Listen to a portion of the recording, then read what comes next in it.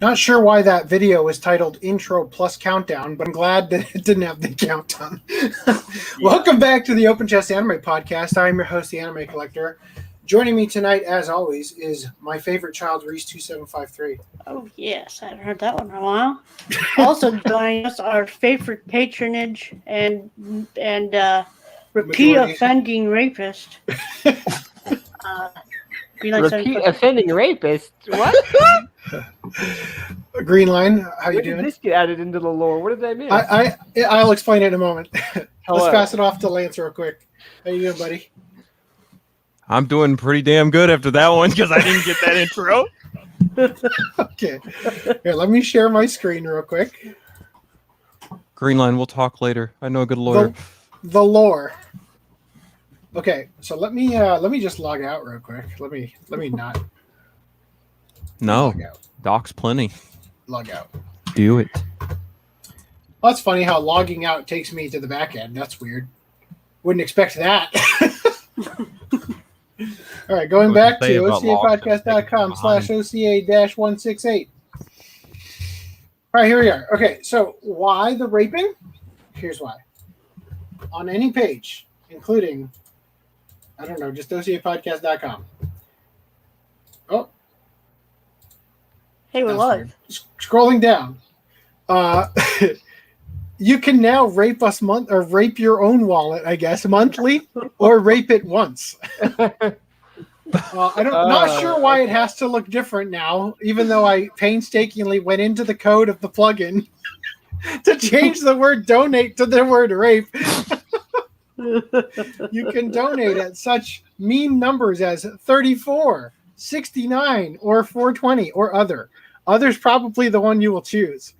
So basically, if you guys would like to support the Open Chest Anime Podcast, you can do so with the OCA Podcast Patreon. But Patreon takes a fee. Not everybody is not everybody has an account on Patreon. In order to circumvent this, you are now able to do monthly recurring donations via PayPal straight on the website. It's currently right here at the bottom of the footer. Okay. Rape us once, or your wallet once, or rape monthly. See, the reason I changed it is because the header said donate monthly, donate once only. And once only went all the way off the button, like way out here. So I felt, it's got to change. Like how the Y is. You think the main protagonist from Redo of Healer will appreciate these changes to the website? Yes. I think that they would heap many donations upon us with rape. Anyway, spray us once, spray us twice. I just want to remind you. By the way, FTD&M is asleep-in gay, so he's like super extra gay for being so late. He's having clear dreams and made of these. He's awakening to some newfound attraction. I don't know. Anyway, moving on.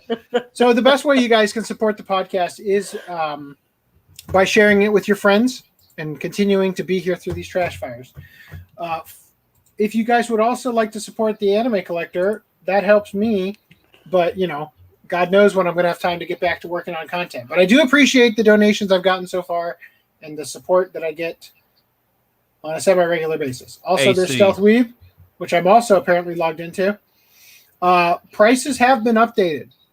And now, today is the last day to use coupon code capital O, capital C, capital A, capital P, lowercase ODCAST for $2 off per item in your order.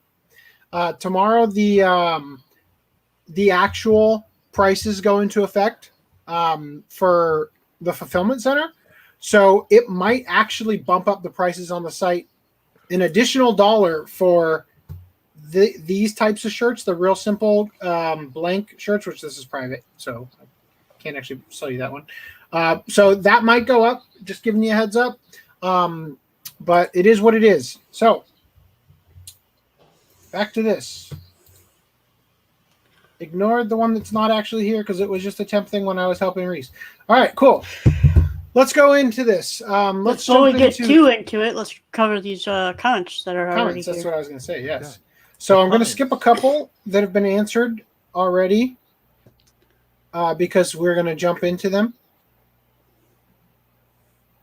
Yes, I'm gonna cover most of Christopher Barker's comments as we're live and talking about the subjects. Okay, so this is the important one. $10 super chat from Greenline743. Everybody give him a round of applause. Oh. Yeah, so just a heads up. Not tomorrow, but the following Friday is my wife's birthday, which means that we're gonna have another show without me. I'll be back in the penitentiary next Monday. Wait, so your wife is the warden of that? Wait, when's National questions. I Women's wouldn't Day? have it any other way. When's National Women's Day? I knew you International liked it Women's up Day? the ass, you bastard. What's up, Rhys? When's International Women's Day? I understand the reference to Deadpool. I feel like it's a trap for me to know it off the top of my head, so even if I did, I wouldn't answer. Well, you do know what today is. I do. It's Thursday. It's International Podcast Day.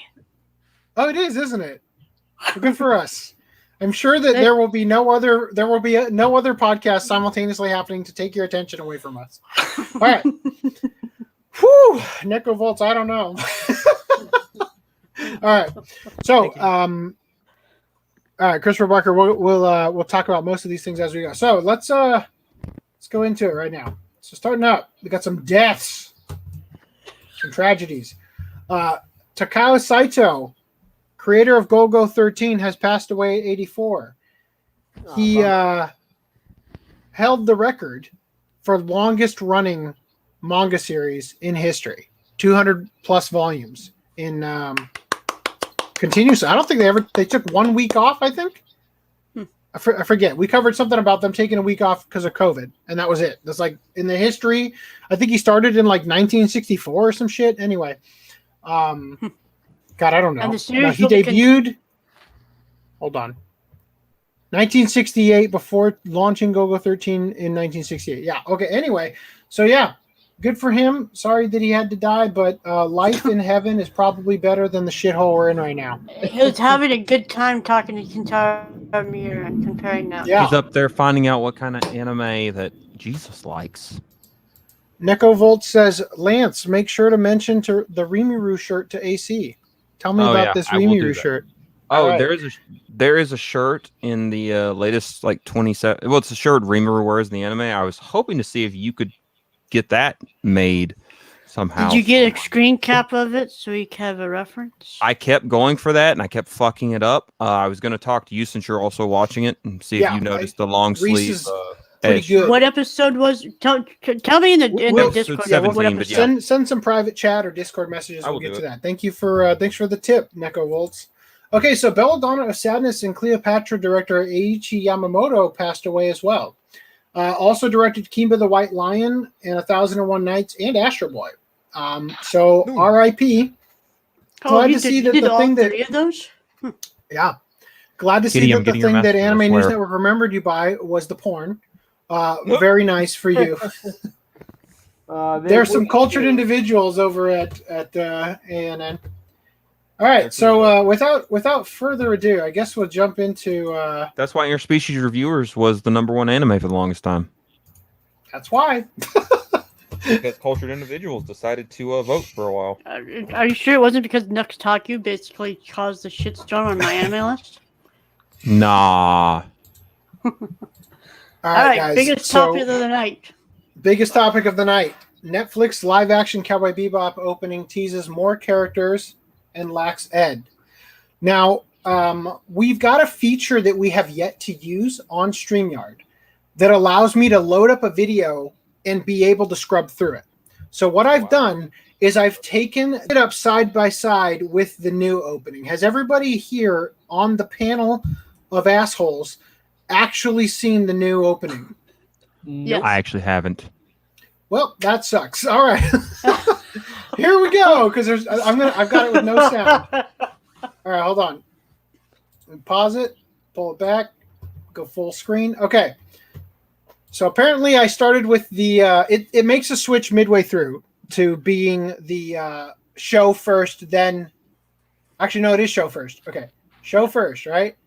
So originally, it started with text. Now it's this. The text in the original is all in English. And for some autistic, obsessive-compulsive reason, the showrunner said, well, it's supposed to be like a real English show. Let's make all the text Japanese! Here's Spike in the original.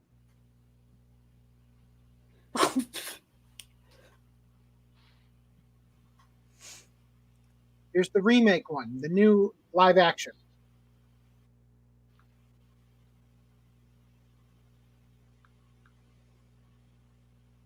I'd like to ask.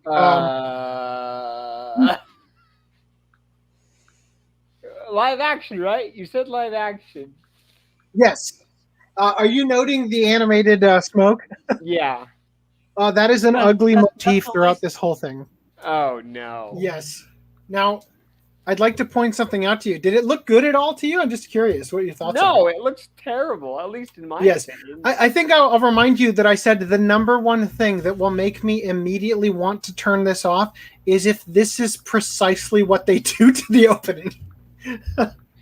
So I swear to God, point this something movie out. isn't like so ass that it makes it fun to watch. It's a series. I want to ask Wait, you guys. did I have some kind of hallucination, or did you just say it was a series? It's a series. It's not a movie. It's a 10 episode, 10 50-minute episode series. I'm gonna need something a lot more powerful than what my doctor subscribes to me. Do you guys notice anything about this shot of John Cho? No, am I supposed to? It is very black and white. Look at his hair. Oh, no. That is a drawing. No. That is a 2D drawing of hair. What? Why? That has been tracked onto his head for this thing. So the silhouette here is a bad rotoscope that they literally created a mask and just kind of put it over a recording of him. You're turning me into a monster, AC. Like, now I'm going to notice all these little weird bits because you're just... Oh, it gets worse. I would like to draw your attention. Can you guys see? You guys can't see my mouse on it. No, that wouldn't make sense. Look at his finger underneath his nose. This is how lazy they are. I noticed this my first time watching it. Do you see that? There's a mask there that's cutting off the tip of his finger. Because brother, I don't think right there. You can see it. No, back one. Back one. You being OCD, it looks like it kind of looks like a fingernail. Apparently, I can't go as frame by frame as I can in Premiere. You can see the hole in his finger now. Can I? Do I have like arrow keys? Can I? No, of course not. That would be too easy. Yeah. So that's great. Here, let me real quick. I'll just show it to you guys in. I'll show it to you guys in here. Because this is how I was originally going to show it to you guys. Yep. Screen share screen, window, Premiere. All right. So here, I'll show it to you this way. So going frame by frame, look at where his finger is. Now you can really see it, right? There's a mask hidden there, a mask that is supposed to be hiding something, probably a garbage mask mat to get some shadow on the green screen or something that is not moved out of the way. What's going on with this goddamn arm? Okay, I guess that makes sense. That is cringe. So his arm comes up and then they lock it there. And then the rest of this is like, it's like locked in place. Cringe! Awful. Anyway. All right, back to this. I feel at this point, I don't understand why... Oh, I'm not supposed to be talking over this. No, go ahead. What's up? I don't understand why, like, the average fucking Joe Schmo is doing better than these $1 million making assholes in Hollywood. Dude, a friend of mine went into a severe detail on the Superman movie and the editing on the beard and how the animation team for the movie was like, yeah, we suck. And then this random fucker with a cheap-ass computer was like, yeah, I can do better than all of y'all. What it is passion. That is true. Now, in the original, see, this is the thing. This is such a bad fucking sign. I'm going to remind you guys what Andre Nemec, the showrunner for the show, said. First, I'll remind you what John Cho said. I didn't want to just shot by shot recreate the anime. That would be boring. Andre Nemec said, we aren't going to redo any of the episodes from the series. Right? There will be subtle nods to them. Right? The autistic way that they are trying to recreate this opening and some of the other stuff in the opening, which we're about to get to, sure feels not so great, right? So anyway, let me show you what I'm talking about. So this is the Spike run cycle. It's a cartoon, right? Watch this. This is what they chose to do here. Okay. What the hell? Yes. Why not have him just run? Dear Do you want to know why it looks so weird? Why? Because he's running in place, and they are translating it across the screen. They got him on a treadmill. A green screen treadmill, basically. And we're just going to pan you across. And rather than have him run normal, he's like trying to recreate Spike's arms like flailing up, down for the way that an anime character who's super skinny would run. So it's just like throw your arm up here. I'll play it at normal speed again so you guys can see it. Cringe. So goddamn bad. Oh, it looks so bad. So bad. Now, in the original anime opening, we got to see that Faye was supposed to be sexy. Hence the legs. Right. Femme fatale. Yes. Actually, that was Jet wearing those heels. Also, I'd like to point out, I don't know if this is going to play it on top. I think it'll play it on top. I'd like to point out, Jet's scar is over his right eye. And his little metal plate thing. Yes.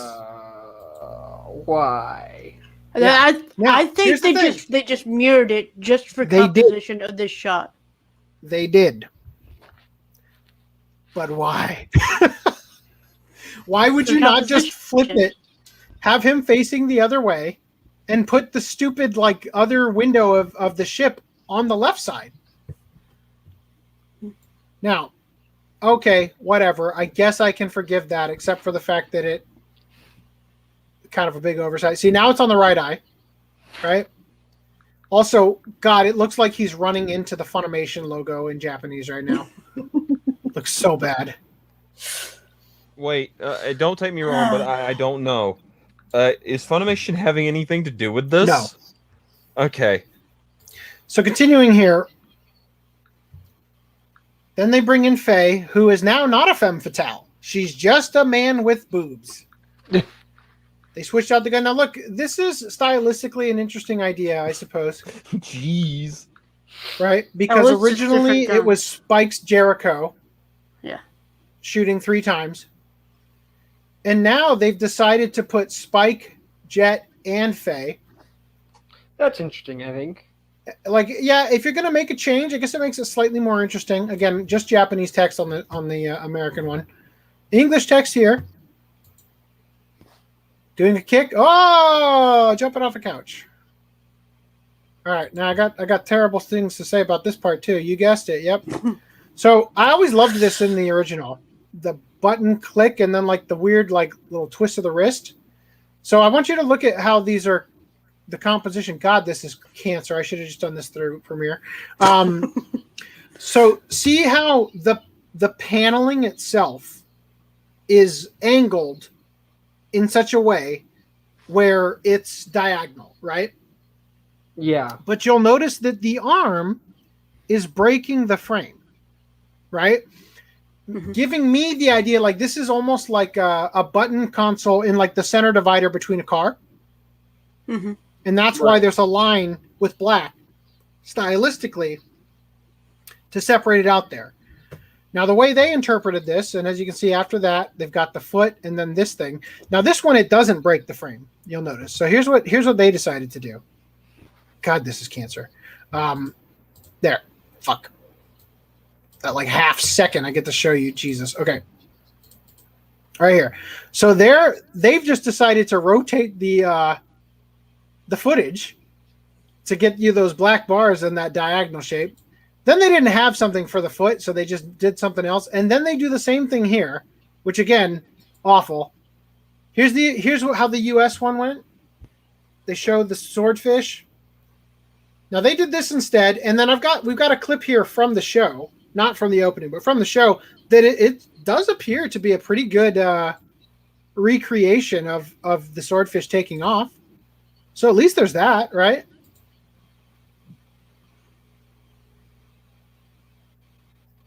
Then we've got Pierre LeFou.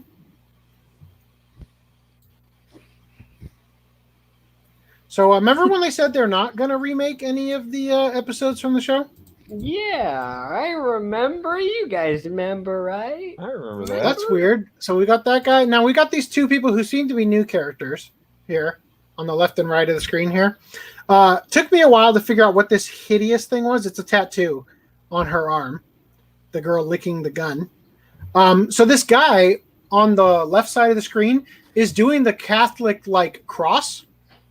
You know, like head, left arm, right arm, left arm, right? I mean, spectacles, follow and watch. Yes. See? So The Austin Powers way to say it. I think. Wait, what? I thought I saw something there. Oh, there's gonna be more. What do you mean?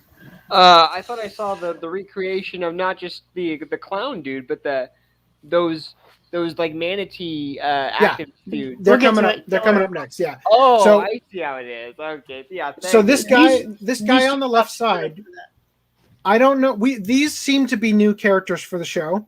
I think it's possible, maybe not likely, but possible that the guy on the left doing the Christian or the Catholic symbology here is the guy in episode 23 who leads that cult. Because that would be par for the course for Netflix. Continuing, this is where it transitions to showing the live action, then the original here. Good job, guys. We're not going to recreate any of the. So we've got Jet with the bonsai.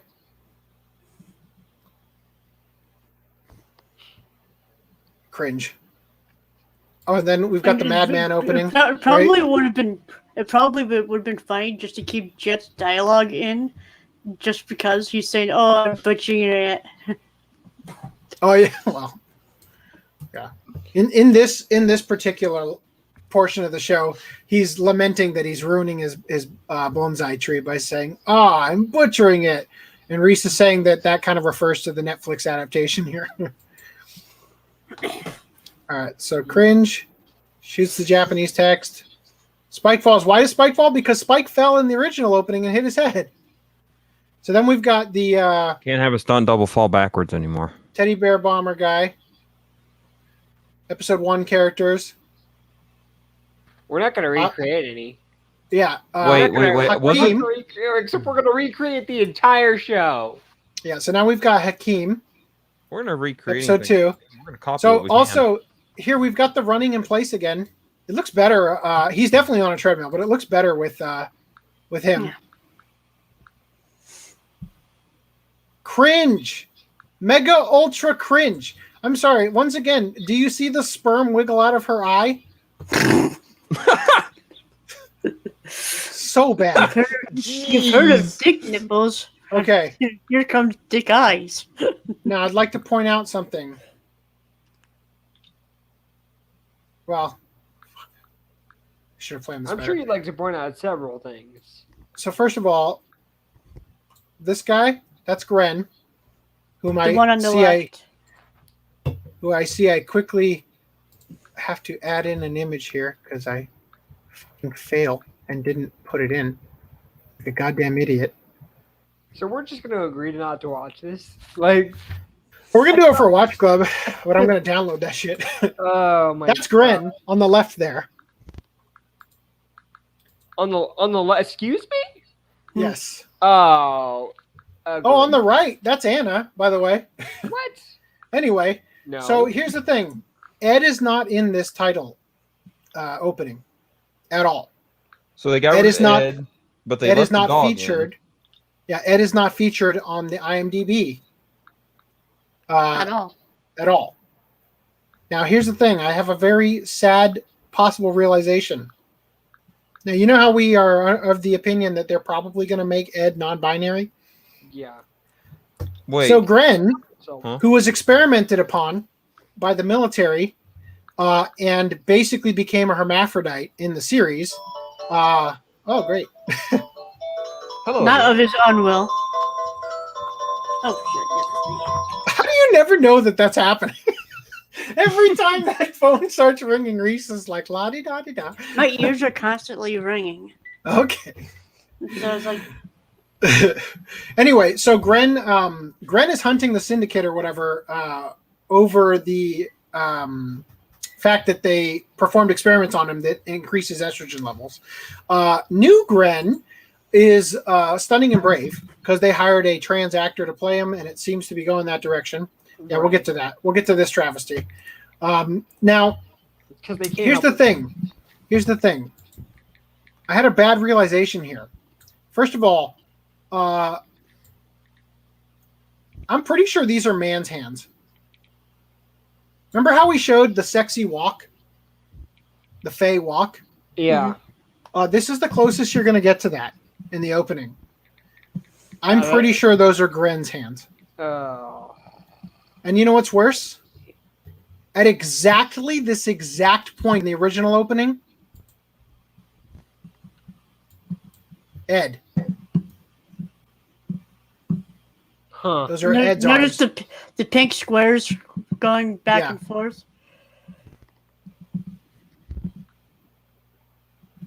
Pink squares, Ed.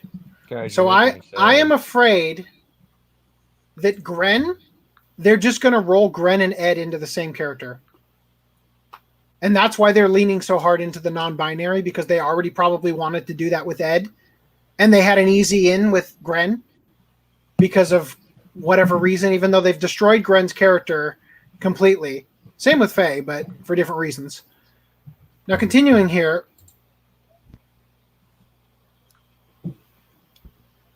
we've got that sequence, which we'll look at these a little bit more in depth in a moment. So the original anime, it happened sideways, but they had another image of that window, which I guess I thought in the movie or the live action series was a little bit more whatever. Cut to this. Oh, and then laziness on this mask. That terrible goddamn mask. there. Goddamn, during the COVID situation, can't draw a mask. Now here's the thing. Not plenty of examples of that out there. We got big shots here. Kudos to them for actually doing it, first of all. I feel like Judy is a little bit more covered, but I'd like to draw your attention to this person on the TV screen in the lower left of the image here. In the episode where Spike is looking for Gren for information about Julia, he finds... No, actually, I think he's looking for Julia. And they send him to a street corner to where a woman named Julia hangs out. And it's a transvestite hooker named Julius. I'm going to bet that's who that is in that picture. So here's Big Shot in the show. Now, we've also got this weird mountain of TVs that might be from episode 23, but it looks significantly more like a Persona game. Yeah. And then we've got the ending.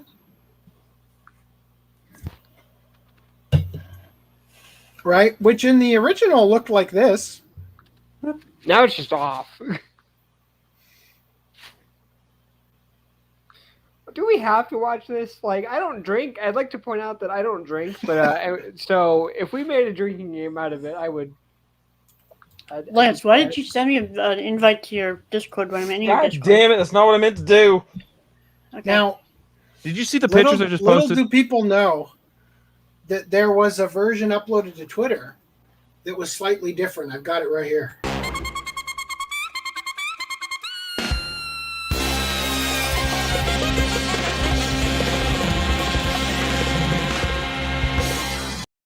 Okay, there you go. Accurate. The saxophone was very sexy. Oh. Yeah, Ed. Oh wait, you Never mind. Fine. No one's gonna get the joke I just made. The saxophone was sexy? Yes.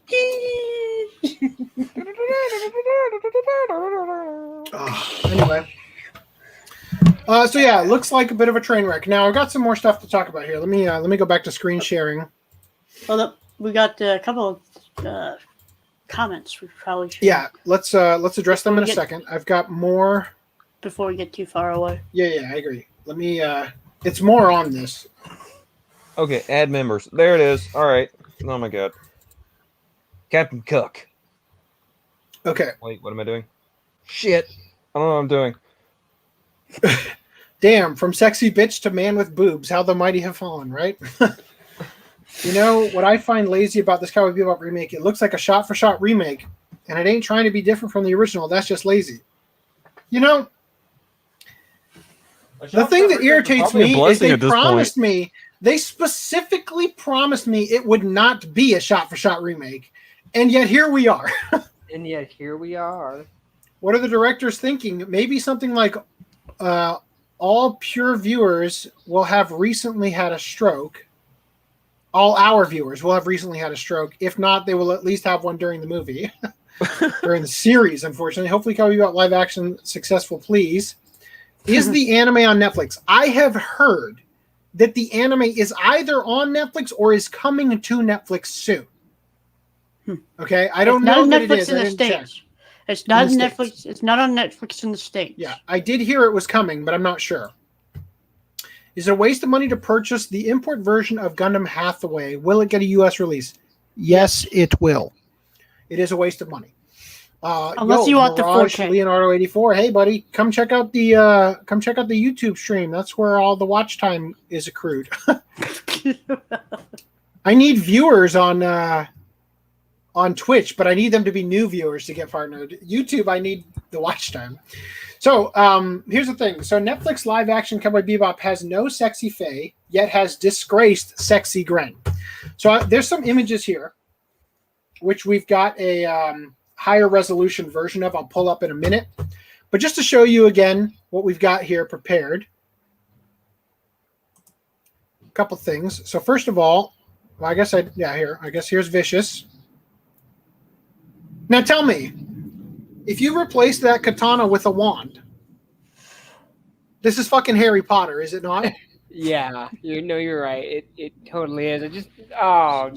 Stepped right off the set of the newest Fantastic Beasts movie. Yeah. Right? Like, this is Malfoy's fucking uncle, for sure. So, cringe. Tamara Tooney as Anna, I don't care.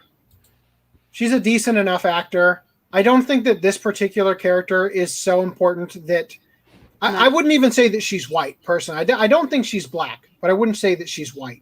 I would guess maybe Hispanic or something like that. She's definitely got some curly hair going on. I don't care. This is unimportant to me. But come on. No. Fucking hell. Are you for real with this? Also, I'd like to know, actually, here, let me pull it up on the, see, there's nothing else. Let me show you Julia real quick, because you got a good shot of Julia. So here's Julia. It's okay. Okay, yeah. I don't feel like... I don't feel offended. I don't feel like it's the same character. I feel like she's 20 years younger than Spike.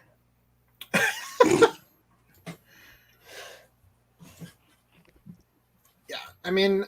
She's kind of an unimportant character as a character in the anime because, again, she is more of an idea than a character, right? Yeah. So her actually being on screen isn't super important anyway. Although they are planning to change that, they claim, in the actual anime series. Probably pull that down before I go back to chat since you won't be able to see them. You tell me. Clearly, she's not a natural blonde. They didn't give Anna the big old biddies. Yeah, they sure didn't. I'm still in denial about it being 10-episode series. Please do not make me accept this yet. An hour, not per. Yeah, yes. Gotcha. Yeah. Thank you. That's exactly what I was going to say. Yeah. So real quick, Discotech Media is putting Samurai Troopers Runawares on Blu-ray with the OVA series as well on December 28th with the dub. Am I wrong? You're right. Because they've already got both of those things out on DVD. Now they're going on Blu-ray with the dub, so that's great. All right, so yeah, so I want to give you guys a look at some of these images up close. Now, the most egregious thing to me about this image right here is I don't understand physically how this person's shoulder is simultaneously up here and down here. That's a little weird. And then all the other things I think speak for themselves. Okay, for the love of God, I know I'm blind, but is that a man or a woman? Yeah, I've been deep. Los dos. Yes. Okay. Okay. All right. I'm fine. Then I'm keeping up with this. Okay. And Lance, in case you didn't see, I doubt that shirt's something we could do for South Weep. Okay. Fair enough. Yeah, so I'd like to point out a couple things real quick about this shot here. I purposely bring this up so we can see it in full frame. Not a Jericho. But in the particular sequence that this is pulling from, I do believe that Spike is not wielding a Jericho. So kudos to them, perhaps. Because he's wielding two guns during this sequence originally. Mm-hmm. Now I will tell you that in my brand here, this is from the opening, and this is that image. It's a different shot, completely different shot. They came up with a different pose for both of them to be in slightly different, right? So does the loser of this fight have to become the woman and bear the child? That is the how loser it works. goes out the windows. Spike's the loser. Spoilers. All right, now here in the first of all, we've got the movie poster or the theater series. Goddamn it, poster here. Can I see this goddamn image, please? No, so I've got a couple questions, and I am very much nitpicking here. First of all, wow, look at that, the logo. Without cramming Japanese into the middle. I knew they could do it. Anyway, so we got Spike, Faye, and Jet, which leads me to believe that the person driving or flying, I guess, the swordfish is Ein. That's got to be how that's working right now, because Ein's not in this picture. This is the stuff that happens in episode 1. I believe that's the yellow car that Asimov and the girl pretending to be pregnant who's carrying all the red eye drive. Now back to the bad news. So you guys remember Hakim, right? Guess who's playing Hakim? Guess who's credited as playing Hakim? Did they fucking update it? God damn you. They did. Guess who's fucking playing Hakim?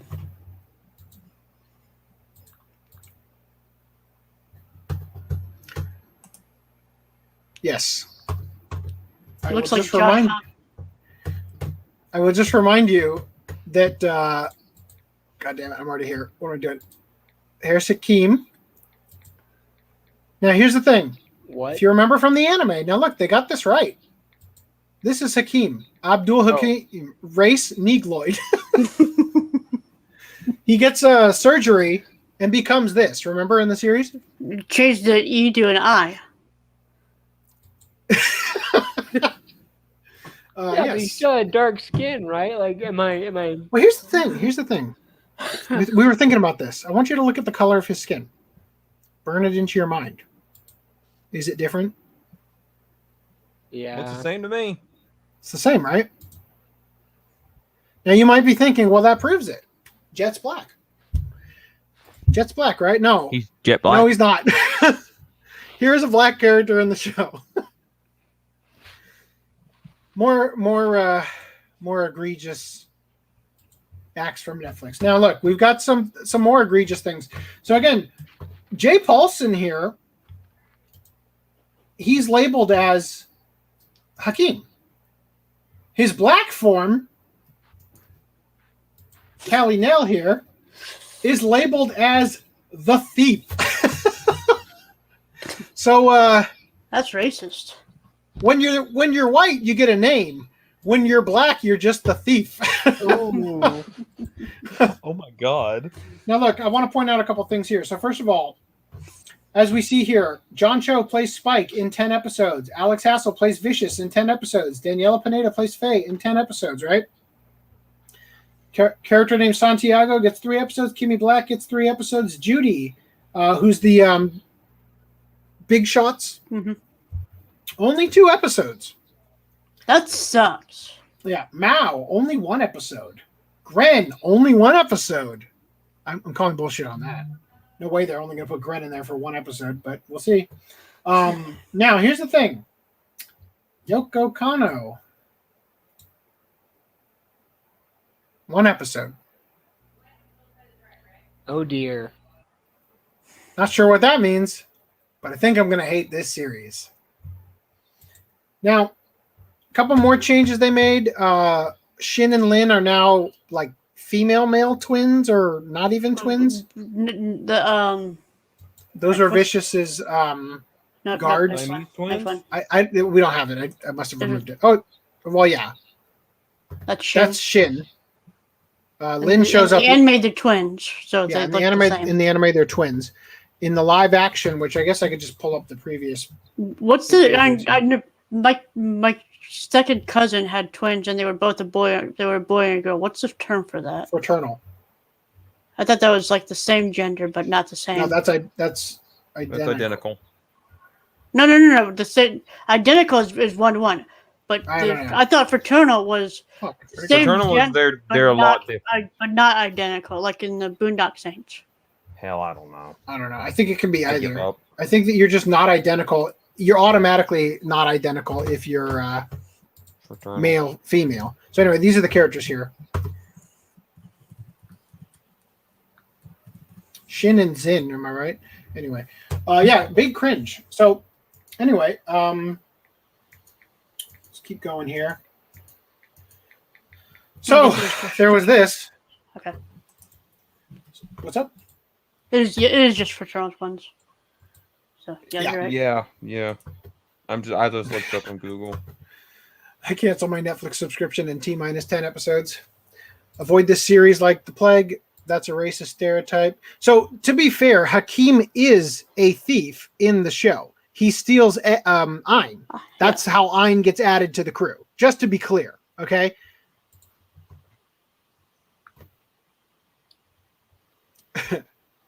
Netflix removing One Punch Man. Not that they added season 2 to it. Well, buy physical, bitch. All right, so this stuff usually comes back to Netflix. Yeah. So Cowboy Bebop boss calls live action Netflix series a quote expansion to the canon. So John Cho, who's not the one they're talking about, they're going to talk about John Cho. He was right about the Strokes. John Cho. This isn't even remotely canon, but all right. Right. So John Cho was living a quote really quiet life and quote a quote blissfully quiet life at that in New Zealand with his family when he realized he was trending on social media. Well, he wasn't. His hair was. Cho and some of his co-stars, mainly the reason I'm showing this is because there's more images here. Cho and some of his co-stars on the live-action Cowboy Bebop series filmed a small something for the fans watching Netflix's Virtual Geeked Week event in June. But the big talking point was the leading man's luscious locks that he grew out to channel the character of Spike Spiegel, a slick space cowboy originated in the anime series of the late 90s. People were texting me, "For your information, your hair is trending on Twitter. I did think it was a joke," Cho tells Entertainment Weekly over Zoom from the land of Kiwis, where he filmed. God damn it! Why does that fucking matter? After multiple texts, I looked, and it was trending on Twitter. I couldn't believe it. I have no idea how to feel about it. The intense reaction was a pretty big sign that a large, passionate fan base still lives for the original Cowboy Bebop, released in Japan in 1990. I like to think that he's actually saying this. I think it's it's the editor, the author of the article is conjoining Embellishing thoughts together. But I like the idea that he's saying this. The intense reaction was a pretty big sign that a large, passionate fan base still lives for the original Cowboy Bebop, which was bad news for me for having been involved in this train wreck. Released in Japan in 1998 and directed by Shinichiro Watanabe, who serves as a consultant on the live-action adaptation, another lie we've debunked, Cho wasn't aware of the anime until he landed the starring role, while showrunner Andre Nemec came into it a bit earlier. Okay, once again, I believe that he would not agree to do it. Maybe this isn't contradictory. Maybe it is possible that he landed the role, then found out about it and said, well, hey, I won't agree unless Yoko Kanno's part of it. Yeah, we got it for one episode. 10 years ago, Nemec was driving back to Yonkers from a New York airport when his brother turned on the radio to some electric, funky, jazzy music he'd never heard of. That music was by the great Yoko Kanno, who composed all of the music for Cowboy Bebop and will be returning for the live-action rendition, which Nemec has been on a journey to make since that discovery a decade ago. I promise we will never take the original anime away from the purists. It will always exist out there. Dude, yeah, you gotta say that. If you have to say that, dude, if that is the first words out of your mouth in this stupid thing, fuck me, man. That's like you're setting yourself up for the fact that you know fans are going to absolutely hate this.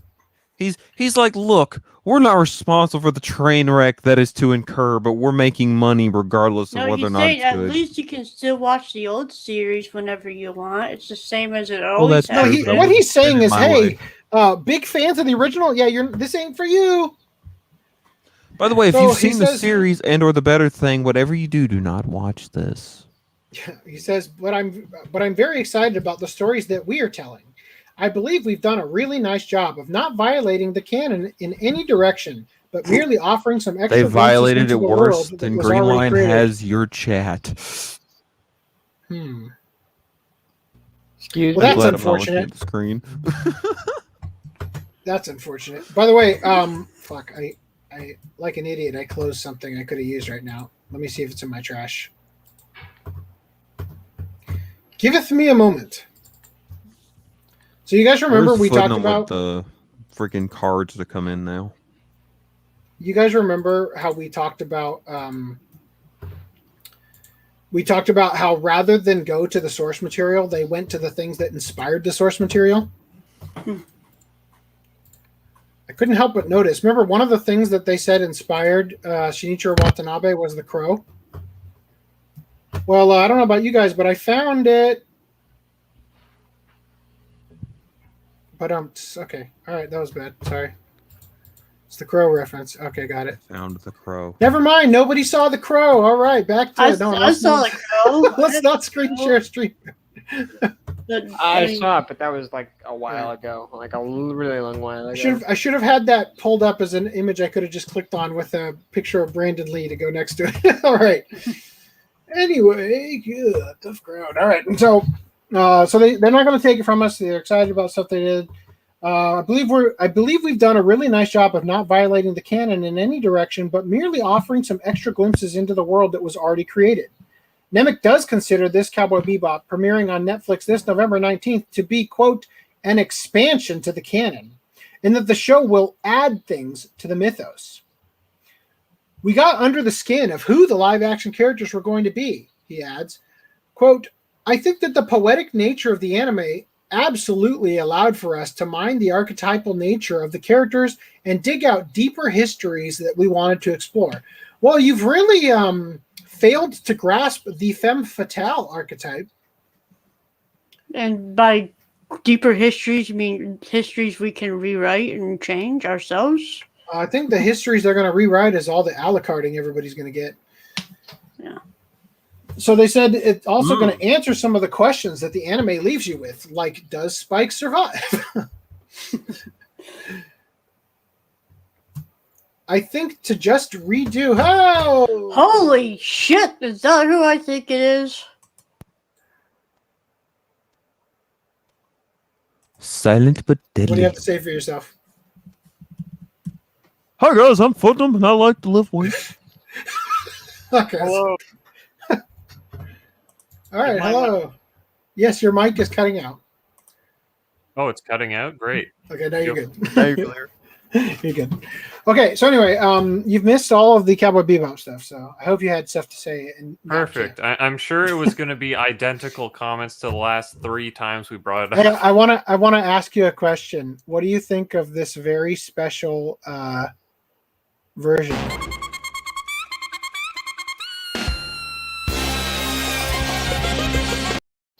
Perfect. Is perfect. Oh, that's what you mean, the Bebop stuff. That whole thing that I masochistically watched as well. Yes. As we compiled it all together. Yep. Yeah, we spent like 5 hours on Wednesday night or Tuesday night. The things we do for this show and then show up super late. Okay, anyway, so we don't need to serve the exact same meal. I think that would have been I think it would have been disappointing if we did. Fuck, man. That opening sure doesn't tell me that's what you're doing. Now, I feel like what they're going to do is they're going to have like a 15-minute explainer in the beginning of the first episode that's just going to recap bits of the series with those little bits that are in the opening that we're going to see every single episode. Right? That's the best case scenario. And if I have to sit through that opening every single time with the stupid mask cutting through his finger and all that shit, I'm going to lose it. I am going to absolutely lose it during that watch club. All right. So Cowboy Bebop introduces a neo-noir pulpy reality in which a disaster forces humanity to evacuate Earth and colonize other planets and moons. Years after this event, rising crime rates have led authorities to legalize a contract system in which registered bounty hunters can trade in criminals for cash. Cho's Spike, a smooth-talking suit lover, cringe, captains the Bebop spacecraft with Jet Black. Not sure that's how it works. A former officer. As fate would have it, they cross paths with another bounty hunter, the not-to-be-messed-with Faye Valentine. Boy, these are not giving me good feelings about the show. The wording of that, the not to be messed with. It became clear to Nemec that Spike was a laconic character, but that laconic nature underscored a darker past and a bit of pain, he says. If you really break it down in the anime, he's a cowboy with a broken heart who really likes to gunsling and pretend nothing's wrong. Big cringe. But there is something wrong. As much as it was like, let's go chase funny for Spike Spiegel one-liners, there needs to be a real person underneath it. Cho let the anime guide him in many ways. He mentions this is the first time he felt like he developed a character walk. Oh God. Which came from the show, from watching how Spike moves in the original series. But I saw that in his goddamn run in the opening. Jesus. But translating a character from something like anime is always a pretty difficult task. Pixar films, he says, really animate the hell out of faces and gestures. With anime, he was impressed by how artists rendered natural phenomenon, like wind and rain. But in terms of animation style, I found that there was a limit to where I could go with how the character was supposed to behave on a moment-to-moment basis. Well, you, my friend, can't read people. Well, that is why we don't make the live-action anime usually. I had to blend in my own thoughts and ultimately leaned mostly on our scripts, he continues. At some point, you have to play the scenes that are written. You're in a scene, you're in episode 5, and you just have to play the circumstance and the character as you've built it, okay? The hair is one of those elements pulled directly from the anime, and a wig was out of the question. I just really disliked the idea of a wig. Have you ever worn one? I'm just so aware of wigs, Cho says. I said, I really want it to be my own hair. It was a kind of struggle to grow it out. It went through some really awkward phases. I definitely watched... Yep. That's totally an excuse to say, I don't actually care, but I'm going to pretend I'm caring. Man, we had to capture the right thing, but, wig was out of the question. I had to use my own hair. Well, I'll say this. I'm glad I don't know why so many people look. Spike does not have a fro. Look, of all the things that they got wrong, at least he has real hair. Look, I'll give Cho this. I don't think that the actor who played Spike needed to be Asian. But how's that giving him that? Did he say that? No, the showrunners. The showrunners said, well, the first thing we knew is that Spike had to be Asian. All right. Now, I'm saying I disagree with that premise. I do not think a character named Spike Spiegel needed to be Asian. That is racist all in of the itself. actors so far, I feel like John Cho is the only one who isn't outwardly expressing animosity. I mean, Mustafa Shakir is not even saying anything. I don't think I've heard a single word from that guy. I forget that he's even in it, right? But I think John Cho has a little bit of class there, where the other showrunners and them seem like they're just lying through their teeth, right? And for some reason, a good chunk of people in the fandom for Cowboy Bebop have this weird misconception that Spike has a fro. And I feel as though when we first started covering this, there was a picture of John Cho wearing a fro. It may have been Photoshopped. I don't remember where I saw it. It was early on in this stuff. I think maybe somebody just posted a picture of John Cho. They Photoshopped the fro on him and put it on Twitter or something. And it just, maybe they fake news titled it like set photos or I don't know. I just remember seeing that. And I got to say, it was a major gamble to grow your own hair out. And I have to say, I think it looks pretty good for capturing the feeling of Spike. I think it works. Okay. And I think that could have been an enormous misstep that luckily went a direction that was beneficial to the production. Okay. Now let me just see the last bit here. I definitely watched him have to tie it back and try to figure out how to manage it before we got him back in the chair. Nemec adds with a laugh. Whatever thoughts fans may have about the live-action Cowboy Bebop, and there seems to be a lot of thoughts out there already. The hair seems to be a plus. Well, you're right about that, I guess. The nipples, though. Can we talk about the nipples? I'm just kidding. All right. Anyway, so do you guys want to anything else? Let's check the comments. And do you guys have any other thoughts you want to get out there? I know we, as we've beaten this to death by now. Everything we could say, we've already said. So I missed all of that, but all I have to say is that the trailer, while I think it has some decent looking production values, I think it looked cheesy as balls. Everything, and as I said off camera, I was like, every character is just like they have an expression on their face like, we know you're watching Bebop. You're excited for Bebop, aren't you? Like, everyone has that fourth wall breaking, man, get excited because we know that it's Bebop again and you love Bebop. Like, that just annoys me. And yet it isn't made for the people who love Bebop. Yeah. And Phase Run looked awful. Anyway. Phase Run? I don't know. Both of them looked awful. I'm pretty sure. There's only Spike and Just Run. Faye doesn't run. Maybe in your clip, I could have sworn there was a Faye run. Nope. So hey, you can't say no because you're using an edited down clip. I'll find the full length version. Okay, well, wait and see. I uploaded the clip with audio, and it did not get copyright claimed. So that test upload worked. I forgot what I was. Oh, the look. Yeah, the look on her face. Fuck, man. Like, look at this. Look at her face here.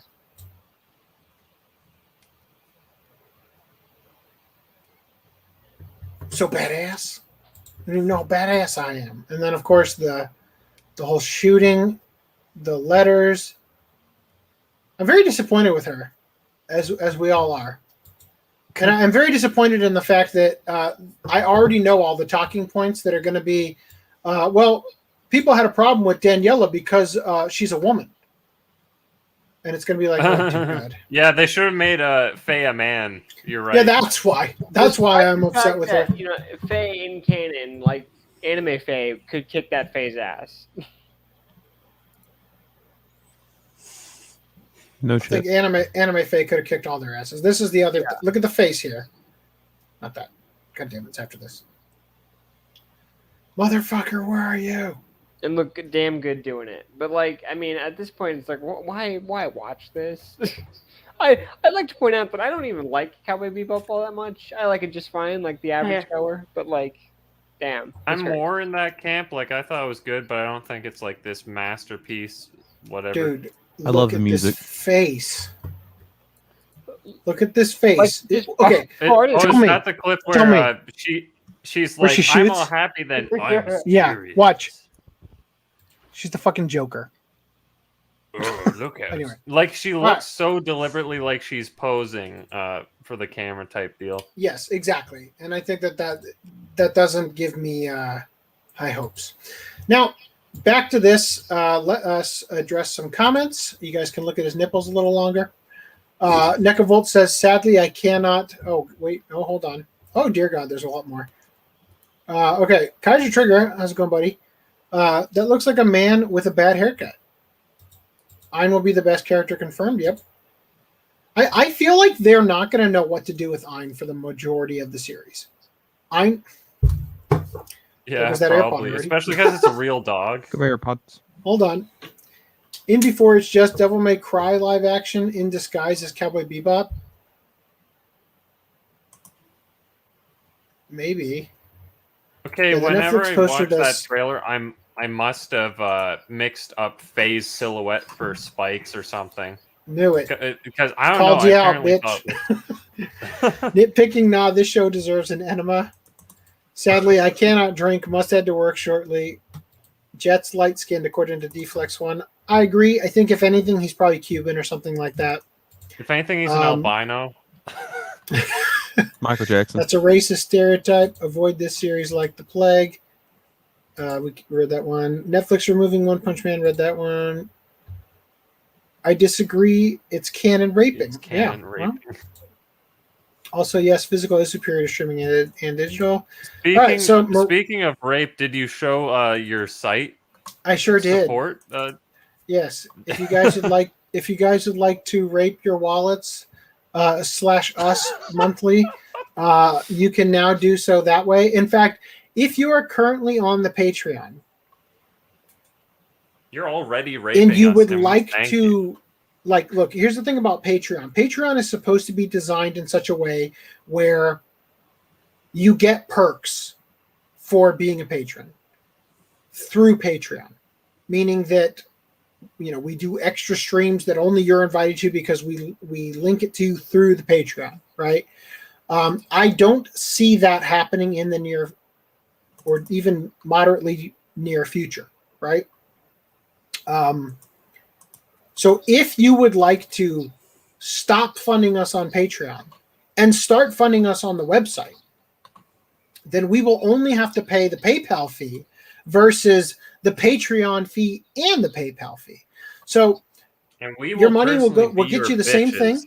and it'll go slightly further if you wanted to do that. If that's something you want to do, I want to welcome you guys to do it. The perks that you would have gotten for being in the Patreon, I will still keep you in the Patreon group on Discord, so that if we ever start to do manually perks add you. there, we will just be sending the links and notices about them there. Okay? Just a heads up there. Now, Mirage Leonardo 84 says City Hunter Season 1 Blu-ray is coming out on October 26th. So is Loop on the Third Part 5. Also, did you hear that in China they are banning live-action Japanese superhero shows like Ultraman, Super Sentai, and Kamen Rider? I did not hear about that. If you've got a link to that article, please send it to us. Yes, please. Lucky for me, I haven't seen any of the live-action anime Netflix train wrecks. My sanity remains intact. Unfortunately, your grammar does not. I hope this fails so hard that Hollywood shits itself and no one ever does this shit again. No, here you don't understand. Here's the thing. They blame The it on entire fans. reason that Netflix is going after anime is because they don't have a way to compete With anime. with Disney, who has Marvel, and Warner Brothers, who has DC. That's why. That makes Disney's sense. going to keep churning out Marvel comic hero movies. Warner Brothers Which is are going never to as good try as and anime. fail to continue to put out DC bullshit. Batman. Netflix is like, well, fuck, manga's right there. That's why they're doing this. Will it get better? Maybe. Probably not. As a series, probably not. There are a lot of things wrong with the Death Note live action movie, but there are a lot of good things about it too. Do I have any faith that they could carry something like that through a series? No.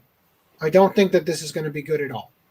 I think that it is going to be stroking off the fans by putting little Easter egg references that the fans are going to be so repulsed by every goddamn thing you did to butcher it that they're not even going to care, and instead they will be insulted by the fact that you are trying to stroke them off. With It'd be like a new Dragon Ball live action, but at the end you get to make a wish that you never watched the movie. So I'm telling you, it doesn't matter. And in fact, we're about to talk about another live action in a second. They aren't going to learn. You don't understand. They are not going to learn. The shit is not going to fail so hard because you have to understand that the cost to making a movie, no matter how much it costs, no matter how bad the movie is, they will always recoup their costs because of a global audience. A movie is nearly impossible to flop if it has the paint job of a blockbuster movie. People in India, people in China, people across the world are going to see it, even if it sucks. There are enough people currently in the world who haven't learned to be more conservative with their spending when it comes to a movie coming out yet.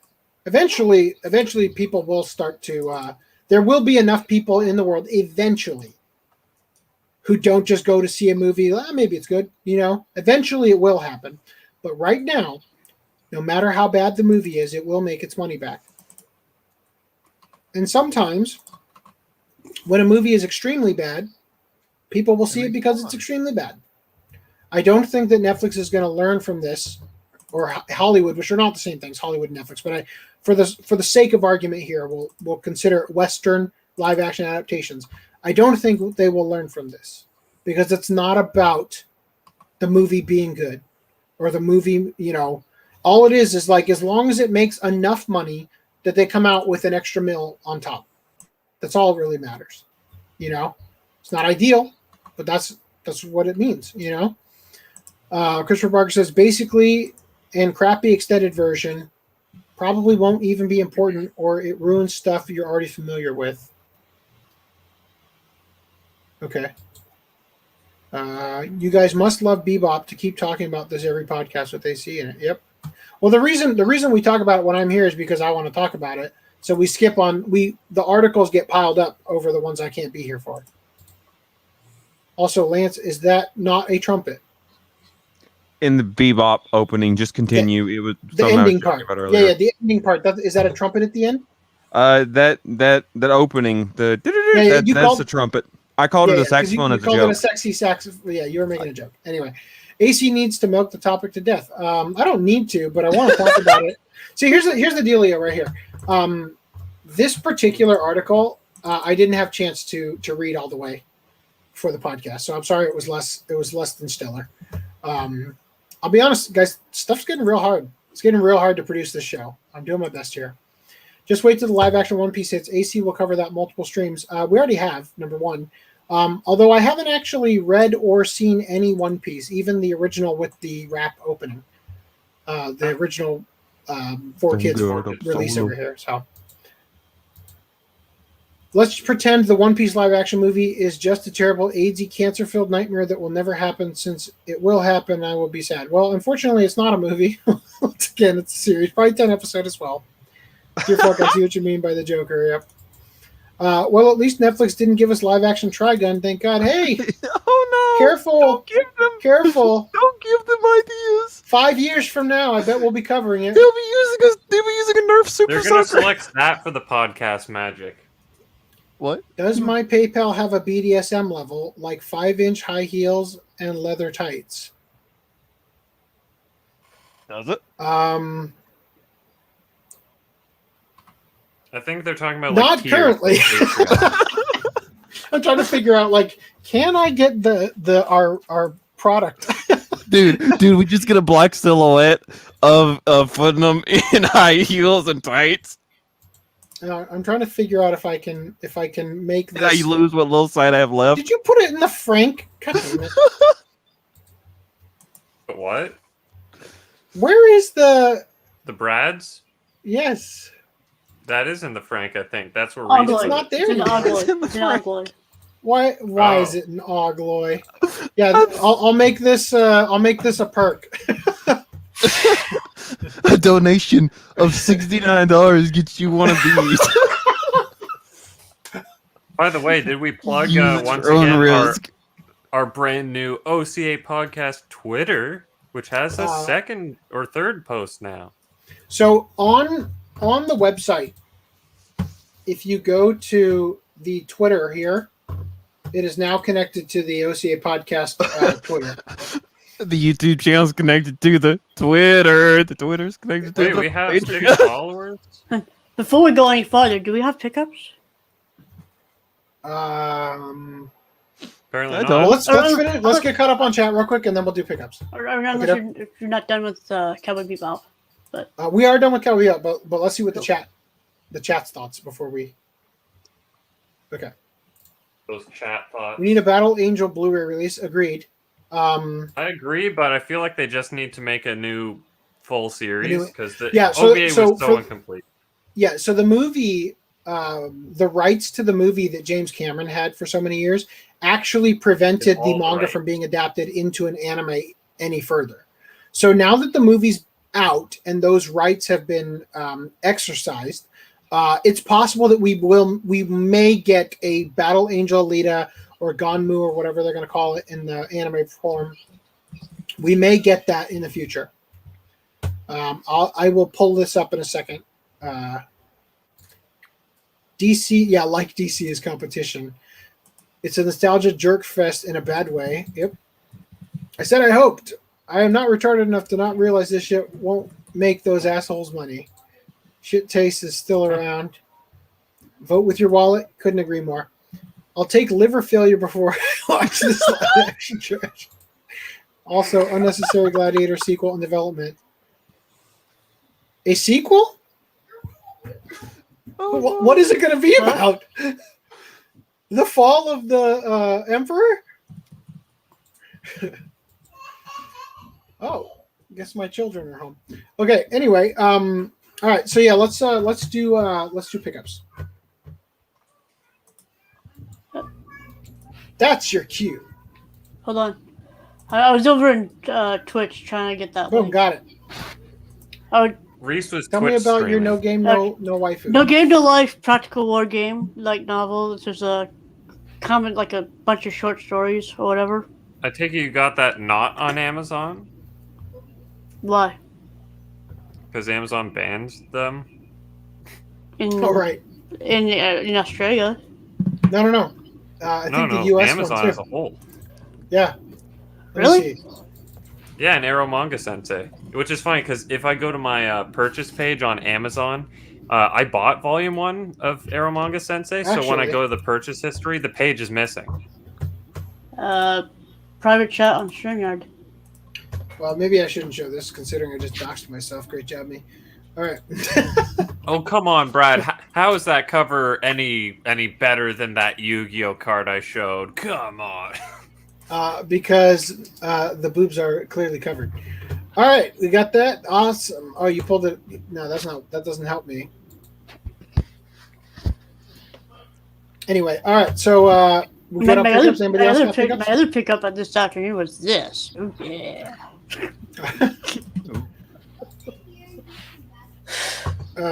Why did we slide these around? I can never goddamn find them now. There you go. Okay. Green line. Anybody got a pickup I they'd like to don't share? have any. I wish I had pickup, was. but I I was don't. supposed to, but the FedEx, cucked me, and I get it I understand. I know how it is. So, Hollywood adaptation of classic anime Saint Seiya wraps up filming, reveals cast. So, real quick, you see ads are on? I just want to point out that a certain ad has been stalking me. Oh, and of course it's not on anymore. Of course it's not going to be here. Wow, my kids are loud. Okay, well, I guess the ad's not here. Anyway, so...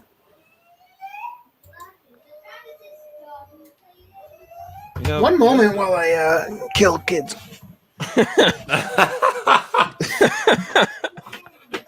Well, it sounds like Brad's gonna take another trip to the penetration penitentiary soon. Somewhere else, please? Okay, to be confirmed, it is available on Amazon, but only for pre-order. They're in the toilet. Right next door. All right. Anyway, so back to... Wait, you're flushing your kids down the toilet? That's how I roll. Okay, so I highlighted something here, which I see is no longer highlighted. I will see if I can find it. Okay, so the movie, produced by both Toei Animation and Sony Pictures Worldwide Acquisitions, is directed by Tomasz Baginski. Baginski is especially well known for his executive producer work on Netflix's hit adaptation of The Witcher. The most recent scripts are written by John Campbell and Matt Stacken, and stunt coordination handled by Andy Chen. This is Shang-Chi's stunt coordinator, which, I don't know, stunts are probably not the worst part of that movie.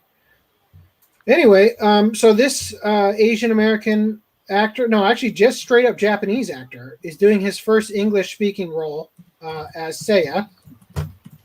I can't wait to hear his... Welcome, everyone. Sean Bean is going to play Seiya's mentor. Nick Stahl, who looks old as fuck in that image, if that's even Nick Stahl. You might remember Nick Stahl from Terminator 3 or the Yellow Bastard from Sin City is going to be in it. This character is... So here's how it's being described. So the manga and anime created by Masami Kurumada and first introduced in 1986 told of warriors known as the Saints who gather their powers from the constellations. They are gathered to defend the reincarnated goddess Athena from other gods who intend to take over the earth. In what is labeled an origin story, Makenyu, that's the Asian guy that I just showed you before, is starring as Seiya, a street orphan and the title hero of the franchise. When a mystical energy known as Cosmo awakens in him, Seiya embarks on a journey to conquer the ancient Greek armor of Pegasus and choose his side in a preternatural battle. Hold on. So you're going to conquer the ancient Greek armor of Pegasus, but then choose its side. I don't understand. In a preternatural battle for the fate of Sienna. So this character is Sienna, a young girl who struggles to control her godly powers. Bean plays a mentor named Almond Kiddo, who is no relation to Beatrix Kiddo from Kill Bill, a man who recruits Seiya into the Knight's Order, which he founded when he discovered the reincarnated goddess Tinoko, this weirdo, is a man hired to kill the vulnerable goddess. I mean, if I've ever seen a hardened assassin, it's babyface Tinoko over here. Also, Famke Jensen, who played Jean Grey in the first X-Men movies. She's also the wife in Taken. She's in it. And then Mark Dacascos, which they thought it was important to tell you was in Iron Chef America. But I'll remind you, played Freeman in Crying Freeman's live-action movie. Okay. He's also going to be in it. Anyway, any thoughts on live-action Saint Seiya? Any thoughts on Saint Seiya in general? I don't think it should be in live-action, but that's damn near every anime, so... I I've got plans for later tonight, so I think I'm gonna head out on Right that on. note. Take it easy, man. Have fun on your booty call. So I See ya. do not believe. I think this is a gender swap here, by the way. I don't think this is a character in the original. There is Andromeda Shun. We covered this in the podcast in the Yeah, who's Netflix playing that character? 3D CG one. They took the male character Andromeda Shun and made him female. And there was a bunch of fallout over that. Anyway, Marcia Lucas lambasts Star Wars sequel trilogy and enrages feminists. What? Yikes. Marcia Lucas, ex-wife to George Lucas and editor on the original Star Wars trilogy, and considered an important figure who helped make the franchise as great as it is, citation needed, provided a foreword in the new book, Howard Kazanjian, A Producer's Life. Okay. Why are you... So you're writing a book about a producer. Okay. Whatever. Written by somebody else. Don't understand. All right. Wherein she spoke her opinions concerning the Disney sequel trilogy, making it absolutely clear that she hates it. Mhm. So here's what she had to say. I like Kathleen. I always liked her. She talks like Trump a little bit, says Marcia Lucas. She was full of beans. She was really smart and really bright. Really wonderful woman. And I liked her husband, Frank. I like them a lot. Tell me that's not Trump why talking. I left George. It really, Brad, I am 100% behind you with the whole I start with I like them and then follow up with, insult or injury here. So here it comes. Continue. Now that she's running Lucasfilm and making movies, it seems to me that Kathy Kennedy and J.J. Abrams don't have a clue about Star Wars. They don't get it. And J.J. Abrams is writing these stories. When I saw that movie where they killed Han Solo, I was furious. I was furious when they killed Han Solo. Great job. I'll remind you, this is a edited book. These you could have like said it again and retyped it. It's like a direct quote off the phone, and they're like, "Oh well, we're just gonna quote you straight." Anyway, guys, real quick, are they coming through my roommate and everyone? Not enough that it matters. Okay, all right. When I saw the movie where they killed Han Solo, I was furious. I was furious when they killed Han Solo. Absolutely, positively, there was no rhyme or reason to it. Actually, there was. It cost too much money to keep paying Harrison Ford. $20 million for movies. Yeah. I thought, you don't get the Jedi story. You don't get the magic of Star Wars. You're getting rid of Han Solo, and then at the end of this last one, The Last Jedi, they have Luke disintegrate. They killed Han Solo. They killed Luke Skywalker, and they don't have Princess Leia anymore. And they're spitting out movies every year. And it's their fault that Princess Leia is not in it anymore. They're the ones that provide her with the drugs. What I found funny was, I'm like, how come they killed Luke, the actor who's alive, but kept Leia alive? Like in the second movie, they kept the dead person alive. I'm like, they could have easily killed her in that one scene or whatever that was turbo cringe when she used the Force. Yeah, but see, then they brought her should back have, for the especially third because I'm pretty sure that the movie they were planning after that one was going to be her movie, the one that revolved more around her, right? But the one next where- the movie one where she the- did. Luckily, die in God the put a universe. stop to that. She did die in the next movie, but it's like, dude, seriously, she was alive, or sorry, she was dead. Could have killed her easily, right? In the second movie. No. So she died after they had filmed her scenes. In both movies, but before. No. She died during the filming of the second movie. Mm-hmm. So they hadn't finished the movie, but from what I understand, they had finished enough or all of her scenes that it didn't matter, right? And they had already probably filmed like the whole story about Luke dying or whatever, or maybe no, that's the other movie, right? I don't even know. God knows, I don't care. Didn't even see them anyway. So they're spitting out movies every year, and they think it's important to appeal to a woman's audience. So now their main character is this female who's supposed to have Jedi powers, but we don't know how she got Jedi powers or who she is. It sucks. The storylines are terrible, just terrible, awful. That's Trump if I've ever heard it. They misquote. You can quote me, J.J. Abrams, Kathy Kennedy. Talk to me. Yeah, you can't steer the ship back in the other direction, though, unfortunately. Anyway, so that's the thing. You guys want to say anything about it before I move on?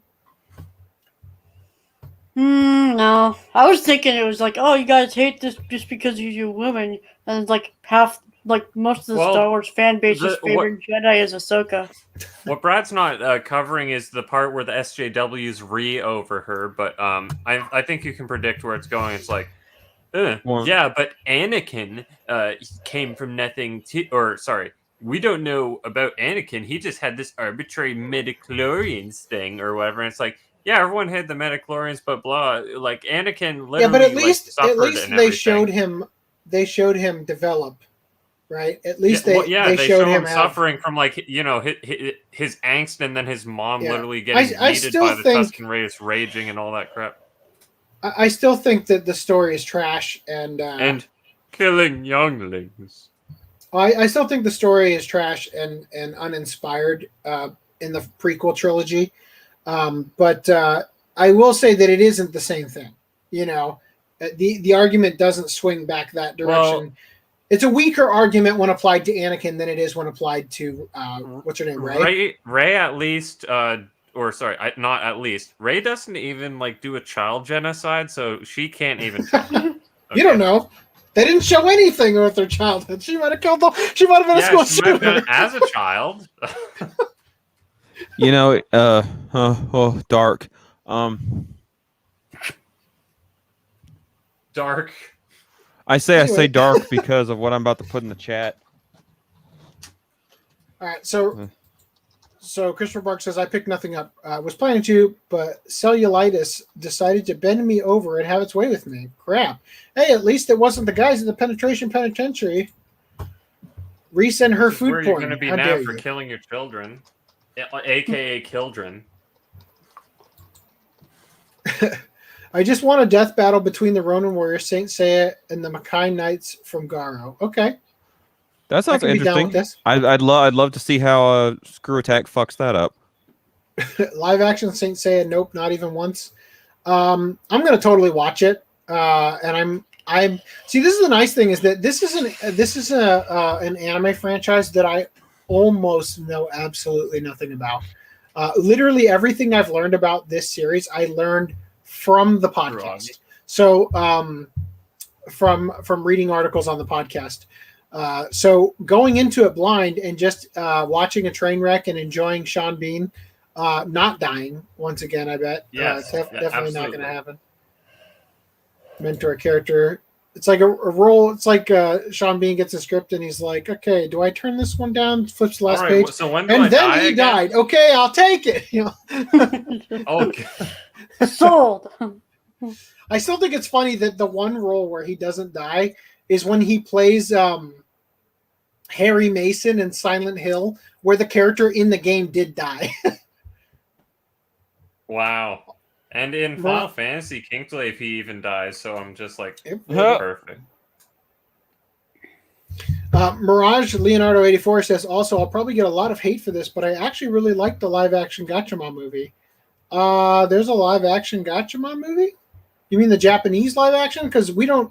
Most people... Look, just to be abundantly clear, because I know you're new to the show, I like Western live-action anime adaptations so long as they are not trying to shot-for-shot remake the anime.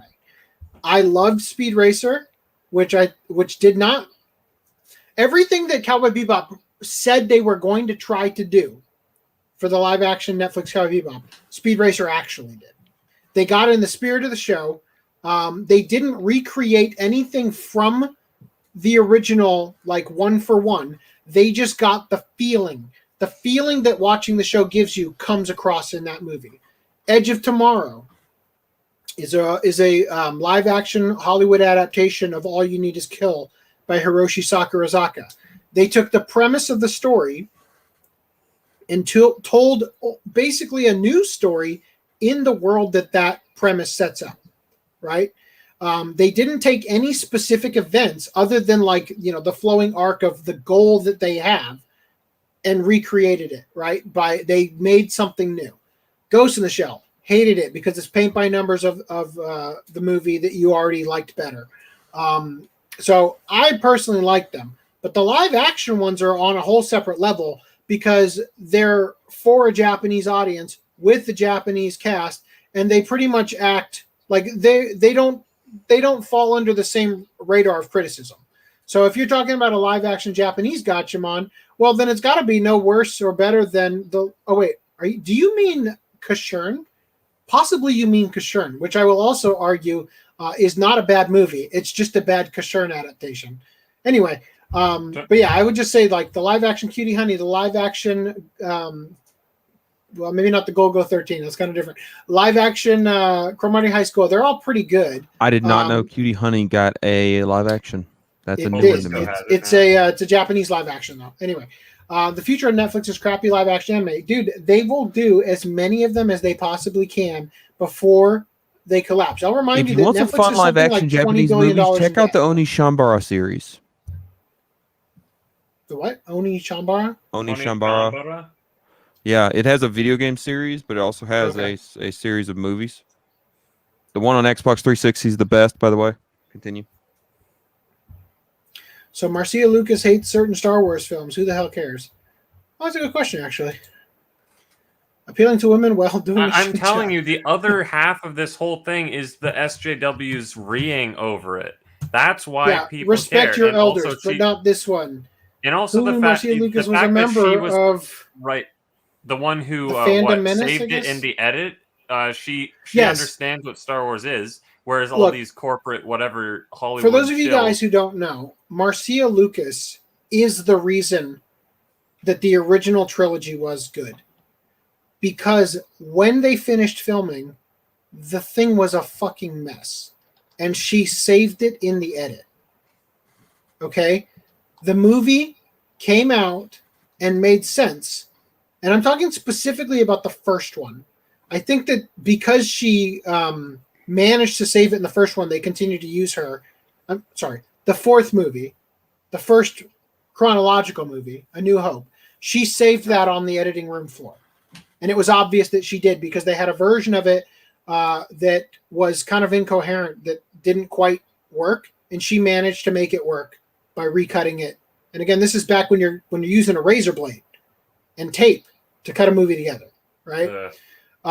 So it's back when cutting a record and or making a movie had a lot more process to it. And see, this is the thing, is that when you had to go in by hand and cut the film, every part of making a movie took longer.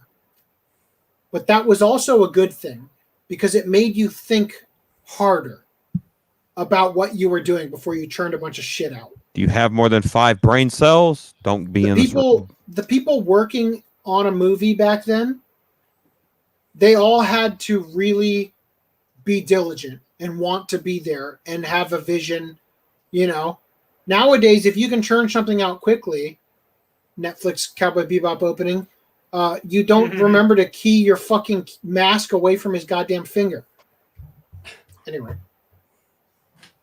Yes, we all know the sequel sucked dick. Who cares anymore? It's Darth Vader. He's a villain. Why not kill younglings? It's what a villain does. Yep. Japanese live action, right? For Gatchaman. Is he like live action adaptations? What a masochist. Unsubscribe. Yep. Sorry, what I was saying with all of these things are true. Good. I'm this comment. That's my point. I'm saying he has this whole entire arc, whereas Rey, it's just. I mean, sure, she has this little. Oh, maybe the dark side's creeping in, but then she recorrected herself in the final film. It's like, which is a complete cop out copy of Luke's journey, right? If a villain's not evil and does stuff that makes you, not like them, they're not a villain. So I actually do not think that the story arc for Anakin Skywalker is very good. I have heard Because- far too much about it for someone who hasn't watched the series, and I still don't think it's good. Well, let me ask you this: does he murder the younglings before or after Padme dies? Before Padme dies. Before, right? Yeah. Like, the motivation for doing that is such bullshit. It's dumb. I don't even want to talk about it. Anyway, do I think the Shin Ultraman movie will be as good as the Shin Godzilla film? Probably. Haven't seen it, so I don't know the Godzilla one. So I couldn't tell you. Wait. Shin Godzilla. Do you think that I Shin watched Ultraman will the be? Godzilla versus Kong film like a couple weeks ago. It was simultaneously way worse and slightly better than I expected. That's all I'll say. Also, a Puss in Boots sequel next year. Haven't seen the first one. It's a pretty good movie, I have to say. It's a fun watch. Very funny. Mirage Leonardo 84 says, I saw that in the newest episode of Power Rangers Dino Fury, the newest Power Rangers series on Nickelodeon, that Lord Zed is back, which makes zero sense since after Zordon died in Last Galaxy and his essence purified Rita and Zed and turned them human and good again. But that's Power Rangers logic for it. Well, yep. But Lost Galaxy came out, what, 20 years ago? The thing is, the question is, has anybody making and writing and creating the series now even familiar with the lore going back all the episodes? I don't think it is. That's not. Which goes back, that was like, what, 20 years ago? Yeah, you got to understand, Been a people while. get hired for a gig to write and they don't know anything. They just happen to get picked because they knew a guy. Right? They already knew that person's name. They worked on that show You don't have for to be us. Get them in here for qualified. this. You just have to be related to someone. Well, you can send the alcohol to my address. What? Take it easy, Neko. Kitty. If I could call you Lance's nickname for you. What is? Oh, okay. You sent me that. All right.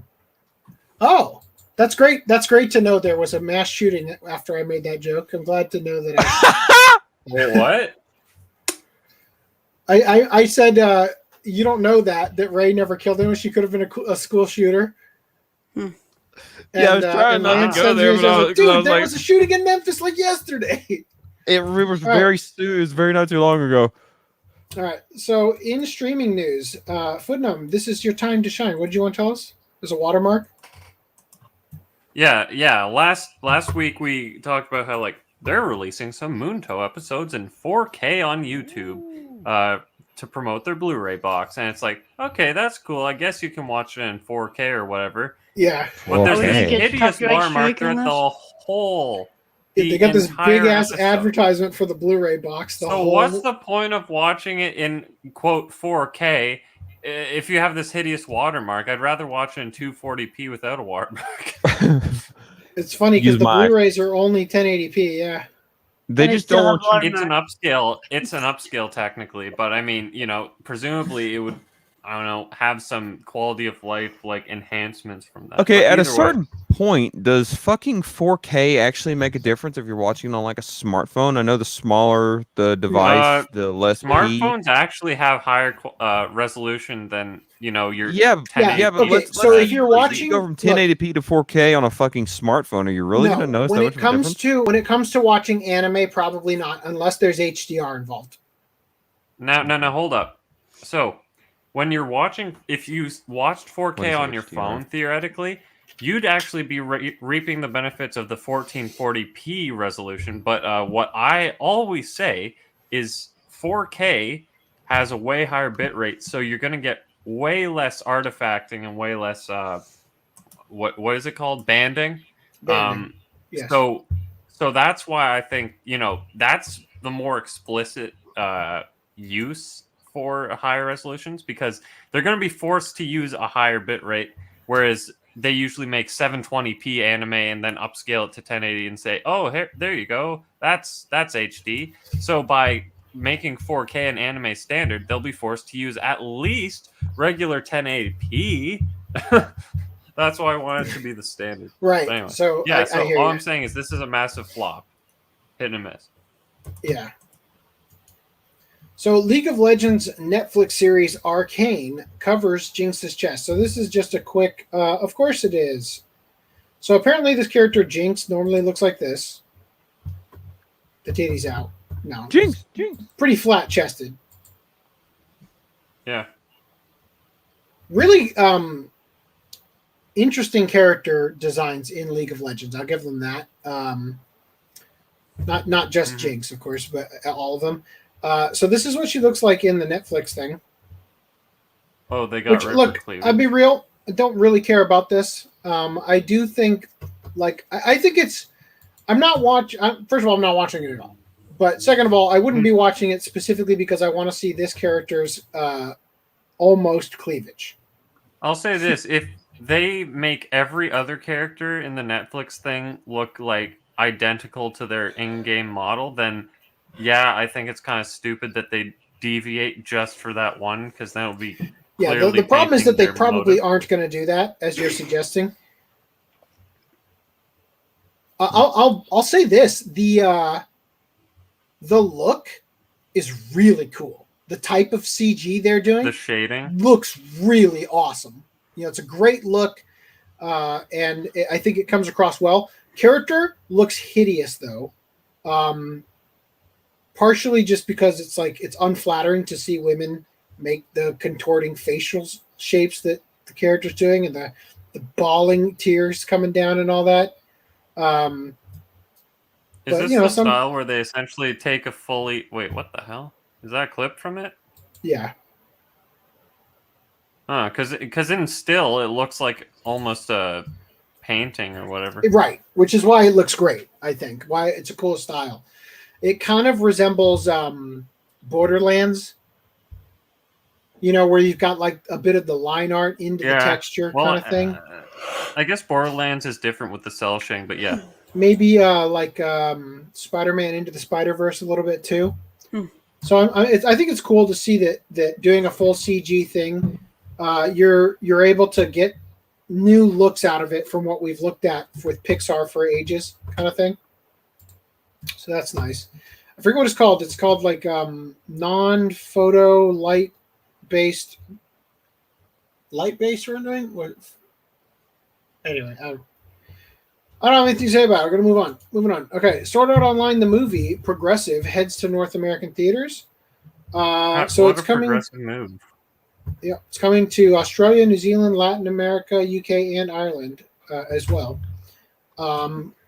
It is coming to December 3rd for the United States and Canada, and the rest, Australia and New Zealand, December 9th.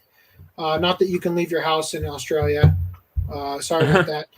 Latin America, United Kingdom, and Ireland will be sometime after.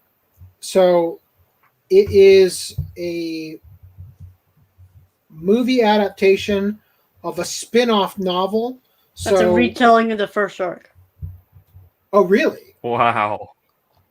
The first arc of the original series? Yeah. As I understood what I had heard about it. That's what was in my head. In other words, it's kind of pointless. Oh, yeah. Yes. It says here, this is a tale of a time before Lightning Flash and the Black Swordsman were known by those names. Huh. He's black. During the some odd years they were in this hellscape. Based on the Sword Art Online progressive spin-off novels by original creator Reki Kawahara, the Sword Art Online, the movie progressive Aria of a Starless Night, is set to open in Japan in October. Okay, so I don't know. Anyway, that's a thing. There you go. Sword Online, probably one of the few things to where, if I'm correct and remember it's correct, that the author has actually said that the Bridge series was better than his original work, and I'm like, Jesus fuck. Interesting. Well, it's way better than Toei being like, I hate or we hate Dragon Ball Z Abridged or whatever. So Christopher Parker, true. I don't like 4K. I think it's a gimmick.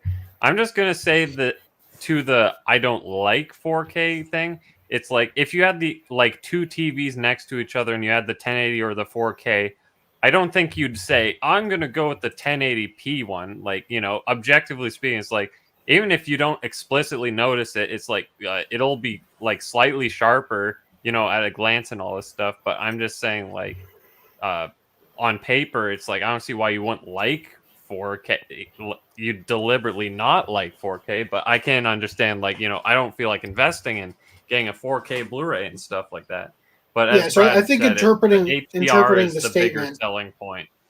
right? I think interpreting the statement, if we distance it from what 4K is, and instead look at it from the perspective of 4K sort of marketing as a concept, that not liking 4K is I don't want to upgrade my TV and my player, and it doesn't seem the return on investment isn't there, I think is what For the incredible amount of increase in budget you must have to go completely 4K.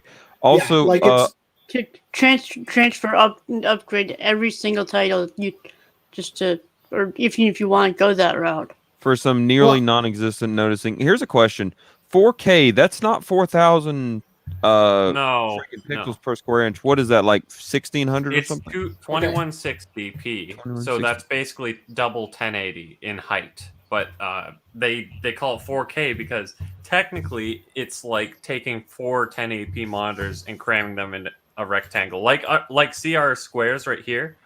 See how there's AC in the one corner, me in the other. It's basically like taking got it right four. Here. Let me show.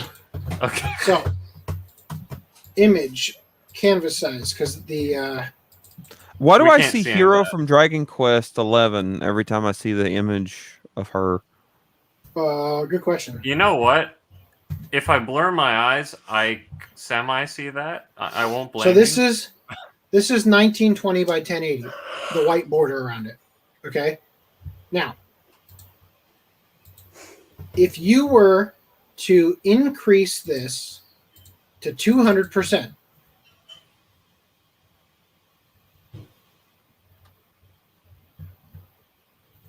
double the size. Oh shit! Hold on, I gotta. Oops. Goddamn. Fail. You have that many more If pixels. you're to increase this to 200%, and what that means is that if you put this in the top left corner, 1, 2, 3, 4. let's invert the color so it's obvious, right? And then, As Brad puts it, with 200%, it's more. It's closer to say that it's double the 1080p. yeah, so than 1080p 4 times. times 2 is and then double that again. 2,160, Yeah. Mm-hmm. right? So that is the height, right? Now, technically, it is almost 4K in the sense that So it's 1920 is almost 4,320 2K. effectively. Yeah.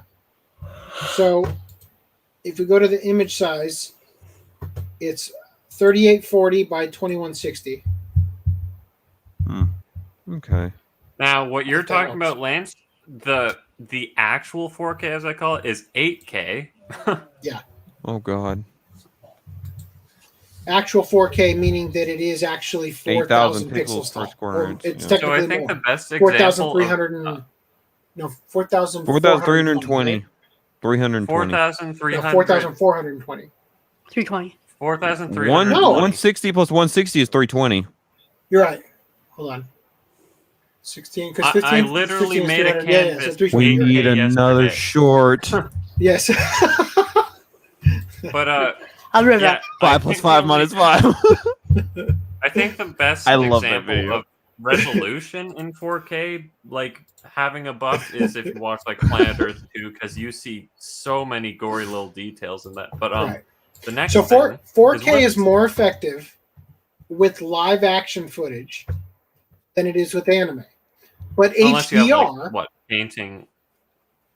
right, unless you see actual brushstrokes and whatnot, right? But HDR, high dynamic range, in the artwork, could be better for like backgrounds and stuff. The backgrounds having more depth between light and dark, and all the different shades, that in anime can take advantage of that, and it can do it beautiful, right? But you will notice the detail more in a live action film because there's more detail to see in a human face or whatever you're looking at, right? Yeah. Now- No, They upped the like quality and shit for the new Dragon Ball Well, new is a strong word for Dragon Ball Kakarot, but they did it so that like you could see all the action and everything when their faces got hit. But all it did was make the character models look ass, and the energy look amazing. But other than that, is like man. So games don't exactly work that way. It's not like they make a set resolution. It depends on your hardware. But yeah, they will increase PS4 the and 5. resolution. The difference on here. textures and So stuff. in an anime, we'll get to the Ghost Game question in a second. In an anime, if I was this close to the camera, you'd see most of the details on my face. But if I'm way back at the doorway, then you might not even draw the eyes on me. You know what I mean? Mm-hmm. Now, in a video game, they have to create these level of detail differences for cell shaded games, or in order to capture that look, that's what they have to do. But largely, most games probably aren't going to bother to do that because it's too much work. And determining how far they should be from any given camera before it switches is like, it's real arbitrary. It's one of those things where it's easy to do on paper when you're drawing a character to just know instinctively, yeah, at this distance, you shouldn't even bother to draw anything with the mouth, you know? Yeah. But when it comes to doing it in game, it's not the same thing, right? So basically, like, it's the whole thing of instead of actually drawing something far away, just make it like blur it out or take away detail to make it seem like it's further away, since it's a picture and everything's kind of all on one level to begin with. Yes, for the sake of creating a anime video game cell shaded with the intent of making it look as though it was hand drawn. Yes, that's what you'd have to do. You would have to lower the fidelity of the characters as they got farther away from the camera. This is something that I spent a lot of time working on for when I started our business years ago, when we were planning to create that series for chiropractic stuff. We were going to do a kids show funded by the products we sold. I spent a lot of time coming up with a system so that when the character was a certain distance from the camera, it would trigger a switch over to a less detailed model. And that when the character was facing, like depending on the angle that the head, because as a Rhino character, depending on the angle that the head was looking at the camera, it was kind of like in Hamtaro, where straight on the character's face looks pretty flat, but when they turn to the side, they had these big old honking noses, right? So those are things that I worked on for a long time, but we never made enough on the product sales to go anywhere with it. So that's wasted. But yes, I learned all about how to do this and engineered a whole bunch of. Well, AC, I'll let you have this, man. I appreciate you going through all that schooling and all the stuff you studied just to explain it to me in 5 minutes. Yep, there you go. All right, so what is this new Digimon series I keep hearing about called Digimon Ghost Game? Just looking at the images, it looks like it will be worse than Digimon Fusion. So I Thoughts? take it you didn't like Fusion. I watched like 20 episodes of it. I do think it had some aspects of it. I think it's mainly the dub that did this, but made it feel a bit more kid friendly. But I do like the concept of them like building up an army of Digimon to like fight, battles against other Digimon. But Ghost Game, I mean, about as much as we do. Like, you literally just see the poster, and all I said was like, I think they got the really big clunky Digimon looks like AIDS, but I mean the other ones could like grow on you and actually have pretty cool evolutions, but we'll have to see. It's a new spinoff that was announced alongside that other, I think they call it a Digimon Adventure 02 film that's coming out, but yeah, there you go.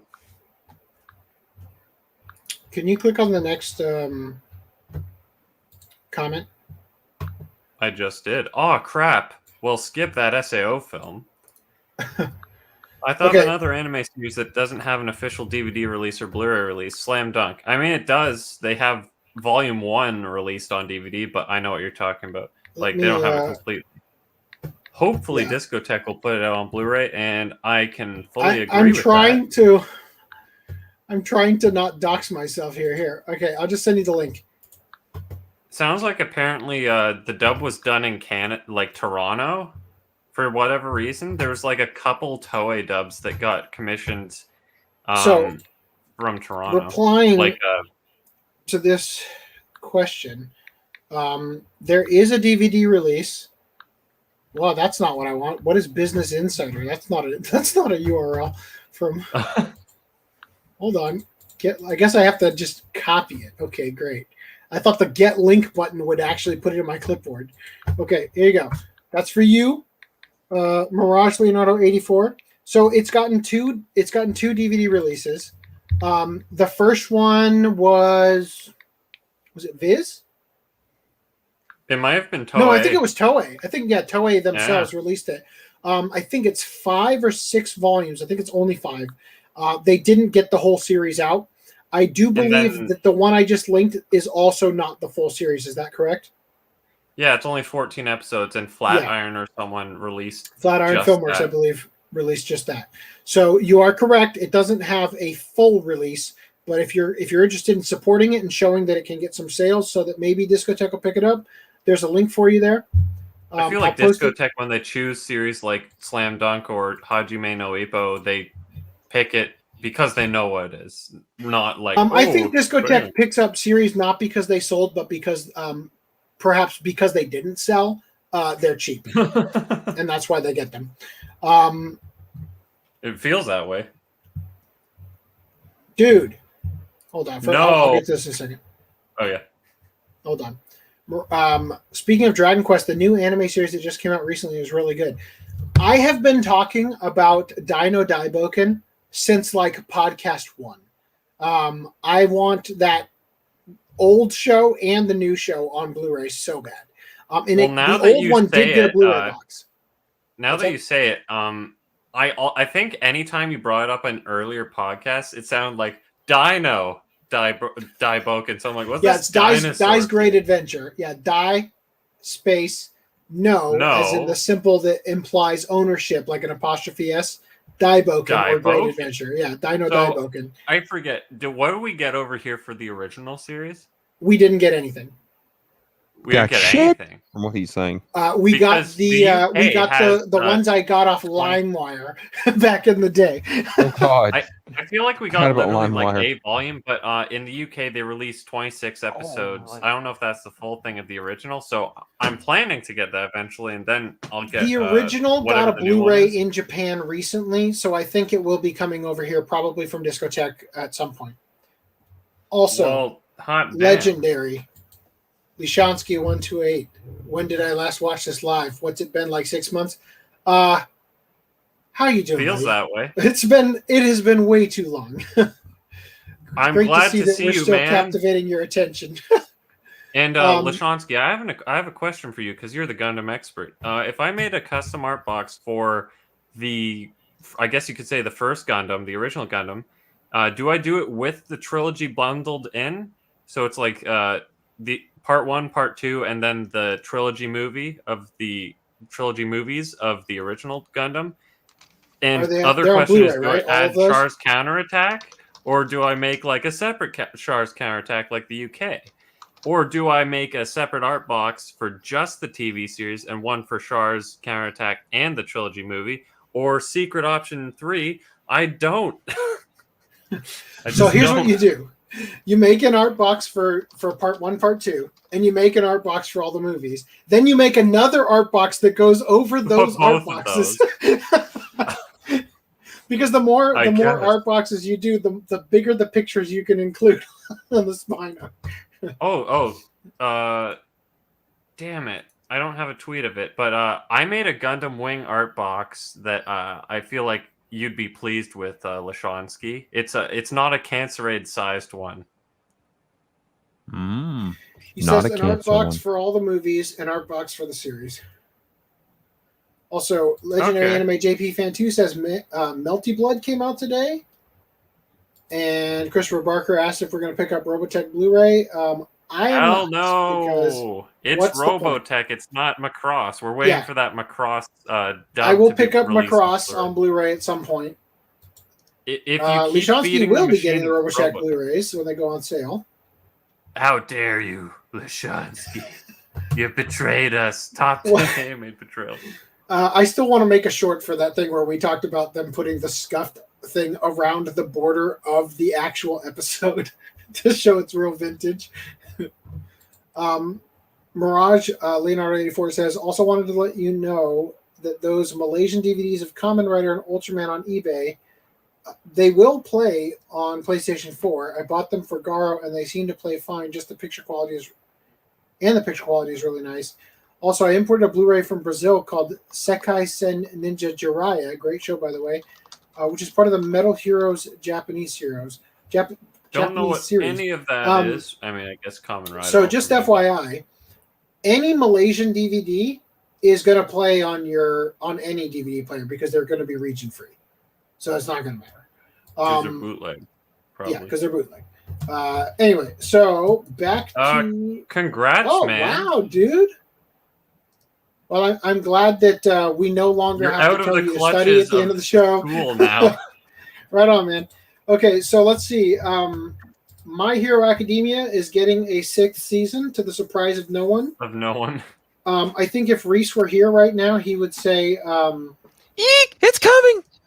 Well, he's... Just like me. Actually, the reason I know this is because I was just listening to you guys talk about this in the last podcast. You guys are excited at the concept that it's coming to a close, that the show isn't going to be milked forever. So that's cool. I think they're entering the final arc or something like that. Rhys will have to let us know. That's what we're hearing. Yes.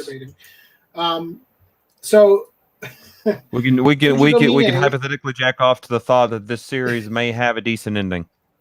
Something else that's getting a sixth season. So Rhys has his mic muted, so clearly he stepped away, and I'm just ragging on him. Fujiko Mine is still daring and sexy in Loop on the Third Part 6. I'm digging the animation here with her like flipping off the wig while she's like doing her escape. That's pretty much it though. Like there's not much to talk about other than just we're looking forward to a new Loop on. Once again, I think maybe the only anime I picked up because the character was hot might have been Darling in the Franxx. So I don't watch Lupin because of Fujiko. I'm just saying. But that's what Sankaku Complex decided to write about. So that's the clips I've got to show you. Anyway, so Demon Slayer, the 2nd season, is looking dangerous and exhilarating. Now, we've been talking about this 2nd season. The continuation of the story. I've heard my thoughts on this, but continue. Well, the story as it continues goes into the Red Light District arc. And for the Western release, for some reason, they're forcing them to call it the Entertainment District. Although I clearly see a hoe bag right here, so that's nice. Now, here's the thing, though. We have learned the 2nd season of Kimetsu no Yaiba will commence October 10th, but a couple of its starting weeks will be dedicated to covering the events of the Mugen Train film. That's for you, Christopher Barker. The new arc will actually begin December 5th. So it's getting the Dragon Ball Super treatment. Fucking Dragon Ball Super. Yeah, you said it. Yep. Yeah, so there you go. 6 episodes are going to be 7 episodes. Actually, 7 episodes in the Crunchyroll article says. Crunchyroll. The 7th episode, aka episode 0 or whatever, is going to be including before they get to the Mugen Train. Yep. Or whatever. Yep. He is correct. Here we go. Mugen Train arc add new scenes to it too, so it will be worthwhile to watch it. The Mugen Train arc will have a 7-episode television version, including an entirely new first episode, meaning that it's not going to use any footage from the movie. That will premiere on October 10th. So what I was saying was that 6 of the episodes are going to be all like recap essentially, but you will get new scenes with new music and stuff. As I read, the first episode depicts Rengoku as he embarks on his journey to the Mugen Train. So at the end of season 1, we saw the main characters, Tanjiro, all them get on the train. Mm-hmm. Now we're going to see Rengoku's journey to it. Right? The remaining episodes will add about 70 new animation cuts and new background music, as well as a new trailer. I can't wait to see a trailer in the middle of the series. That's going to be weird. Wow. Now, will it be theatrical quality animation? Well, it's literally edited down from the movie. Okay, so real quick, the stuff from the movie, yes, I think they are just going to use the stuff from the movie. Actually, that's an interesting question. Now that you I'm bring pretty it sure up, they literally worded that in the Aniplex Well, he post. said Well, but here's the 70 thing, though. cuts. Yeah. So, but there probably will be some stuff from it. But the thing is that when they did Dragon Ball Z Battle of Gods, Dragon Ball Z Fukatsu no F, They did the inverse. they didn't. They because did not actually. because they extended out a freaking 2 hour, a 90 minute. Yeah, they extended it to an 13 entire episodes. season. Yes, To like 12 Granted. fucking episodes, yeah. But what I'm saying is, it's interesting that they didn't use any cuts, from what I can tell, from the movies in the show. But They should they have cut also this from the did series different altogether things. and said, watch the movie. They also And did then yeah, different it is things series. in the show Super. versus the movie. In the movie, the birthday party for Bulma takes place at Capsule Corp headquarters, like / their home or whatever, right? Yeah. In the show, it takes place on a It cruise, takes place on the cruise. right? So it is different, and I feel like the reason it was different was that it had to be different enough that you would actually stick with it and watch it for that Right. whole season, right? With this, they're only doing about 6 episodes that'll be the recap of the movie. The So, movie was like- 2 hours long. That's basically 5 episodes. They're adding So- basically an episode's worth of content going throughout. So okay, so that means so 70 2 hours is 70 6 episodes worth. New It cuts. says here the remaining episodes will add about 70 new animation cuts and new background music. So 70 new animation cuts is not 70 minutes. I read that Right. wrong previously. Right. 70 new animation cuts. Remember I showed you how long a cut is Right. potentially? Mhm. So Yeah. they're just going to snip stuff in. It probably isn't going to be that much, but yeah, enough to pad out that extra 28 minutes or so. 24 minutes, 20 minutes rather, for the stuff in between. I think it is basically going to be the movie on TV, which will be good. Yeah. You know? It's Even gonna though have they the just most showed it on minor the things movie that- on TV the week before this thing even starts. Yeah. So I think that's why they're starting with the Rengoku thing, is To because which they want Lashansky to. rightfully asks the question. Right. Why am I buying the movie when this Exactly. What is the point? Because you're gonna be buying season 2 anyway, right? And Yes, But- this but- is but- going but- to be agree. a strictly But better are they going to version. release this first 7 episodes or whatever on disc? I'm sure they will. That would be fine if they just didn't. Look, It's like, If hey, if you you bought made- the movie. dude, I'll remind you, we covered an article that said that literally the physical media release of Mugen Train kept the physical media industry for anime in Japan afloat during the pandemic. Okay? If you made that much money, god damn, you're going to sell that shit again, right? Absolutely. I guess. The movie is canon. Okay, let me get through some of these real quick. Well, yeah. No way it's not. Things here. First of all,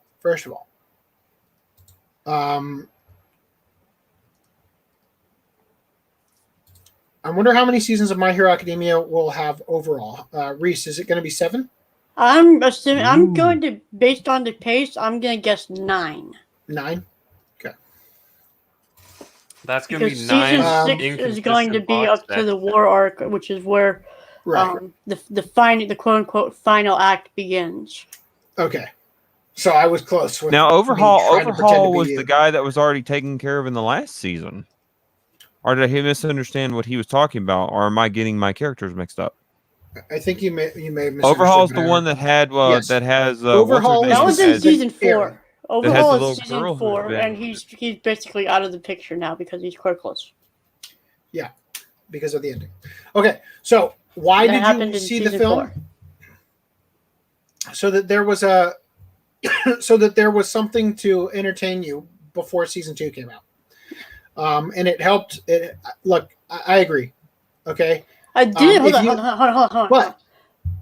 Didn't they announce the season 2 after the movie came out? So by seeing the movie, here's what we get. You've given them the money they needed to not only jerk off and have their big wallets, but also to turn around and remake this new series And for also you to pay off watch their and back pay taxes. off. Yeah, to pay off. I have everything no else that they money. wanted. That's what you'll be after buying the second season and the movie.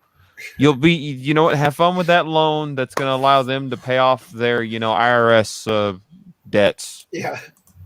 So here's the thing, though. By them doing the movie, the animation that you get canonically in the story that you will get to see from watching the series is that much better because they did it for a film that broke all those records and whatnot. If only all anime could get this, would be so lucky, you know, because it's kind of funny because it almost makes it's kind of like crowdfunding season 2 by putting out the movie with the same story for the beginning part, right? It's kind of an interesting I just highly do not appreciate this. I didn't like it with Battle of Gods. I didn't like it with Resurrection F, and I sure as fuck don't like it now because all it is making the fans. You're already like indifferent. Let me ask you this. Demon Slayer. Let me ask you this. No. Let me be fair. Let me be fair. I'm going to be completely honest here. Demon Slayer is not a bad show. It's just nowhere near as good in my mind as what other people say. And Yeah, even if I was a super fan of this, as much as I love fucking Dragon Ball, I do not appreciate as someone, one, who buys fucking media and stuff, and two, as someone who loves anime as a whole, turns around and has to, okay, we're going to release this movie. All right, cool. Now we're going to turn around and we're going to fucking turn it into a series. Holy shit, this is happening. Okay. Then you find out it's a copy paste of what already happened, edited slightly to give you a similar, but not completely in any wise changing anything fucking different, happening. Okay. And all I do two is things. Tell down. Two things. Number one, thank God, season 1 of Dragon Ball Super is a retelling of Battle of Gods. Thank God. Because they cut out the part where Bulma canonized Tarbell by asking Vegeta about his brother. Thank God. Number 2, just because Dragon Ball Super burned us and didn't do a great job, right? And did it not just once, but twice so far. Yeah. Granted. We're waiting for the Broly movie. That doesn't mean that this series is going to be the same cuckening because it's only going to be 6 episodes. It's going to be half the cooking. Well, it's going to be 6 episodes, which means that they're more than likely just going to use the cuts from the movie, right? For the most part, it's like mostly I said, just I'm going to be. sure they literally confirmed that. Yeah, it's mostly just going to be the actual stuff that was done for the movie, the 5.1 surround That's what sound, makes all it that more stuff offensive, though, because you're literally just repackaging a product that's already been out there, like the Gundam recuts. I'm with him. So on let me that. ask you this: if you had to sit down and got to rewatch, let's just say you're going to marathon Dragon Ball Super, would you rather sit down and watch the movies and skip the first 2 seasons, or would you rather sit down and watch the first 2 seasons as you go through the rest of it? Okay, let me tell you. I'll answer that question with both seasons. Yes. Listen. Huh? Let me tell you what happened when Dragon Ball Super started airing on Toonami after I'd already seen the movie of Resurrection F and the Battle of Gods movie. When I realized it was a retelling, I fucking waited till they were over, bought the physical disc, and then waited until literally this year to rewatch them with my roommate. So, like Dragon Ball with and the way Demon that you Slayer. watch it with Toonami, I think it's an unfair judgment here because let me ask you this question. You're right, FDM. I was asking the wrong question. Okay. If you were going to choose to rewatch Dragon Ball Super, something nobody should do, but if you were going to choose to do that, and you were going to choose between the movies or the series, would you not prefer if the series linked together flawlessly in 6 episodes for each movie rather than 13 or whatever it was? I am with you on that. If they had made the first fucking 12 episodes both of those arcs and moved on, I'd be much happier about it. So if that's your question, what I'm saying is I that think we're comparing because oranges and apples here because we are those are 2 completely different treatments. But you're conflating it with would you rather them make a pretty ass movie that is now part of the canon, or would you rather them remake the? Well, I would say that because season 1 ends with them literally getting on the train, and the movie is what takes place on the train. It could literally flow perfectly. Okay, but here's a better question. How would you feel if, let's say that Mugen Train doesn't exist. The movie didn't exist at all. Let's also say that you actually like Demon Slayer and that you do think it's the greatest thing since sliced bread for the sake of argument here. Okay. All right, I'm keeping Season 2 comes out, and then they took the cuts, which are the same quality as what you got from the movie. Okay, let's just say that for the sake of argument, let's say season 2 comes out, all the theatrical quality animation is in it, right? For the sake of argument. And then they took episodes 2, 3, 4, 5, and 6 and re-edited that to be what they released in theaters as the movie. They released it as the movie. Would you have gone cut to out see the it? 70 cuts that they're adding? Yeah. So what I'm saying is, what if this was in reverse? A compilation movie, basically. Then yeah, dude, I would feel like Ruby. I feel like the cucking that they did with Ruby. It's like, hey guys, let's just put this stuff that has already been out for the longest time in the theater, so you can go watch it. I would still feel kind of insulted by that. Not to mention, I would like to point out that I thought the Mugen Train movie was literally the best thing of I thought that was awesome. I enjoyed the fuck out of that movie. Go ahead. Sure. What you're comparing is a compilation movie, an edited down version. But what we're getting with the Mugen Train to the Mugen Train TV series version is the extended edition. Right. Yeah. So what I'm trying to argue here is that for the sake of argument, if you liked Demon Slayer, okay, you should be thrilled that the canonical story that went into theaters, you would not like this movie and think it was so great if it wasn't canonical, because it wouldn't be part of the original story. You're saying that to me, who loves a lot of the Dragon Ball Z movies? Okay, fair. Now, hold up. I'm going to if we want the same Brad's quality, question. I think I probably would have liked it. Sure. I'm going to answer Brad's question. So if they took the TV series season 2 and put it into movies as the Mugen Train movie or whatever, I would think of it equally as I do now, that it's pointless. What the hell are they thinking? It's like the Gundam compilation movies. You guys are missing. I haven't been able to verbalize my point here, which is, if, for the sake of argument, you actually liked Demon Slayer, which I know that most of us have a less than stellar opinion of it because we think it's overrated compared to other people. I enjoyed it a lot. I'm referring to the series itself. Yeah. Just the concept of the whole series. It's not as good as we would have liked it to be for how much other people like it, right? But let's say that you were in the boat of liking it. Then it releasing a canonical movie that gave you the experience of getting to go see it in theaters and enjoy it in theaters, which is a completely different experience from the TV series. And it had the bonus of breaking every fucking record in the book and becoming the highest grossing thing in the world for anime. That right there is giving back to your potentially favorite franchise, for the sake of argument. Okay. That you should be. Oh, so you're telling us if they went Fate Stay Night on this, wouldn't you like it if they milked the series if it helped your series? Okay. No, what I'm saying is, I'm saying that it is beneficial to the series to have come out in theaters first.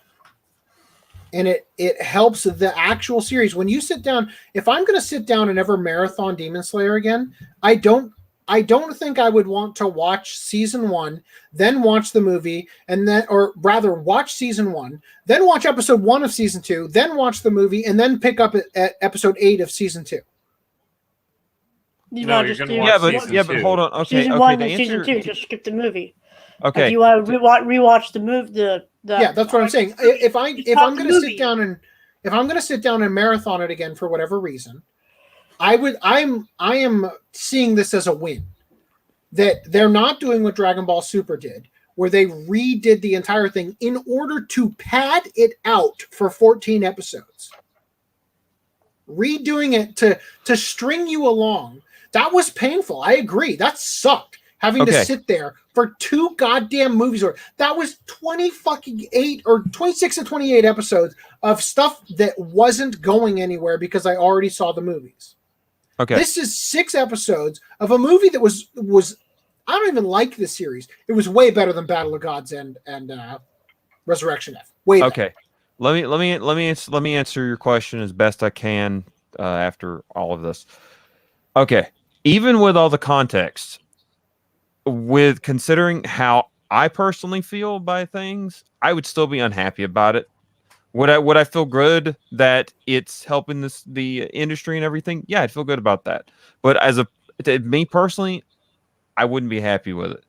The simple fact is that milking the fan base is still milking the fan base. And what I would have been happy more than anything else is if Demon Slayer and Dragon Ball would do this. You make the movie, and then you flow right out of it into more content. Keep new stuff coming down the pipelines rather than reusing old stuff to try to milk the canon.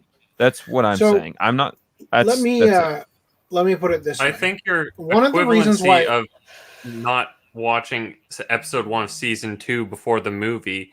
You wouldn't even consider that, though, if they didn't even make the season 2 lead up. That would just be episode 27 or whatever of the original season 1. Like, you wouldn't have this weird flow thing to consider. Let me come at it from a different angle then. As an anime collector, I like that I can have the movies for a franchise not sit goddamn in the middle of my collection. I can completely agree with, in which that case I just say yeet the movie because it's pointless anyway. If I've got Cowboy Bebop volume 1, 2, 3, 4, and 5, then the movie, then 6, that sucks. That looks stupid. It doesn't fit in the Paul Champagne. Actually, it does fit in the Paul Champagne art box. Come to think of it, but it's not the ideal way to have it collected. I like that I can now have the option. If I want to see that arc, I can see it 2 different ways. One way that's designed to be watched in a 2-hour setting, or one that can be marathoned and go right into the next thing. So now 2 things. And the way I see this what this is, unfortunately, there's a grander conversation here that we're not having. Let me let you get your point out actually before I trade this into a bigger conversation. So how does that account for your collection, though? Because now that there's the movie and season 2, you didn't explain that. You're like, from a collecting perspective. So now that there's a movie and a season 2. Yeah. So to answer that question, because Dragon Ball Z movies were non-canon, the way that I schedule or organize rather my collection is I have live action movies first in a franchise, right? Then I have actual movies, then I have the series, and then I have specials and OVAs, usually, right? Depending on, typically because OVAs usually are not origin stories or anything like that.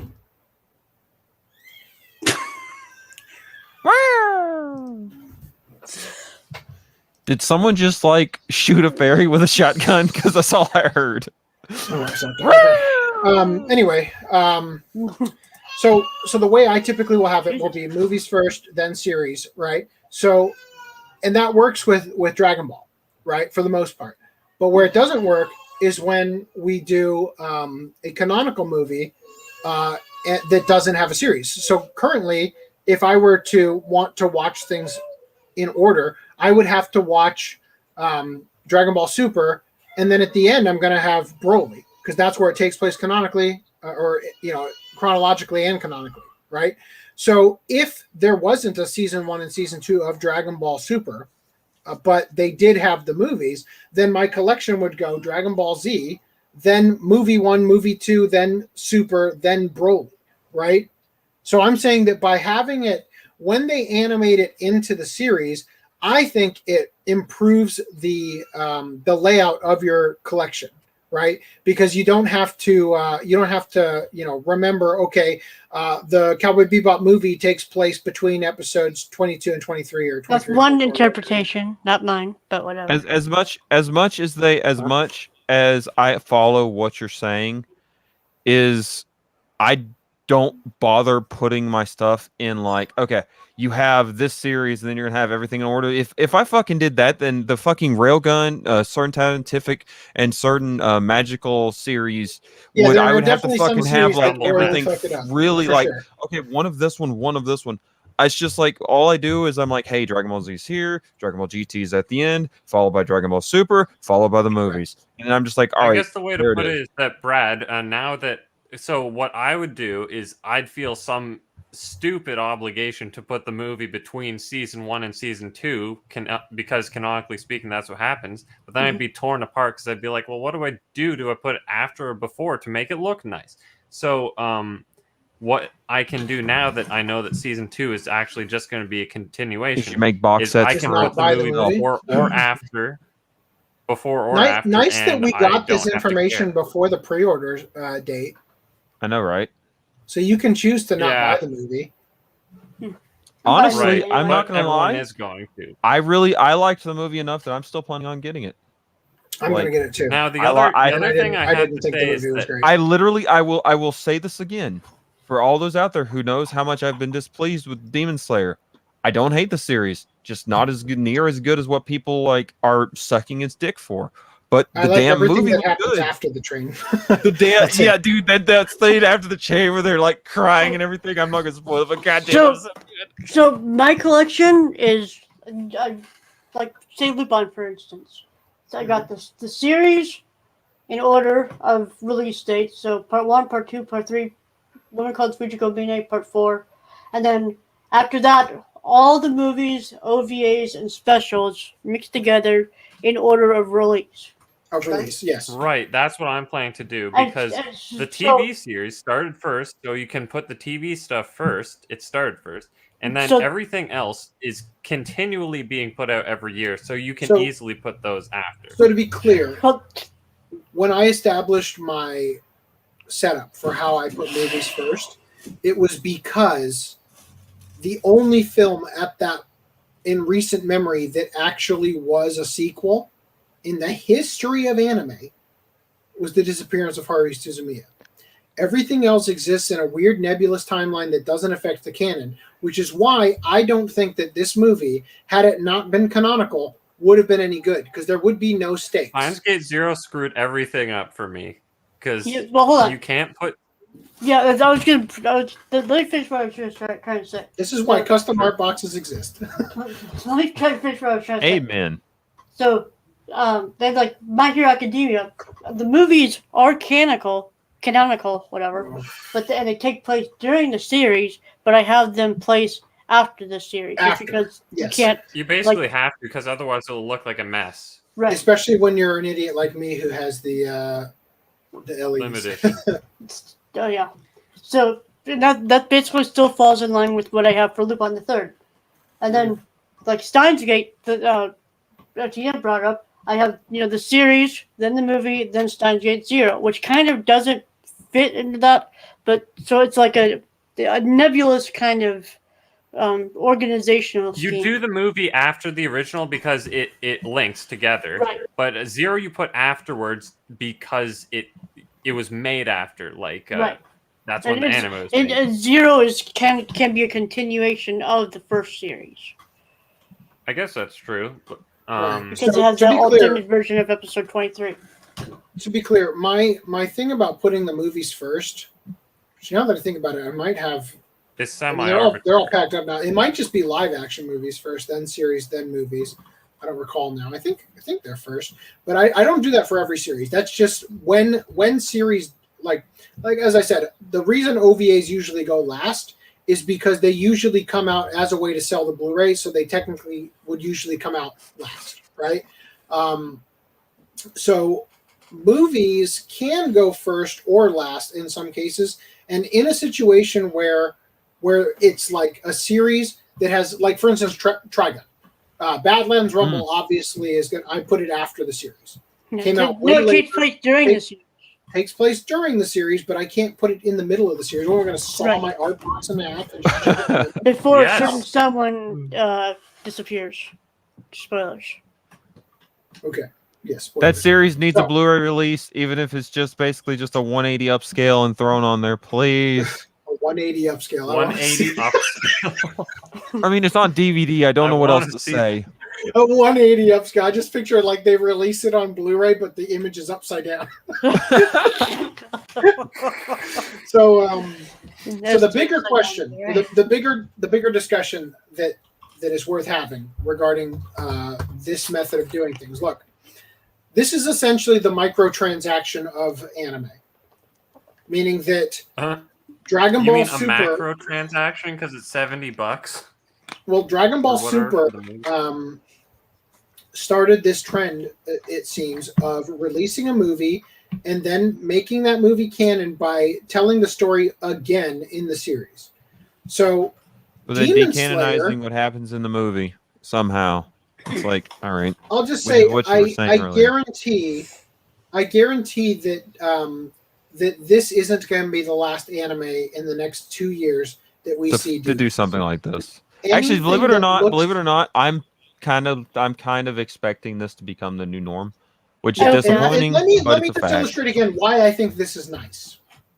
Because I mean, If- you have illustrated this so much. I have it in my hair. Let me give you an example. Imagine that they did this for season 2 of Attack on Titan. If they had a movie budget, a theatrical release for season 2 of Attack on Titan, do you think that the armored or the colossal Titan would have been CG? No, he knowing how they it do would not have things, looked you like never shit. know. If he were, he at least would not have looked like shit. So you're saying can only me hope. like pretty animation, so movie good. Yeah. Dude, if I had, I actually did have the opportunity to watch the recap movie for Attack on Titan season 2 in theaters, Mhm. and that is a great way to watch that series. So I think being given I'll the have to take your option, word for it. being given the option to see an anime franchise have a canonical work in the theaters with theatrical grade animation that then gets put canonically into the series by way of it being put into the next season, especially in this case where it's only 6 episodes of using that animated footage. Still think it's too I'm much. down for that. I still Hold think up. I Are still you think it telling me didn't. It doesn't have to be a Here's thing. the But thing. we've been on this If- for a very Are you long saying time. the Well, AOT season 2 recap or whatever is reanimated too? No, I'm Not saying just, that it would cut? have been better. I would have preferred to see. Okay, again, you're missing the overarching thing here with Attack on Titan is what did we get instead of season 2 for Attack on Titan? Did we get a movie? No. What did we get? Attack on Titan Junior High. Imagine Which was if it had- honestly kind of funny. at the height of its popularity. Look, I like Attack on Titan Junior High. I hope they do more to it once the series ends. But my point is that if we had instead gotten a movie during the height of its popularity, we might have been looking at Demon Slayer breaking the record set by Attack on Titan instead of Your Name. Yeah. Okay. Actually, no. That probably Your Name still would have beaten Attack on Titan because that came out after this fictional timeline. All I'm saying is, Yeah. I think at the end of the day, the higher budget going into anime, this actually might be how you fix the problem with the over. Is by not just pumping out at quantity and Come. focusing on quality. Gross. Damn it! Did we put in the shit? I downloaded that clip of Trump, but I didn't upload it as a clip yet. So one thing I Dude, did I notice didn't get audio when I uploaded it. when it was first revealed that we had season 2, that season 1 covered 52 chapters of the manga, and Attack on the Titan? Entertainment District arc is only Oh. 30 chapters. But adding that Mugen Train arc makes it 47 chapters for the 2 cores of adaptation. So they're going to fill out that entire 2 core of their runtime or their time slot, whatever. Fill it out harder. Why wouldn't they? Like that's why they have. Otherwise, it would have been 20 20 episodes or 19 episodes or something. Look, I'll just say, so the thing about episodes that's tricky is that an episode needs to have a rising action, a climax, and a falling action every time, right? So taking a movie that has its own rising action, climax, and falling action over a 2-hour period and cutting that into 6 episodes is kind of hard. It's not easy to.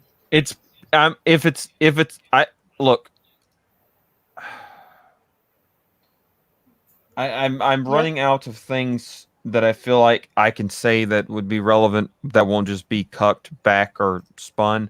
So let me put it like this, now that this has finally hit my brain. Regardless of how they do this, it is still a cuckening, Brad. It is still a cuckening because the fans are still going to have to relive this. And if it's just a 1-to-1, Footnum just said it. It's worse because it's like, why not go on to the next part of the manga and just let the fucking movie be But what a about part the of people it? who didn't see the movie? Then they need to fucking buy the movie. I'm sorry. It's a fact of life that you miss shit if you don't fucking turn around and look at it. That's Watch why the- you don't for those believe people it. who I didn't see disagree. the I movie, think they you actually loved it. save money. You actually save money by just buying season 2 instead of buying the movie and then what would have been a shorter 19 episode run or whatever of season 2. But then you're telling me that they made the movie for no other reason than a cash grab. Because they're like, hey, we're going to throw this out there anyway, so let's just throw this movie out there. Let's make money. Okay, so what They animated an incredibly popular arc that was a very short arc that they could put and condense into a single movie to have it on this big it's screen. ironic here. So This my is literally the counterpoint- best case scenario for the act of putting out a movie that's canonical compared to the bullshit they did with Dragon Ball Super. It is the I cannot case cannot scenario. argue My at all counterpoint that is Dragon Ball Super was why done not? worse. Go continue. Why not just make it a movie series from that point forward? If budget pretty colors and animation, We're all that They matters. That's a basically have thing. to split the arcs into 2 movies each, or 3 movies, or 4 movies each. Yeah, do it. Which from really a, wouldn't be from the a worst thing in the storytelling world. perspective. From a storytelling perspective, it would ruin the ability to convey a story if you were to do 2 half. Honestly, I hate to have to do this because you just made me think of something else, but I'm gonna say this anyway. It would probably make me really love the series because it wouldn't be fucking 20 minutes of him going, I'm gonna jack myself off while I decide to pull this sword and pretty colors are gonna happen, but son of a bitch, Yeah, I'm but gonna then tell you you have to everything I'm gonna commit to do. 2-hour sessions every time you watch it. Well, Jesus so Christ, is if you apparently marathon, you have to separate it commit from to like Demon Slayer. 4. Let's separate it from Demon Slayer. Let's say that it's generic, really fucking good anime. Like it's not an actual specific show. We're just talking hypothetically about a show that may actually deserve the treatment. Do you not think that getting to go and see? Okay, let me ask you this: the Cowboy Bebop movie, for example, isn't reanimated into the series. Do you think it's a mistake for them to have not just turned that movie into inferior 3-part episodes, or whatever it would be? Wait. Would So you, you're or asking would me? you not rather see the movie with the higher budget, the better music integration that they wouldn't have gotten if they had just done it as a series? They would have just put some They would have insert had to song. Which cut they, it. hold on. Your argument's kind of not based correctly. I don't remember that movie being. Was that movie in the anime as well? Animated No, series? I'm saying that Yeah. in the No, it case of wasn't. Cowboy Bebop, Think the theoretically. movie isn't they didn't decide to just animate the movie arc or This whatever is they made up theoretical, for the Lance. movie. We're Okay. talking theoretical here. I'm saying that going to see that series, that franchise's movie in theaters is a better way to experience that arc they created for the so movie. Brad, But see, the Objectively thing speaking- is like when you think about it, though, it's hard for me to make the comment correctly the way you're asking is because you're kind of asking me to separate the two issues. But the thing is that the fucking Cowboy Bebop movie isn't a goddamn redoing of something they've already released or a hold on, backwards. Can So can I just I would acknowledge say real quick I'm completely Which happy is the with it being case a that movie. Mugen Train was when that was put out in theaters. Exactly, which I was. Can I just acknowledge real quick that the number of viewers filtering in to this podcast while we're covering increasing. Demon Slayer, and the title of the podcast is Sister Simper. Oh my god. So Lance, before you get too deep down the rabbit hole, I'm gonna now hold up. So first off, objectively, Brad, of course people want better animation and sound. They're always gonna say yes. But B, what you don't know can't hurt you. So if it never had that treatment, you wouldn't know and you wouldn't care. Okay, so let me look at this from one last angle here. The reason why We've been in every position tonight, boys. The reason why I like this as a potential business model going forward is that, as I say, just make movie series because you'll get the pretty blah blah and experience. And I'll say yes, movies are a more interesting, immersive experience because you don't have these jarring cuts and opening endings that constantly pop up and then you get the minute recap of the last episode. Yes, it's a different experience. While I'm absolutely for every single box set having a marathon play feature, I definitely would be on board with that. Yes. Oh, amen to that, please. That's not a hard thing to put in, guys. But only one piece of Dragon Ball get. The thing that I'll say though is that the animation industry as a whole is very unsustainable, right? Animators in Japan especially are working themselves to death, and they're not given the proper amount of time to realize an artistic vision, nor are they given the proper budget, and the deadlines are so severe that it's amazing we get anything good at all. Number one. I'm gonna. So I if gotta this slow this down becomes- for a second. It's not fair to throw in human morality and trying to be nice to the author when we're talking This about is a nice the buffer studios. in them that The they studios can work fucking on. What I'm ramming saying- us with odds content. Well, what I'm saying is that I can see if the industry starts going in this direction, and they're not going to start pumping out movies for My Girlfriend is Show Bitch, okay? Which is my go-to title for... Not saying I wouldn't watch it, but I'm just saying they're not going to start pumping out high-fidelity, grand spectacle blockbuster-style movies for shows like My Girlfriend is Show Bitch. Okay. Well, don't take me wrong. That's because that series was. Let me just put it like this. Dear God, we're getting so focused on the wrong aspect of the points. I did it on purpose. But what you can control that. Look, we have literally taken this subject into every sex position possible. Is there any other point that we need to make on this? Or I'm cool with continuing. It's your podcast, but good God. What I'm saying is that I think that the silver lining here, if you will, is that I think it creates, it solves a couple of problems. It may create one or two more that are inconvenient for fans. In the sense of where do I put this in my collection, or how do I watch the series now, or whatever. But I think that what the problems that it solves, which is shitty animation week to week that gets fixed on the Blu-ray, come on, and you're living in anime. A better way to experience a story arc when it can be told through a movie, rather than padding it out for a couple episodes so that the pacing doesn't get weird. And stuff like that. I think these are all beneficial and overall will help the industry and those in it more, because getting. You know what I think? You're just a simp for pretty animation. I mean, what? Honestly, if I'm being real here, I don't think that the animation in Mugen Train is that spectacular. I think that look, I'm not saying it's bad. It's definitely great. Don't get me wrong. But when I saw the movie, I was mostly bored through the train stuff. And the stuff that happens after the train I wasn't drawn in because of the animation. So you were drawn in because of the story, or what? I'm on the edge of my seat at this point. Because of the story. So you're telling and me the struggle. that the anime could be like this, and probably I would love it too. Because I absolutely enjoyed the movie from fucking start to finish. I wrote about it in my goddamn Discord. I enjoyed the hell out of it. Then in order to wrap up this point, since we did season 1 of Demon Slayer for the Watch Club, why don't we do season 2 when it gets a physical release, and we can actually experience by proxy watch Mugen Train. Yeah, we can experience it and see if our arguments here hold water.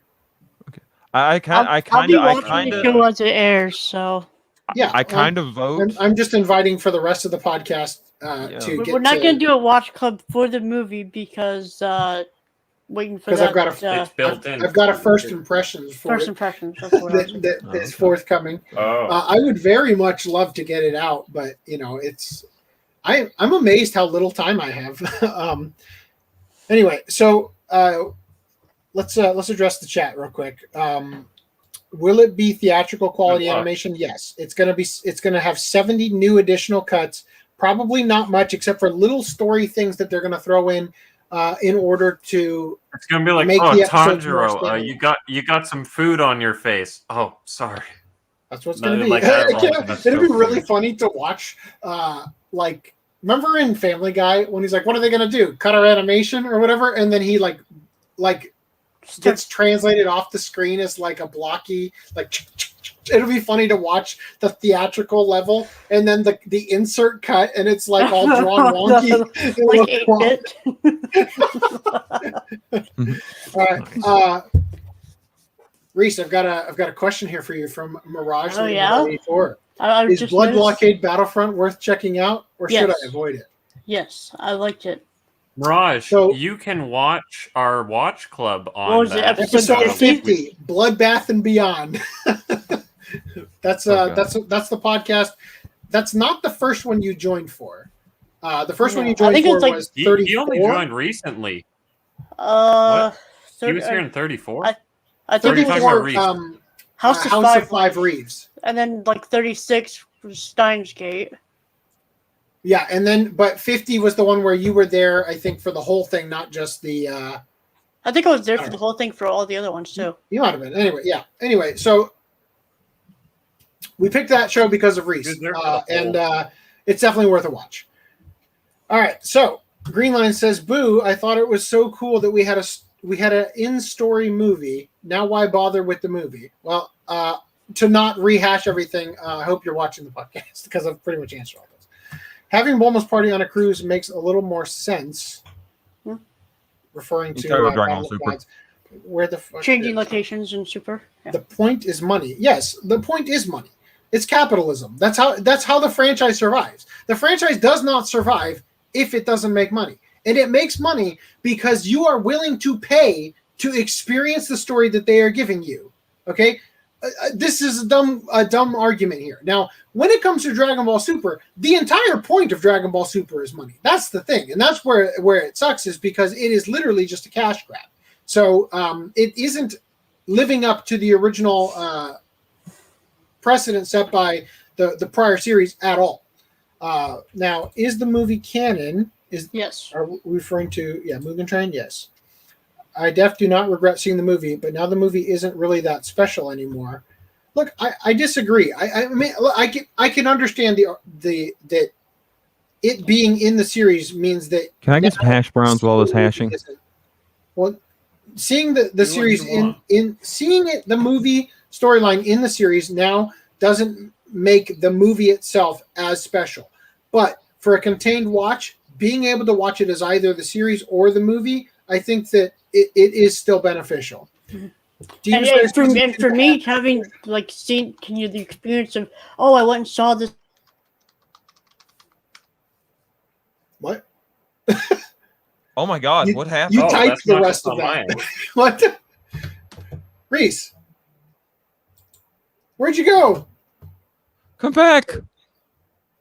All right, Quick, I'll just watch. someone the get Dragon smelly Ball Super salts, we gotta Saiyan. revive him. 1,000 geese. People are answering the question, the hypotheticals I gave everybody. Question for each of you: what DVD or Blu-ray for an anime has been the most difficult for you to obtain? Like something you really want, but either because the DVD or Blu-ray is out of print or because the prices of it is expensive, you didn't get it. I mean, the only one I can think of is the hardest one I had that I did get, which was like Ranma 1/2 Set 4 limited edition, which I got Brad to get for me when it popped up on Amazon the one time. Yep. And oh, there goes Rhys. Like And nowadays, also it's really hard. Also to at get them. Anime Expo, but I got the wrong one because I didn't know there was an LE version. I wasn't following it. I'm sure Rhys will be right back.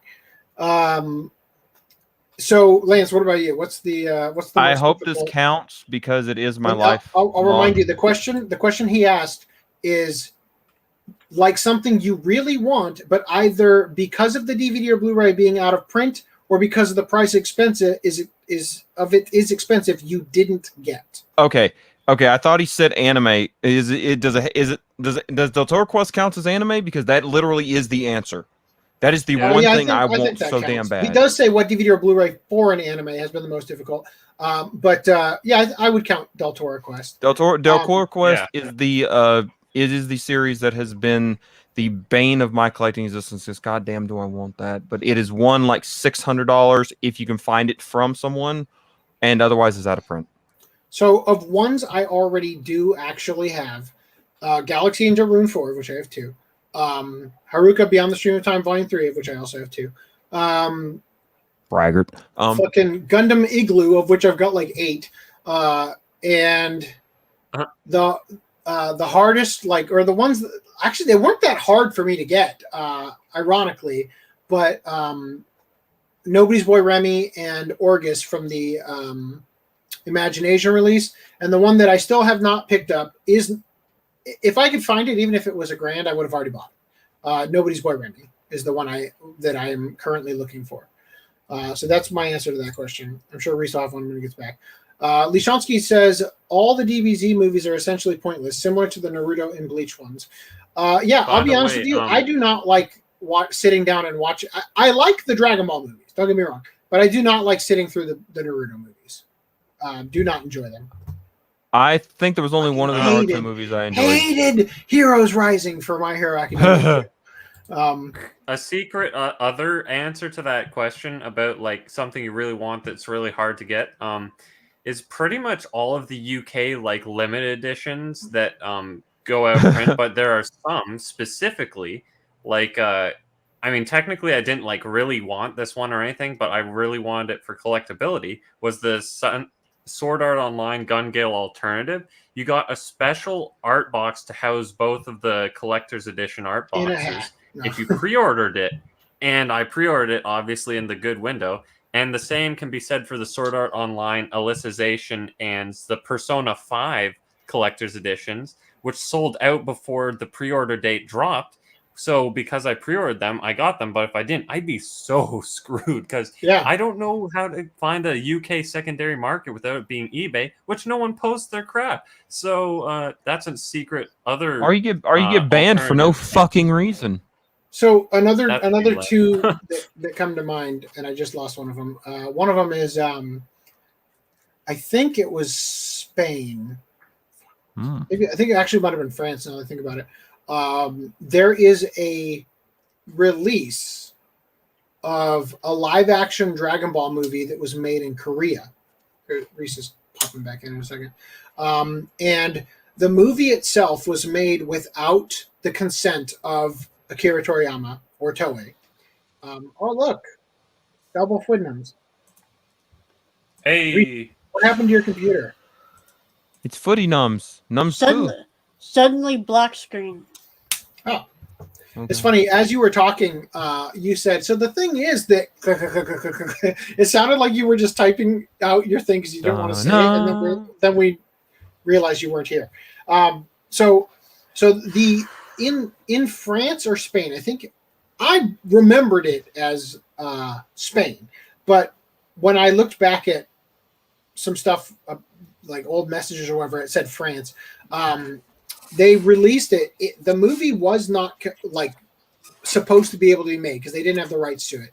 And the release for it has images on the box of Dragon Ball Z behind the live action character with the horrible Goku wig and everything. And in the like panels behind him is stuff from the Dragon Ball AF April Fool's joke, which is itself already a bootleg idea of the franchise. So the official release in Spain or France or wherever it is has of this bootleg movie uses bootleg artwork on the case for the movie.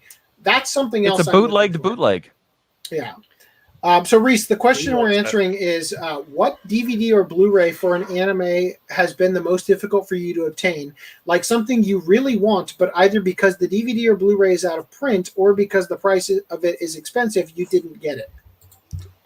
For me, it was Bakano on Blu-ray or the Garden of Sinners Blu-ray box, just because that was the most expensive thing I ever bought. There you go. And that was in print too.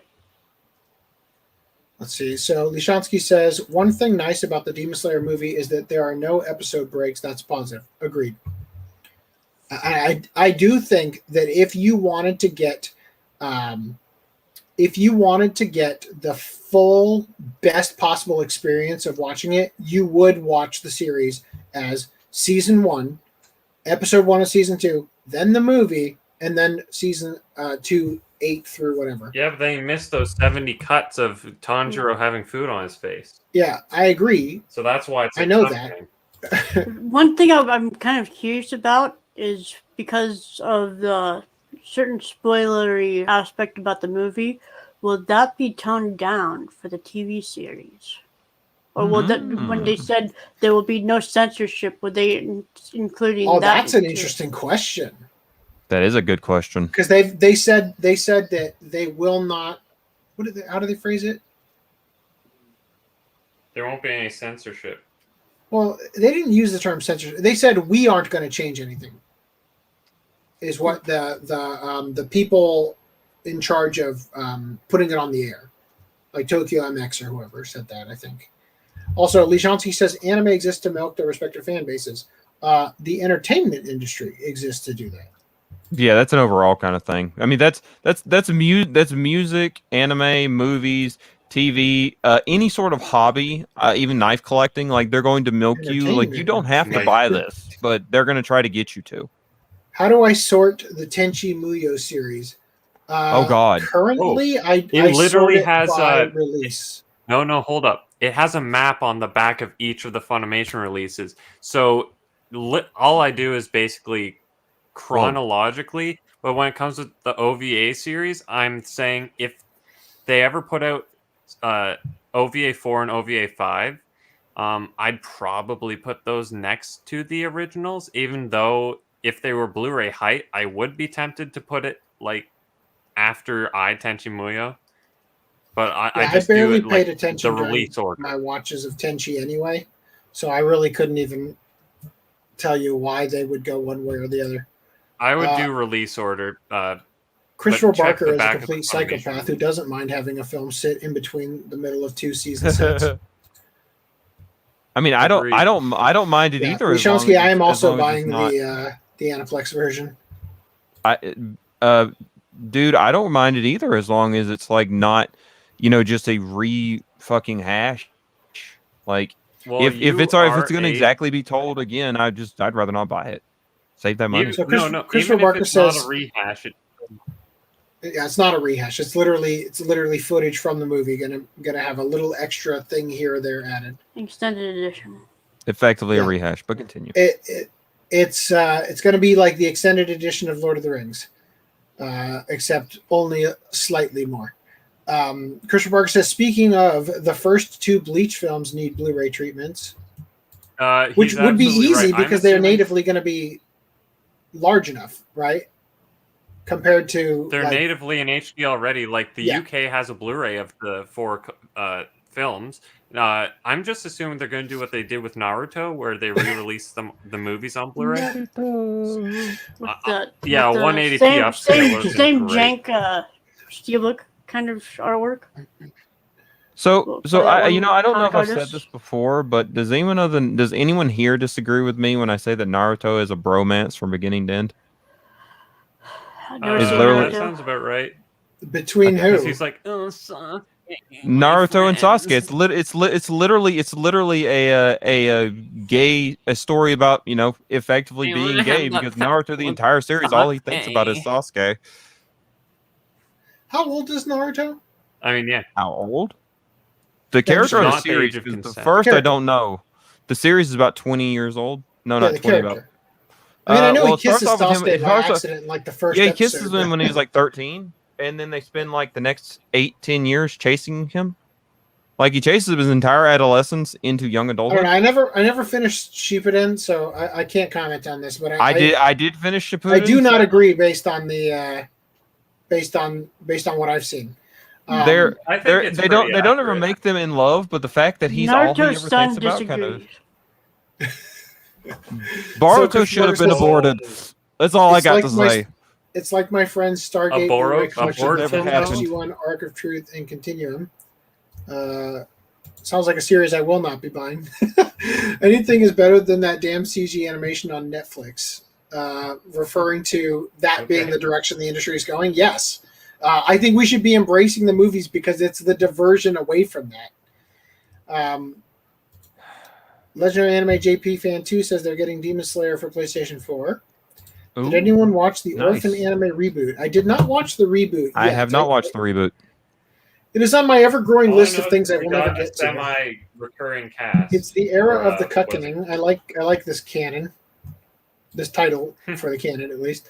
Demon Slayer and Type Moon yeah. market growing like 80%. Yeah, okay. Movie's extremely popular, similar to Inuyasha. More than Inuyasha.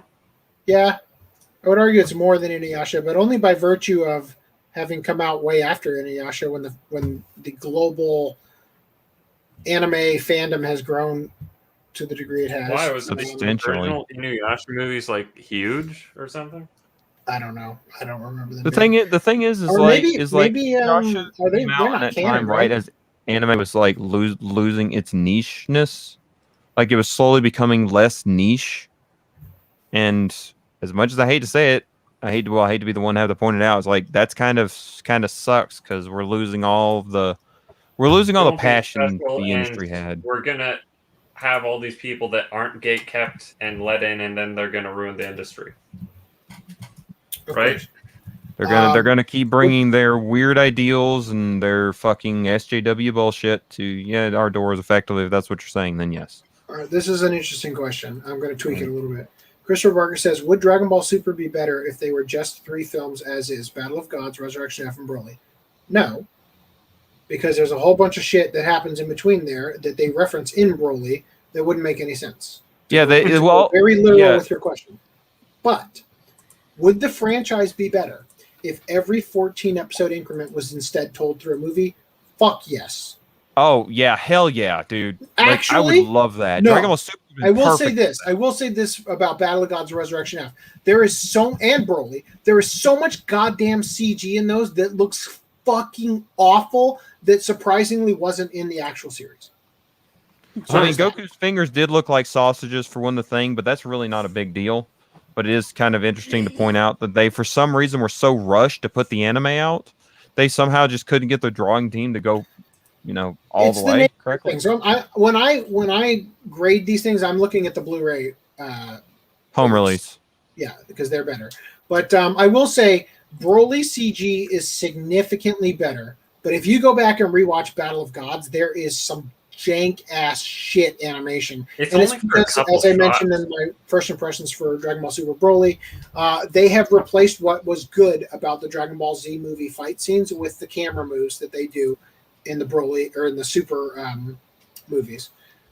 Also, effing Anime Addict says, "Wow, movies in general have a climax point. I would just call that one hell of a hentai." I guess maybe I said anime movies instead of movies in general. No, you said there's a rising action, there's a falling climax and a action, falling and action. then there's There's a rising action, a climax, and post-nut clarity in a movie.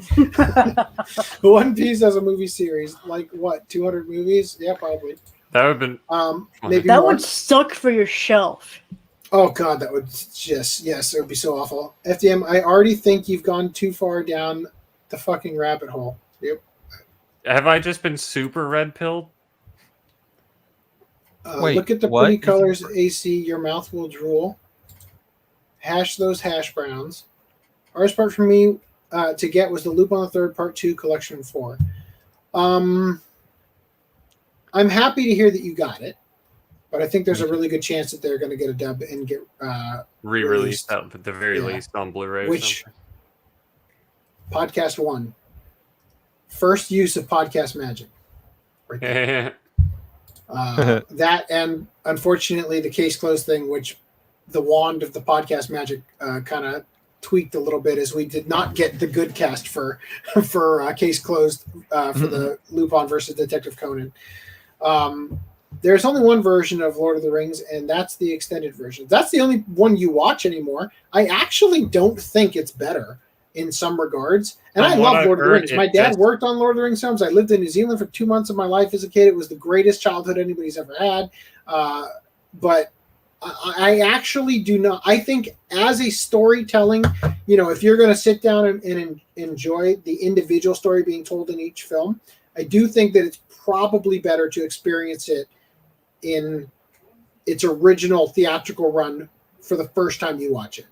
The extended version is great to have going on while you're doing a puzzle or something, and you got something else occupying half of your attention, and it's on in the background throughout the day. You stop to make food, and it's still playing, and you're watching it. You're not sitting there trying to focus all your attention on it, because most of the extended stuff isn't that important, and it was cut for a reason. I still haven't watched my copies of the extended editions. Is it my preferred way to watch it? You betcha. But I've never seen the extended version. I think that the more condensed version is better. I think that there is one part, I can't recall it off the top of my head. There's one part that doesn't make sense in the original version, I think, of that the extended cut Return of the King. I believe there's a part where, because they cut it out, you're just supposed to accept it when somebody shows up, and it doesn't actually make sense. But I watched them on Blu-ray. Is that the thing with the Sauron's ball thing or whatever? Sauron's balls? Yeah. I remember that. I remember the Palantir. I know that the scene. Bowling ball looking thing. Like, wait, why is that out here? Like, you see that? Oh, that's because in the extended, he Legolas kills Sauron because he's standing at the top, and it's like, oh, it just falls out of his sleeve or whatever. And then yes, did they cut him dying? Yeah, they cut out that entire scene in the original theatrical cut. Yeah, they just showed Mary picking up the ball or whatever out of the water, and saying the filth of Saruman is washing away. That's not the sequence I'm talking about, but that is one of the ones that suffers a little bit. I think there's plausible. It's still plausible because they sacked the tower, right? And Sauron probably just threw it out, and there's the idea that Sauron is still locked in his tower, and not right. Anyway, so Mirage Leonardo agrees with the Lance and says, "No argument here. I wanted Sasuke to die so badly in Shippuden." Lishansky says, "Nah, Naruto is about friends growing up." So just to be clear, when you called it a bromance, you were literally referring to it as like a buddy cop thing, where it's not actually a gay romance. It's not actually gay, but it just gives you that whole insight that's like, goddamn, Naruto thinks of nothing but Sasuke the entire time. So yeah, effectively, I'm not literally saying that it's a homosexual nod to them ending up together. Just exaggerating. So I would disagree. I'm just saying the state of it feels like I more agree than I previously did. Now that we've established that we are talking about it from the perspective of the buddy cop thing, where you're thinking your partner in whatever rather than your partner in bed. It's more in no wise is Naruto making a play at any of the girls for some damn reason, when all he can think about is his homeboy Sasuke and how he needs to get him to quote back Aldous Huxley, but continue. An intellectual is a person who has found something more interesting than sex. Naruto is therefore an intellectual. Wait, hold on, slow down. I don't remember that being the exact definition of what an intellectual is, but if that is the That's case, Aldous Huxley's definition. if that is the case, then I'm an intellectual at nothing. Yeah. But all right then. So I like Nothing years ago, is greater when than I was, the pussy. When I But was continue. logging the promotions for the podcast, I saw a tweet from Mudan where somebody said, if you think about it, it is kind of weird in Shippuden that all of the ninjas from Naruto, that all of their kids are the same age. And Mudan said, well, yeah, they had that big ninja orgy. Didn't you see that episode? All right. Oh my god. The only version of Lord of the Rings are the novels. Ouch. I heard the novels are pretty damn good. I know a lot of people who read them and loved them. I mean, you'd think it would be good that they made a gigantic movie franchise over it. I mean, I read. I'll say from the non-novel perspective, the Hobbit movies don't exist except for the Ralph Bakshi version. Many years ago, I completed getting all of Shippuden, basically $30 per set. Damn, it cost me some money to complete.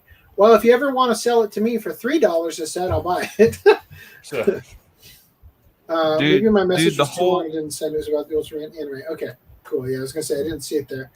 All right, now that we're caught up and we can move on. All right. Thank you for the comments, guys.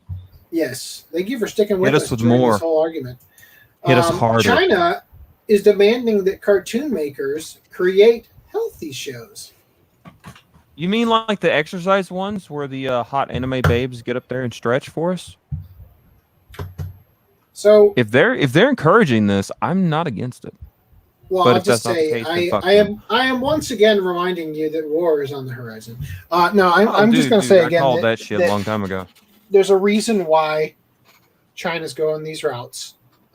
China is looking at how vices weaken their people, and a weakened people is a weakened nation, right? Whereas America is embracing vices, most especially the only illness. Vice that's weakening America is the almighty dollar and people's inability to care about anything other than don't get me themselves. Wrong.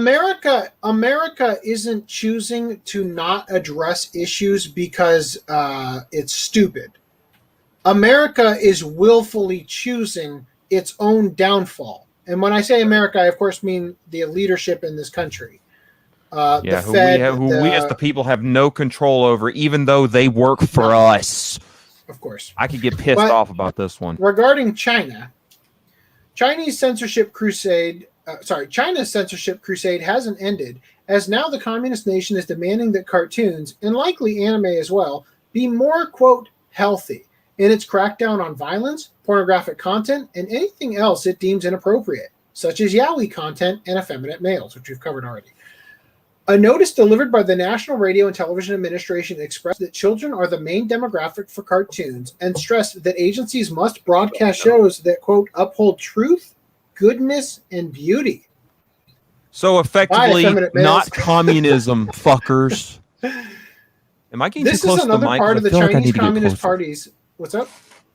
I said, am I getting too close to the mic? Because I feel like I need to get closer. You're good. All right. This is another part of the Chinese Communist Party's intent to purge the entertainment industry of anything deemed to go against the values of the government. And they have promised more harsh punishments for celebrities who, quote, engage in illegal or unethical behaviors. It is said that there are several Chinese pop stars and actors who follow the same polished, sleek look that is popular in Japan and South Korea. And this month, China banned fan accounts dedicated to K-pop group BTS on social network site Weibo. 21 other fan accounts, which dealt mostly with various South Korean K-pop bands and a girl group, were banned for 30 days, according to a notice from Weibo, with the reason being for publishing, quote, irrational, star-chasing content.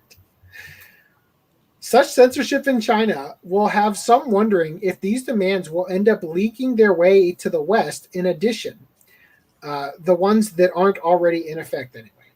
If they think that, you know, well, first of all, China has figured out that people are so damn stupid in the entertainment industry that they will, because they feel like China has enough population who will watch shit that is produced out of asses to dry on a sidewalk in 300-degree heat. They're probably right, because if they keep getting rid of everything else that's good, I mean, don't take me wrong. If you didn't have like Demon Slayer, if I didn't have Demon Slayer to watch, I'd probably go in there and close the doors, lock my windows, and seal everything off, and fucking watch Kill's paint dry, and as I get high and possibly die. But because it'd literally be the only thing I have to do. China is trying to undermine everything that the entertainment industry has good going for it. Any sort of content, and by trying to claim that that anime media cartoons are for children, they're trying to play off the retarded aspect that people, for some reason, with no brains, have not come to the realizing that it is not the art style that makes something whether or not it's for children. It is the message. And for the love of fucking God, I'm not going to sit there and goddamn watch Doc McStuffins. But to think about it in that perspective, yeah, that show was made for kids because of the material. But don't take me wrong, you can turn over there and go to Cartoon Network and watch almost anything else with a cartoon-like fucking art style, and Jesus Christ, you will hear stuff that you probably won't hear on most more adult-themed animes and materials in the fucking West. So I've addressed my case. These people are stupid. Well, I think, yes, I agree. Well, okay. Short-sighted, I might say. I ranted. Rather than stupid. Referring to the entertainment industry execs, right? Because they're looking at the bottom dollar and how the bottom dollar fluctuates like a cryptocurrency when China decides, can't show it here, right? And so they're looking at that, and it's like, all the stories you hear about people in the movie business, the studio execs come in and say, no, the storyline has to change to this, right? Supposedly in the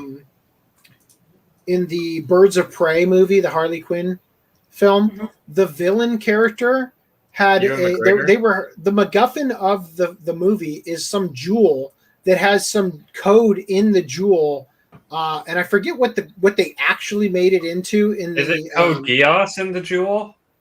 No, I forget what they made it in the actual movie, but the original story was that he's outed as gay. Oh God! In this like microfilm that's embedded in this weird jewel that's the MacGuffin of the whole story, right? And if you watch the movie, which I haven't, I just watched the video essay just talking about all this stuff, you can see that that's the direction the story is going. But as we learned from Lupin, The Pursuit of Harimao's Treasure, when your villain character is gay, that don't work. So they had to scrap that idea, and it very much seems like the studio execs came in and said, no, villain can't be gay. What are you, crazy? Slap across the back Hisoka was awesome. Continue. But you hear all these stories about the studio execs coming in and say, well, this Hobbit movie you want to make, I'm sorry, it's movies, right? We're making 3 of these? That's how we're doing it. Yes, good for you. Also, let's throw a love triangle in there, right? So you've got the studio execs coming in and doing this. So in this unnecessary song and dance. Well, in this situation, you've got the studio execs who are saying, well, if I flip this switch that gives me, the estimation for how much money we're going to earn, and I flip off the China sector, that revenue drops like 58%. So let's make sure we don't offend China. I would not call it stupid. It is, I think, short-sighted. Well, yeah, I'm calling them stupid because they're dumb enough to fall for this and feel like it won't ruin our world as we go along forward. Yeah, I'll agree there. As a financial thing, don't take me wrong. I mean, you could sell it everyone for $1.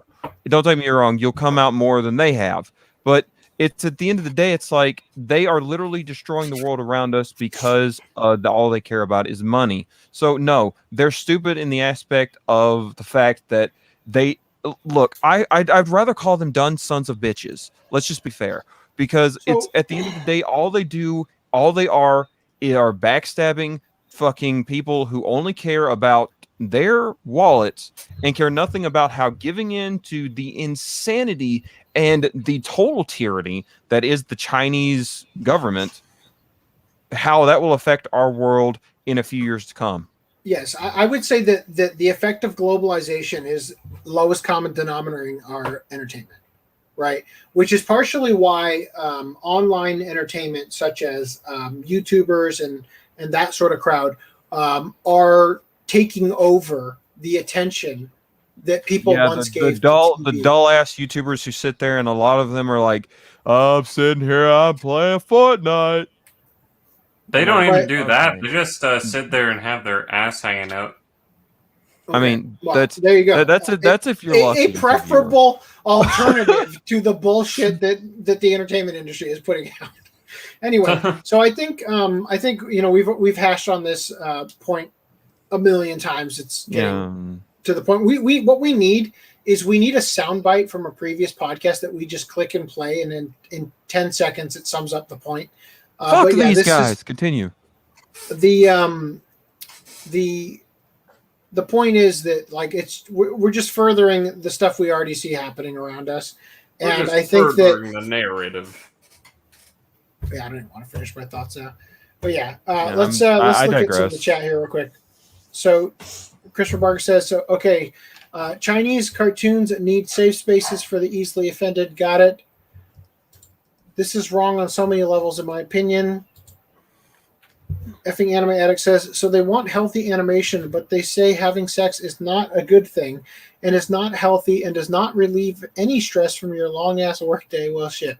Well, I'll say they're talking specifically about entertainment for kids, and they're lumping cartoons into that because it is seen by many as a kid's genre or whatever, a medium. Yeah. Also, Lishansky says, kills paint smells good. Oh God! I don't know is that a real paint brand, or is he making fun of your pronunciation? Dude kills paint and primer.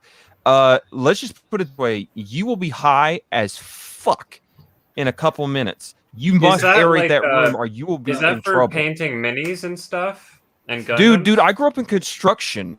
Let me tell you something. You don't open a fucking door when you're using kills, you're high in a few minutes. So I good on you, man. But I don't want to lose my brain cells. I don't remember when Doc McStuffins got brought up, but Christopher Barker thought it was funny. Lance, to your point about Cartoon Network, Rick and Morty. Yeah. Birds of Prey movie was hella Rick and dumb. Morty. Yeah, that's why I didn't see it.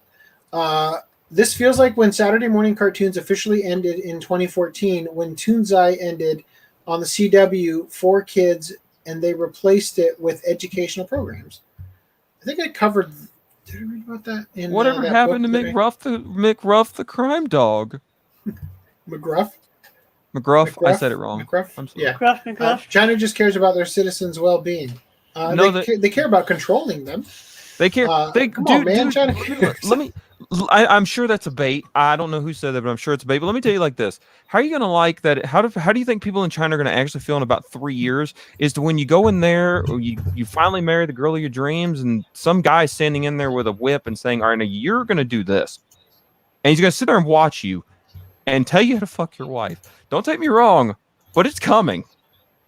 Hey, you won't be. So I don't know if you're being funny or what, but maybe you haven't noticed that literally they hand out on college campuses the consent form, and that you have to constantly get it updated every sexual encounter you have on college campuses. They do? Every step of the way, you're I did not supposed to know that. reaffirm consent. I did not know that. Jesus Christ. They might as well just have you film it and constantly a bell goes off every 10 seconds. Do you consent? I consent, I'm surprised there haven't been any cases where they're like, he rapped me, and then they're like, well, here's the sex tape. Oh, damn it. Dude, oh my God. That just sounds like their way of trying to get away with something, honestly. I feel like they've done I feel like these people have done something so atrocious that they're just like, man, we have to do this now to show our how against we are of this, so that no one will ever question that we ever did anything wrong in the first place. So It's how like- does that work? Do they if they hear someone smashing, do they like knock at the door? Did you sign your consent form? dude, it's like when I was in my band, whenever God, I gotta watch not to dock someone. Okay, when I was in my band, and anytime like things would be going down, and two people would like head off to their thing, quote unquote, usually there'd be a tie on the door on something. And I guess now it's a consent form. Oh God, you post That'd be it? funny as shit. Just It post That on, would yeah, be guys. funny as This shit. is no longer You know implied. how- We're just you know telling you how, straight on. We said yes. The name, You know how address, and hotels- signatures of both parties are on the door. Smash them. Yeah. You know how hotels have the do not disturb thing you put over the doorknob? Yeah. Instead, That's now a it says consent we're form. banging, and it has a signature line for the consent. And thumbprint. Oh my God. Okay, so Mirage Leonardo 84 says, correct me if I'm wrong, but didn't they film the Disney live action Mulan movie on an actual Chinese concentration camp? Wasn't that one of the reasons the movie bombed so hard? Oh. If I understand it correctly, it was filmed just outside of one. You could see it in the background. I haven't watched it. I'm not sure if that's true. From what I understand, the most reliable, like the thing I am most comfortable repeating is that it was filmed a stone's throw away from the Uyghur concentration camps. I don't believe that really had anything to do with why it bombed, because I don't think the majority of the Western audience knew or cared. Let me rephrase that. I don't think the majority of the Western audience who was going to see it knew or cared. I think a lot of people over here knew already, but they prior to that were not going to go see it, right? Well, I mean, don't take me wrong, but I'm just going to make this point that being filmed outside of that doesn't mean that it's, in support of it, much like, how they filmed the Passion of the Christ, and it was, showing where Jesus was beaten to hell and back. It doesn't say it's okay to do this. I'm not trying to defend them, but I'm just using some decent logic here. It's a look inside the neighbor's yard, basically. It effectively, yeah, and it like that really shouldn't, in my opinion, ever be something to turn someone off from watching them. Oh my God, this happened like here, but and it like was bad. this. But it was bad publicity for China. They filmed that in Auschwitz. No, I don't think it was bad publicity for China. China doesn't give a shit. I'm not gonna argue with him on it being bad publicity because to China, because in China's mind, we don't know what's going on with the state. I don't want to call it drugged up at this point. I feel like they have few brain cells. So in their mind, yes, that is a good point in their mind that was bad publicity, because somehow they probably created in their head that, hey, this being back there is I don't think they're even ashamed bad of it. picture. You don't think so? No. Okay. Although it is weird, we love- covered that one game. I think it was what's the one where all the girls are ships? Azure Lane? Azure Lane. I think it was Azure Lane where they removed the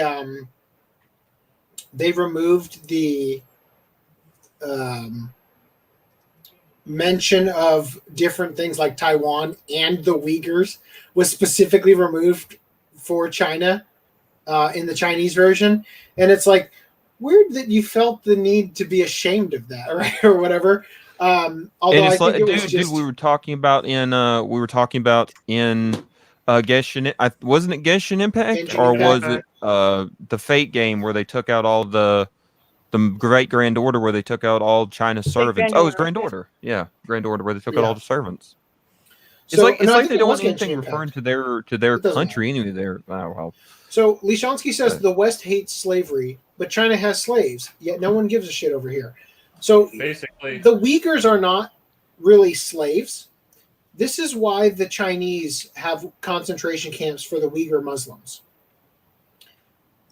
In order for a rich Saudi prince who has failing organs to get an organ transplant, they have to come from a halal donor, meaning a person who has observed the Muslim faith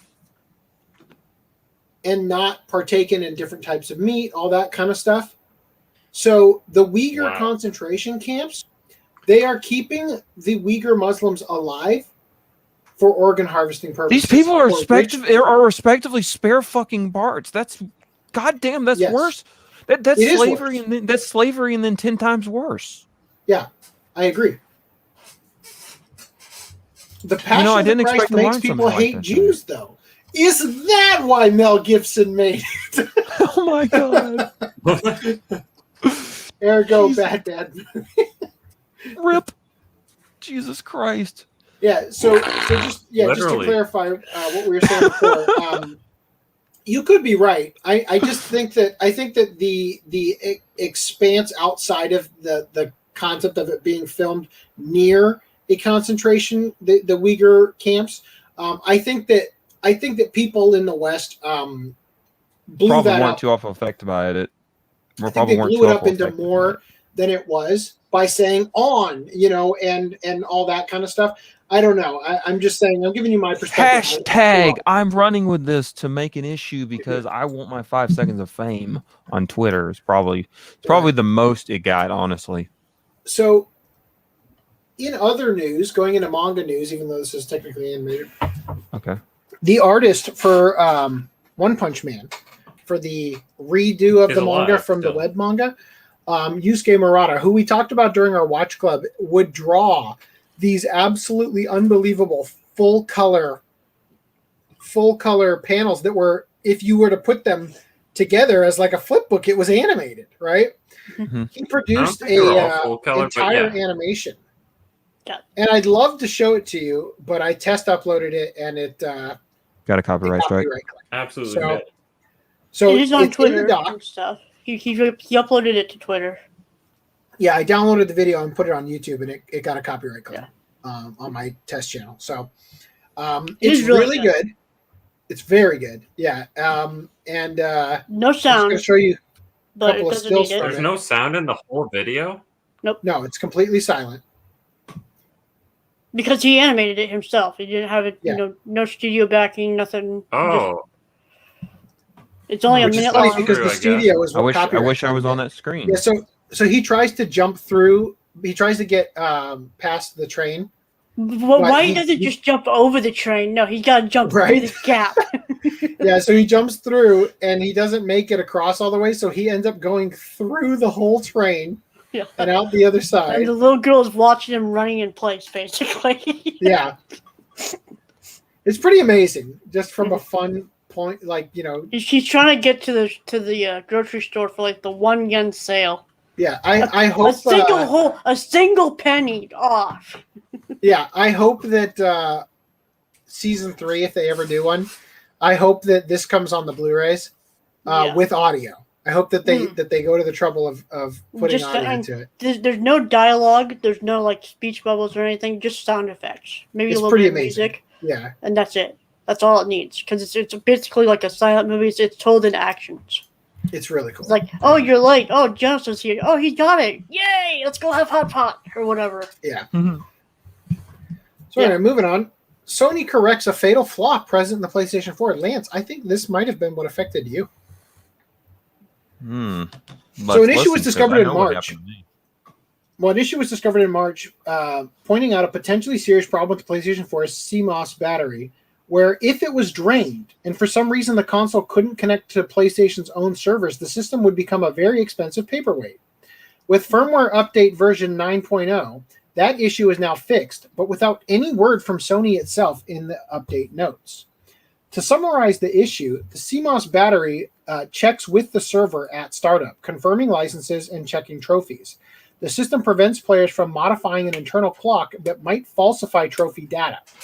If the CMOS battery fails and the system can't connect online, digital and physical games won't play. This would Okay. impact not only offline players, but should the PlayStation 4 game store be shut down, it would prove an immeasurable loss for gaming. Thankfully, Sony fixed this impending issue, even if they never officially recognized the issue or mentioned that they fixed it. So there's a video here if you want to see a more in-depth rundown on it, but it's interesting to see. Yeah, that- it would be very cute if that was what happened to me, but I assure you it wasn't. Mine was a bug from You a said game yours called was like you from a couldn't even game. find the content and stuff, right? Say what? You said you couldn't even find the digital content Oh available. no, to I couldn't. download and stuff, The PlayStation 4 became inoperable. Oh, It just bricked. while using it, it lagged to a halt, crashed, and then became Correct. inoperable due to a system-breaking bug in a certain game. Be careful with. All I'm going to say is this to keep down paranoia. Be careful with free games from PlayStation. They don't exactly check them. That's all I They're They're not say. free for a FDA. reason. Are you saying they're not FDA approved? Effectively, yeah. They've got. So, one of them at least has COVID in it. I know 3 people now who've had this same game destroy their system because they're like, "Oh, it's free on PlayStation Plus. Cool, I'm gonna grab it and download it." I probably don't need to say this, but just for the sake of us talking hyperbolically about things, YouTube has changed their policy referring to discussion of the COVID vaccine. So even if we're making a joke about it, probably better for us to just not bring it up at all. Like even in a joking way about, like the PlayStation 4 got one kind of thing, right? I know that's not what you were doing, but I'm just preempting it by letting everybody know that YouTube has decided to take a real hard-nosed stance on this, almost certainly to block Project Veritas videos from coming out, in order to curb dissent. But what about all those videos like pushing people to do all this crap concerning all that? So they're not. Are they going to discriminate and only have the people who want to talk one side about it? It works. It's called the rules for thee simpers. and not for fucking me. Right, yeah. I mean, yeah, that is what it is. Yeah. Anyway, let's not talk about it. Moving right on before we actually get yeeted mid podcast. Yeah. Let's do the thing. Lishonsky says people in the West are making their own concentration camps. So what's the big deal? Not only concentration camps. I will advise you to look into the mass coffins from 2009-ish. Look into the fucking thing I sent you, Brad, on thing? Discord, where the kids were in those fucking vaults, effectively locked in cages. Because, people don't fucking care about real kids. Yep. This reminds me that I haven't set up my PlayStation 4 since I moved over 4 years ago. Wow, dude. Wow, nice. I also haven't set one up yet. Fun fact, back in the day when I was still communicating semi-regularly with Mudan, I can't remember what we talked about, but it involved game consoles or whatever. And I said, and he's like, yeah, blah, blah, I don't even have a console or whatever. And I'm like, dude, you literally have a PS4 in the background of your video. And it's like, oh, I guess I do have a PS4 or something like that. So, do you want to talk about this, Foodnum? Oh, yeah. So someone made a video talking about how, like, in these new trailers for, like, Arceus and the remakes, like things look better than the reveal trailers and stuff, but it ultimately still looks like it's going to be the same like issues I had with it. I mean, they're like there's shaders and everything now, and it doesn't look. Basically, they're saying, oh, it looks like it has higher production value than before, but their higher production value is still lower than like a Mario game and all this other crap that Nintendo puts out, in my opinion. But specifically stuff like I hate the Diamond Pearl remakes because it's the laziest remake they could have done. They didn't even make them full-size characters. You want that full immersion, and then the battles to be like more cinematically animated, kind of like what is it, Battle Revolution and Coliseum. Coliseum. It just looks like the standard DS, the standard DS Game Boy Advance, like still whatever. It probably doesn't even have animations that are updated because they downgrade the animations with like Sword and Shield. They're like way worse than previous generations, and like obviously this doesn't have the national dex. I'm just calling it right now. And Pokemon Legends Arceus, it's like great. So it's going to be another thing that doesn't have a national dex, but they're like, oh, it's an action RPG, and it's a really neat perspective, like because it looks like you're playing essentially Dark Souls with Pokemon, but the problem is the gameplay looks so stupid. You just have a Pokeball that you throw at them. It's like, how is that gameplay? Why does this look fun? Because it's different. they move 1 inch in a different direction, and people are like, "This is exactly what I'm talking about." With Apple, will do something like, "Oh, we brought back the headphone jack," and people will sing praises to Apple. But it's like, dude, that should have been there from the beginning, and we're giving you credit for it. You know, that's what I'm saying. Yeah, thank you for all I'm cucking saying us. is- We'll be so happy when you take it away because stick with carrot and So stick. when they add the national decks back, people are going to be like, "Yes, praise Satan. This is all we ever wanted and wished for. Game Freak revolution." It's like, no, Game Freak has been so behind on innovation their entire lifespan. And the moment they make one game that isn't the same formula, they get these high praises. Come on. Dude, like, don't take me wrong, but Okay, they so really yeah, haven't done anything special with the Pokemon series outside of Coliseum and Stadium and those ones since the first fucking games came out. Like, I've been keeping up with this Basically. Diamond and Pearl re-release because it's like I love the old school Pokemon games, and then you've got they're all well, there are people who are all excited about the new like Diamond and Pearl, but the thing is like. There's nothing gonna be new about this. It's literally gonna be more than likely Let's Go Pikachu and Eevee or whatever the last two that were The released character was. designs, the Sword chibi and character Shield? designs look Sword and Shield, so thank you. bad. Yeah, I mean it's Like, just it's not CG even- garbage. It doesn't even look like Nendroid. Oh my type god, are chibi. those It the new looks like this- Pokemon? No, Why what? do I look? Are you Are on those crack? Pokemon? Why does it? Hold on. Why all I can think is I'm looking up cheap ass teddy bears. Animals? Like go and go You to got Skunky, you got go to your Dollar Weasel, General, you and these got don't even look like Pokemon. Skitty, or whatever it's called. They're not even recognizable to anyway, me, and I'm zoomed way in. But anyway, freaking like the chibis don't look like a Nendroid style, like the typical solid looking Pokemon, yeah. chibi design. These look like really mushy, weird, cartoony, super deformed characters. But yeah, that's all I really have to say about it. Okay. Okay. All right. Let me. I wonder how Nurse Joy and Officer Jane looks in them, if they've been in there. So I'm just gonna say I realized that this should have been talked about before the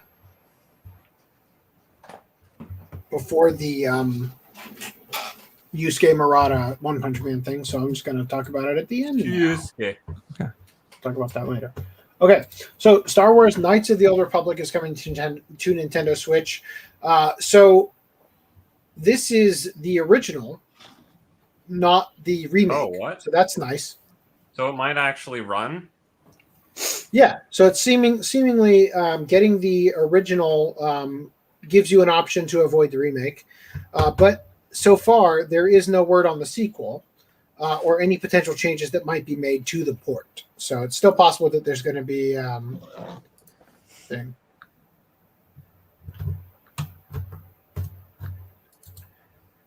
Also, rumored Resident Evil 3 Nemesis Edition supposedly has new areas, enemies, and cutscenes. So there's a rumor floating around the internet suggesting that Capcom is intending to release an upgraded version of the Resident Evil 3 remake called Resident Evil 3 Nemesis Edition, which will come with new areas, enemies, and cutscenes. Wow, all those things I just read in the headline. But at the cost of a full-priced game, sure to have some feeling less than enthusiastic considering the faithlessness of the first game, should this rumor even be true.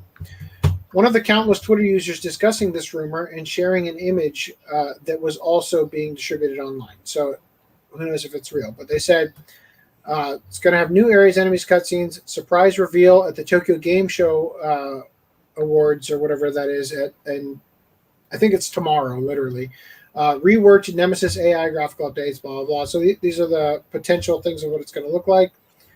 It says it's going to have new weapons, resistance mode revamped with new features and game modes, minor graphics update for next gen and addition of ray tracing features, FSR and DLSS 2.0 on PC, which is fidelity effects, super resolution, and deep learning super sampling.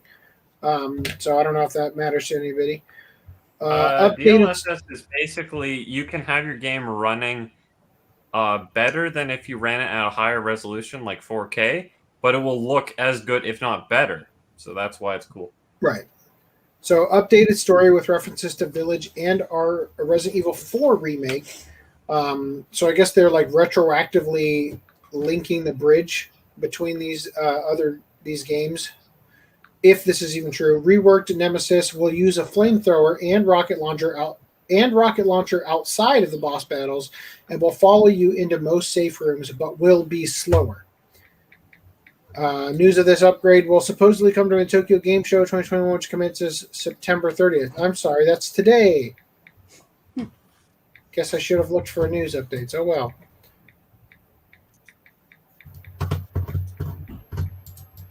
Yes, the original Knights of the Old Republic is getting a Nintendo Switch release.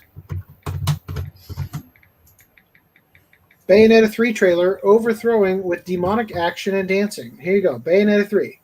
Nice. Looks kind of weird. I don't know. I think so. Oh wait, we have that article, right? What article? The article. The Bayonetta one where the creator says something about to the fans like, Yes. screw Yeah. y'all for Okay. insert thing here that we'll get to. Actually, that's not what he says. We'll get to that in a second. So Well, I it never is played not Bayonetta, verbatim. but what I learned from the last week is that, and I did learn this part from you guys earlier, that her hair, her clothing is literally her hair. It is her hair, yes. So when she uses big attacks where she summons things, it takes power away from that which is powering her clothes, so she gets progressively more and more Hairy. skimpy, No. depending on how Yeah. much power she's using. Brad, Including think about to the this. point where she's basically naked and the only thing covering her is a strand of hair. Now, think about this for a second. Her short-haired form, she has the one look with the long hair and the other with like the We don't. the short one. Well, imagine this. It's her hair from her head, effectively. Where's the hair coming from for her suit then? from her butt. So Hideki Kamiya on Bayonetta losing her clothes. Do not underestimate me. Oh God. So fans marveling at the trailer for Bayonetta 3 were quick to notice something amiss. Bayonetta's outfit wasn't disappearing during her hair-based attacks, prompting fans to ask executive director Hideki Kamiya if the game was perhaps censored itself in attempts to appeal to the global masses. Though the revered man gave a somewhat reassuring response. Do not underestimate me. Is her name Cereza? Who the fuck is Bayonetta then? I don't know. Gonna get naked in the third game, right? So that's the question. He says, "Do not underestimate me." That's the quote that Sankaku Complex went with. Sword News 24. Bayonetta creator tells dumbass fan to expect the character to get naked in video game sequel. So they said, since Bayonetta's clothes are magically made out of her hair, when she uses it instead to summon infernal demons, you could catch a glimpse of her naked inside the summoning circle, which was a selling point. Kamiya-san, is it okay for us to have our hopes up this time too? To which the famously outspoken Kami replied, "The answer is obvious, you dumbass. Yes, look forward to it. Ain't like I'm gonna start acting like a good little boy all of a sudden." Hell yeah. So there you go. I'm so proud of this guy. Mad respect. Can we I don't just know- I give a don't know why moment of this- respect Isn't for this this the guy? creator who isn't this the creator who actually like encouraged people to make like nude fan art of his characters? Could have been. I mean, the one that was smart enough to realize that sex Okay, sells, this as is one the of our original one other that- podcasts would have said Okay, gotcha. over and over Sorry. again. Sorry, say that Okay. again, Lance. He was quote tweeting. Oh, I just as I believe one of our other podcast hosts who is not here right now has said over and over again, sex sells, and this guy knows it. Yes. All right. Sex sells so much that you can even sell it to the same sex. Oh, Yes, there's my segue. Western release of Rune Factory 5 will have same-sex marriage. So That's fine, I I guess. As don't care. all real I quick, can I say is wanna that address- Rune Actually Factory pretty 5 I've been looking forward to. I mean, gonna- why is that I'm gonna even address these. a selling point? I mean, Because don't in take me the wrong. previous In games most you games, you couldn't, can That's argue. why. So Christopher Well- Barger says, so YouTube is cracking down on COVID-19 misinformation content. No. They are cracking down on dissenting information, not misinformation, dissenting information. Legendary Anime JP Fan 2 says, I heard Resident Evil 4 could get a remake.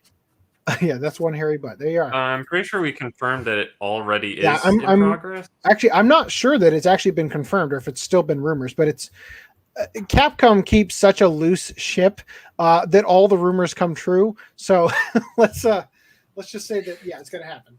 All right. So the official blog of XC Games announced the Western version of Rune Factory 5 will have same-sex marriages, something that wasn't in the original Japanese version will eventually be added through a patch, and certain to have many wondering if the developer has bothered to fix any of the innumerable bugs in the game before producing such new content. Yeah, I don't really want to read this. It's pretty self-explanatory. Well, we just lost Lance. But it's kind of alarming the amount of detail that they went into on how they did the localization to include it by having like a flag for gender, and it's really weird. It's because of the fact that Japan doesn't have gendered language mostly in terms of pronouns and shit.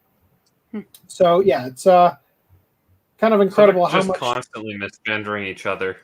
Well, it's kind of incredible how much they went to trouble of explaining the system that they developed, and like it was this huge thing, but then they go out of their way to say, let me repeat, having this in there did not delay the release of the game, right? Like it's just kind of weird. But once again, okay. I actually don't give a shit. Giving people the option to bang any or marry or whatever it is, any of the characters in the game is, I don't care. Now, the one thing that they have that's kind of interesting about this that I thought, though, was that in the original game, the Japanese one, which again is getting a patch to have the same-sex marriage option in the Japanese version once they're finished with it. In the original game, apparently your characters get married, and then there's the having a kid segment. Well, in the gay marriages, that can't work. So they decided to include like new cutscenes where a kid just happens to get like dropped on your lap, so to speak. Where you basically take in a stray or something. Like, what the fuck? Yeah. So they couldn't just make like a crayon drawing of an orphanage or something. I don't know. I just thought it was funny that that they decided, well, let's not make it so that we betray the laws of science here. You don't want to get married as a lesbian and all of a sudden your wife is knocked up and you're like, well, how did this happen?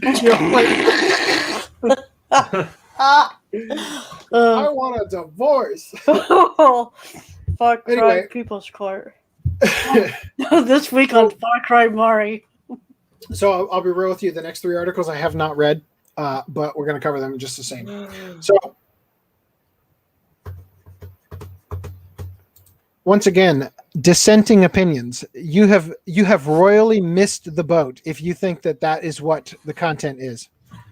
World of Warcraft. Or another way to put it is just information or anything that goes against the mainstream narrative, which is poke, dissenting poke, opinions. Get the poke. Yeah, and again, I'll just remind you, FDM, that they did change their policy, so we're going to avoid even discussing it for non-website exclusive content that probably won't come out for a while. World of Warcraft changes blacklist to blocklist and censors more pointless things. So Blizzard is implementing yet more censorious changes in World of Warcraft, thinking such alterations will somehow stop employees from committing sexual harassment. This time, you know what would stop employees from committing sexual harassment? Is if you made the whole game like this, because then they'd be able to, release themselves to the game they're working on. But now you're getting rid of their only... They'd be relieving themselves instead of working on the game. Well, what if you didn't hire women? I mean, I'm sure that would go well. So you've got 2 options here. You can hire exclusively straight men, or you can hire the kind of people that make games suck over time because they're so sensitive. Those are our options. Unfortunately, they've gone with the unprofitable option here. Anyway, so this time with developers changing the word blacklisted in the game to blocklisted, and certain to have some wondering if Blizzard are merely trying to target solely the Chinese audience. I don't know why. The Chinese hate black people. A Reddit user alleged that the World of Warcraft developers changed the code in-game to replace the word blacklisted with blocklisted, a change that wouldn't even be seen while playing and ultimately proving to be pointless. The developers, it's like they're just trying to get ahead of their impending racism lawsuit as well. Like, the developers also recently altered the names of a Mists of Pandaria expansion raid boss and mount in the game in the 9.1.5 PTR build, certain to have many confused as to what exactly was offensive. Twin Consorts encounter is now Twin Empyreans. Okay. Is it because a consort is like, that's not like a prostitute, right? It couldn't be. I don't know. Big Love Rocket is now the X-45 Heartbreaker. A line was added to the patch notes indicating the reasoning for the censorship. It also has updates to improve the game environment for our community, including additional changes to some content to better reflect our shared values, better visibility into the impact of your in-game reports of harassment, and more serious penalties for people engaged in disruptive behavior. Well, you know what? Oh, but you won't do it to your own employees. If somebody's disruptive behavior gets them banned from playing the game, I don't think that's a penalty. I think you've just given them the greatest gift ever, from the sounds of it. So this comes after Blizzard recently changed a few paintings for being too sexy. And these new alterations will likely not be the last in the developers' censorship crusade, which is surely making the game more unplayable than it already is. In other Blizzard news, Blizzard addresses Amazon's masculine look in Diablo 2 Resurrected. So this is a remake of Diablo 2, right? So hot on the heels of a lawsuit, on top of numerous allegations of sexual harassment and discrimination, Activision Blizzard has taken steps to, quote, do better, such as changing McCree's totally offensive name. That's where that sentence ends. To do better, such as changing McCree's totally offensive name. The Amazon and Sorceress from the Diablo 2 remaster has naturally gotten swept up in the calamity as well. I think they mean have naturally gotten swept up. Thank you. And Blizzard has finally addressed why the Amazon was designed to be more masculine looking. An old trailer showcasing the Amazon's new appearance in the remaster, which you guys can watch. In response to criticism over what some people are calling a male Amazon, design director Rob Gallier, there he is, he's back. Design director Rob Gallerani explained how he wanted the characters to not look like people who, quote, rolled out of a nightclub. I mean, maybe the bouncer. A lot of those points of view weigh very heavily on us, Gallerani says, though he says her revamp for the new game was primarily due to an effort to make all the characters look like warriors who battled hell demons rather than people who rolled out of a nightclub. Again, autistically trying to stick to realism, where... Are you trying to say that women who come out of a nightclub are incapable of killing demons? Well, see, the thing about Amazons is that they aren't real. They're inherently able to murder people. I have a comment before we get too far from it about the whole the previous game. Would it be okay if I made that real quick? Go for it. Well, in talking about like the whole like same sex thing and them being able to marry and everything and then have a kid. Well, it's fiction, so why the fuck not? Is all I'm trying to say. Is like it's just a fit. I'm not saying anyone here. I understand exactly where Brad's point comes from because goddamn, that's a good one to make. But the thing is like it's fiction, so I mean, why not? You know, like let fiction and video games be fiction and video games. But your logic is so fucking sound. That's like saying, well, we had to change the male orc because he wasn't sexy enough. Schlong didn't why? Dip Schlong didn't dip below the loincloth. I mean, I'm not cool. I'm not cool with like having to change original stuff to fit in new narratives, regardless of who it's for. But Agreed. Like the whole like the new game, like having the same-sex marriage thing, and them having a kid and all this shit and all this other thing. I'm just like, it's just a game. Let it do what it do. No worries. But yeah, that's all. Just that's my thoughts in a nutshell. Please continue. So, these drastic changes to the character designs also led to the Amazon's butt and the sorceress's underboob being covered up. Images I wish I should have previously loaded in here. Perhaps they should have stuck to the original character designs, as their potential buying customer, as their potential paying customers are unhappy with the changes. Thank you.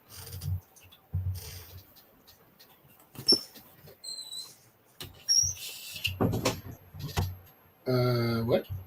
After that moment of silence.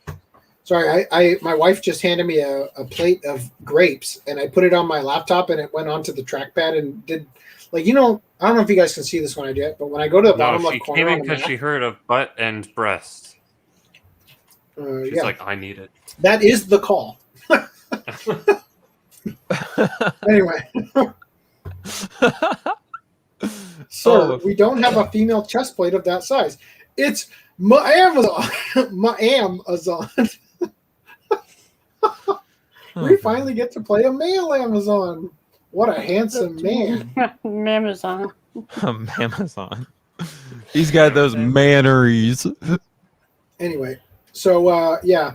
Now, Diablo 2 developers urge potential customers to do what they feel is right. Not buy the game? I made it probably feels right to do that. Oh God. Well, so what are they wanting? What? So okay, when people say this, sorceress? hold on. When people say that they urge you to do what they feel is right, they're always pushing you towards their narrative. What is their narrative? No, I think what's happening here is that they know I'm this okay is with bullshit. this at this point.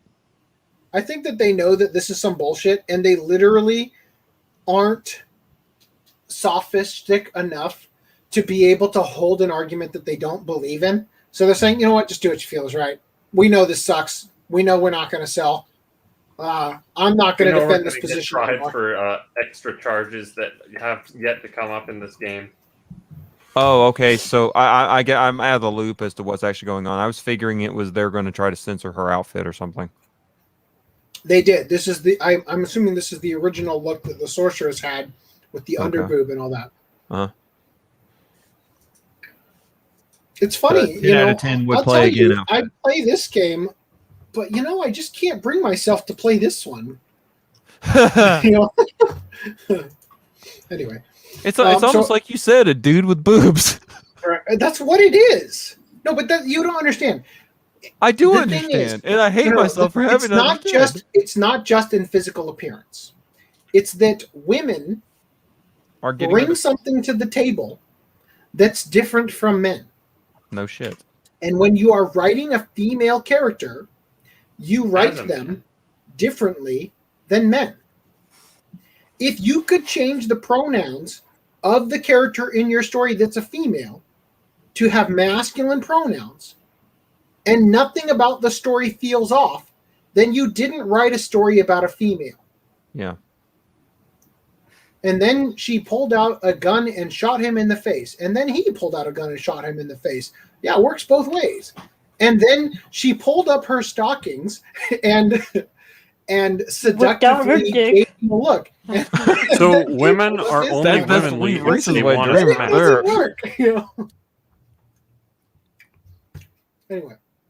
You're saying they're only womanly if they want to smash? Is that what makes them womanly? I'm just using an example that would be extra weird. Yeah, what he's using is the today's modern day get rid of femininity to the femme fatale, which we all love from Faye from Cowboy Bebop, and got sad. Continue. But it's not just that. Look, if you were to take the character of like a coach from a movie, right? If you are going to have sit in it and they go from one place to the other pulled by horses. Oh, you meant that kind of coach. Never mind. No, if you had a female coach, she might be more would you still want to ride in it? In her she may be more sympathetic to the players in the sport that she's the coach for, right? Maybe. And lead them first with sympathy, empathy, understanding, and then to a motivating factor. Whereas if a man is the coach, I mean, he's going to give a very different speech. Well, You see, know? that right there doesn't do a very good job at discriminating the fact between male and female, because of the fact that that's from a coach's perspective. A professional coach, regardless of gender, is going to understand how in the sport people need to act and behave.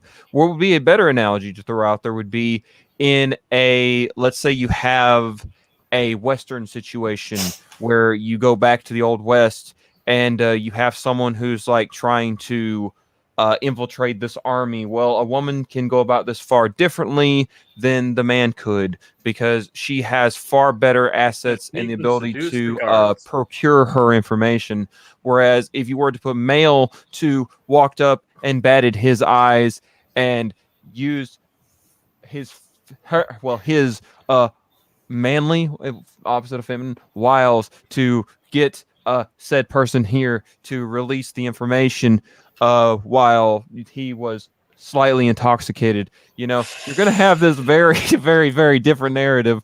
But all I'm trying to say is that, yes, women bring a very different table generally to the thing. But as far as the coach, I highly disagree in that analogy, because a actual coach isn't going to be that much of a fuck up. But now then this is the world we live in. So what I'm trying to say is that I think that I think that in most situations, you know the term to a hammer, everything looks like a nail. No, have you heard that term? But I follow it. Continue. You get what I mean? So like, yeah. or rather, if the only tool in your arsenal is a hammer, then every problem looks like a nail. You handle them all the same way. Yeah. Now, so if you only have the hammer in your arsenal, the hammer, you're gonna have both your men and women written the same. Well, what I'm saying is that the hammer and sickle. Both with dick. What I'm saying though is that in a blockbuster action movie, not a Fuda. I swear it's not. Don't do this to me. In a blockbuster action movie, okay, when your character is male, okay, they're going to use aggression or violence or strength to overcome and overpower the stereotypical brain dead guy reaction. Right. Now, a woman has more tools in her arsenal, typically, and because they do not have natural strength or bravery in the same regard, to men in general, they are going to be more cunning, and the solution to the same problem will be handled differently. But in most modern movies, it isn't handled differently. It is literally guns blazing. Faye kicks down the door and rapes everybody with, and then shoots everybody else. Right?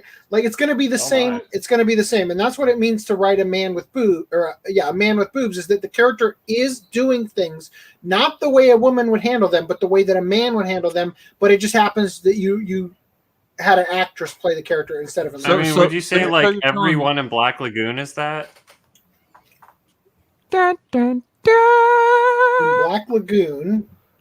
I mean, don't take me wrong. That Revy, could Revy be replaced with Rock? Revy cannot be replaced with Rock. Considering she'd put a dress on him and take him out for a night of dancing. If you were to replace Revy and Rock, switch them, then that story would work with a female salary man or whatever and a male version of Revy. I do think that Revy does fall into the very man with boobs trope to a degree, but not in the same way. But that ass says otherwise. Well, because she does have vulnerabilities and backstory that makes her the way she is because she is a woman. Mm-hmm. So I would say that Revy is not. She is not written as a female would be normally an androgynous female. But I think that's the word. Well, I'm just gonna say she's not a typical female for sure, and she does fall into the same issues. But there is some what do you Just call look it? at Roberta. What do you Just call look it? at Roberta. She Same. turned right tail and was like, okay. Well, actually, no. Flipped her head, flipped the Not- coin and was like, all right, my strength's not working. Now time to seduce this dumbass. Roberta had a And, single Yeah, moment where I she would say that- exercised her female. So Roberta as well is basically the Terminator, as they call her, right? And so she also falls into the trope. But what's going on with that Roberta one is moment that when she's she's like, disarming. I'm gonna smash. Well, she's disarming because she is Incredibly timid looking. cunning. Yeah. She Not really, I would say that honestly. when nobody She did a expects singular her, cunning thing. right? Because she is that femme fatale, right? I would Fair say Roberta falls closer to the femme fatale than Revy does, Yeah, no right? shit. Because to Revy, every problem is a nail, Yeah. right? So She whips out her dick, aka her gun, and yeah, well, anime certainly isn't immune to the problem, you know. oh yeah, no kidding. But when it comes to modern media from the West,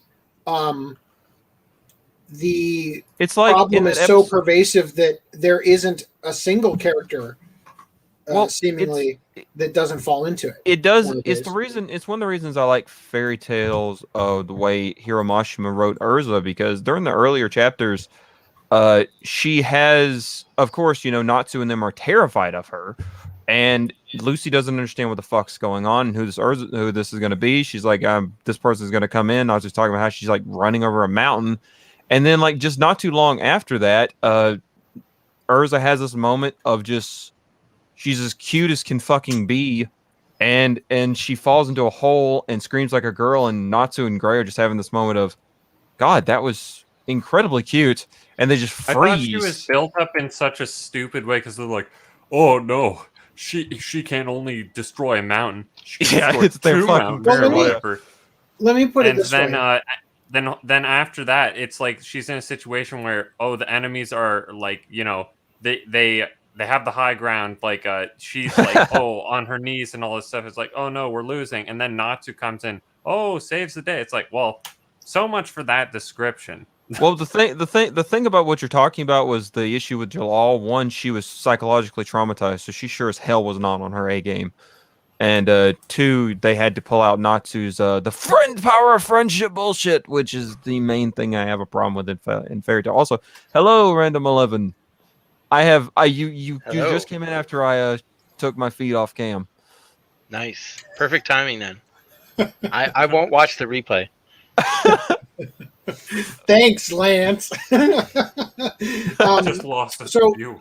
But think My about duck. Bulma. Platypus feet. Think about Bulma for a minute in Dragon Ball. Uh-huh. She doesn't handle situations like a man, right?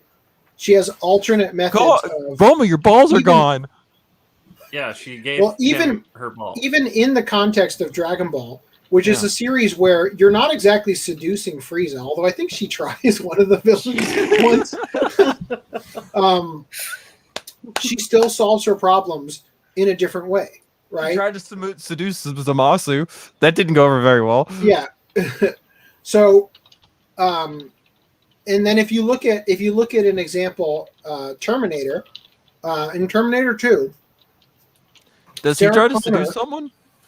Sarah Connor might look on the surface like the typical man with boobs character, right? Uh-huh. Because she's like a woman, a tough woman with a gun, right? Many guns. But in the movie, she still reacts to the situation she's in as a woman. She is distraught over protecting her son, right? She can't even bring herself to kill Miles Dyson because he has a family, right? And in that situation, if freaking Kyle Rhys was there, he'd have killed him already. You know what I mean? So these are examples of writing characters that make decisions and behave differently because they have more tools or more factors going into them than the hammer, right? Yeah. Now, back to what is it? Diablo. Yeah, look at that crotch. Yeah. How about It's the a rest dude, of by the way. Is it? Which one? No, no, I was just trying to ruin Random's day. Hold on. I don't know. It Yep, that is a That- dude. doesn't look like a dude to me. Ouch. I- Okay. So he took part in an interview and touched upon whether or not fans of Diablo should purchase the first game Activision Blizzard has released since California filed an anti-discrimination suit against the company, telling people that they should do what they feel is right. During the interview with Axios that also discussed the masculine Amazon, the developers have said that they understand Diablo fans might have mixed feelings about continuing to support Activision Blizzard in light of the recent lawsuit. Jesus, I called this so wrong. Yeah, he's white knighting hardcore, just saying like, well, yeah, I totally understand that we're a bunch of rapists over here, so if you can't support us, it's probably for the best, you know. Cool with me. What a read. Mm-hmm. He's literally throwing the company he works for under the bus Under the for bus. white knight points right now. Like, Sell out. Loser. I've made my comment. I mean, I it's don't better than change. simping for the company of rapists. Wait, hold on. Let me pause for a second. What am I missing with this whole rapist thing? Because that's usually y'all's joke. They basically executives and people in Blizzard were outed as basically Weinsteins. So yeah. So they were sexually assaulting people? Like Yeah. I don't think it even went that far. From what I remember, and I'm coming at this from largely just an outsider reading Sankaku Complex articles, I think I remember that the complaint that the women had was that the men at the gaming company spend their time playing games, and I think crude jokes are made within earshot of women or something like that. I think one specific woman in the company slept with one of the guys like a Christmas party, and photos got leaked around the office. I think that was, if I recall, and I might be wrong. If anybody in the audience has more details, feel free to correct the record here. But if I recall, that was like what I read as the furthest extent of the issue. Law. If I Yeah, so- understand correctly, that woman that had the photos leak also, I think, ended it for herself Oh. after that happened. Oh, so wait, she commit- KMS? She Yeah, Minecrafted? I believe guess. so. There was also something about cubicle crawl, which I believe was just meaning like a pub crawl, but with cubicles. So they would go to cubicle Can standing. somebody explain to me the concept of a pub crawl? I would love to know that myself because I don't. Get a drink at bar 1, move to bar 2, get a drink, move to bar 3. Oh, okay, get a okay, drink, bar move to bar hopping. 4, get a That's my drink. understanding. Bar It's a hopping. So change the of concept of it being scene. called a crawl. It's a constant scenery change among a group of friends. Right. Yeah, basically so bar the concept hopping. of it being a crawl is that by the time you get to the end of the block, you're You're on your crawling because knees. you've had so many drinks. Right. Okay. Have you seen the suppose. movie World's End? I I still. have, and I that is what I thought the concept was. I just wanted to double check Right. because I didn't understand how that applied to a cubicle unless you're banging each chick in each cubicle. Yeah, That that's might be kind of that might mind be went. what they mean. I Yeah. can see that I'll- being worse. I'll When I tell first you- heard it, I always thought they meant like, I thought people were getting upset because they thought people were like literally crawling along the floor.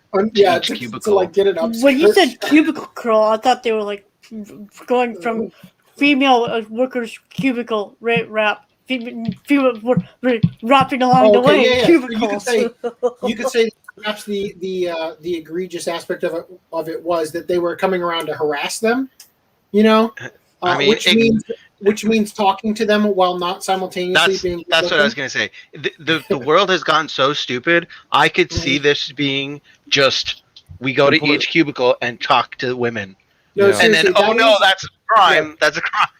look, no, Can't I am talk Hey, to dead bro, us. you so serious. fine, and then In all of a this sudden, here's industry, fine. I'm dead serious about this. In this industry, I went to school. I mean, granted, it was in California, where people are about 2 points higher on attractiveness across the board mostly. But at the school I went to, there were a lot of moderately to very attractive women. There were a few very unattractive women. There were a lot of moderately and very unattractive men. There were a few attractive men. So I'm guessing you're including yourself in that last part. The thing that I know right where you're going with this, and people like slept up the ladder and everything to get what they wanted. That happens all the time. Sleeping up the ladder. It's about the fact that this has been obvious and known throughout the history of mankind. That what is harassment for guy A and what is harassment for guy B changes depending on the attractiveness, how attractive they are to the female that they're interacting with. Yeah, right? that's true. But here's the thing.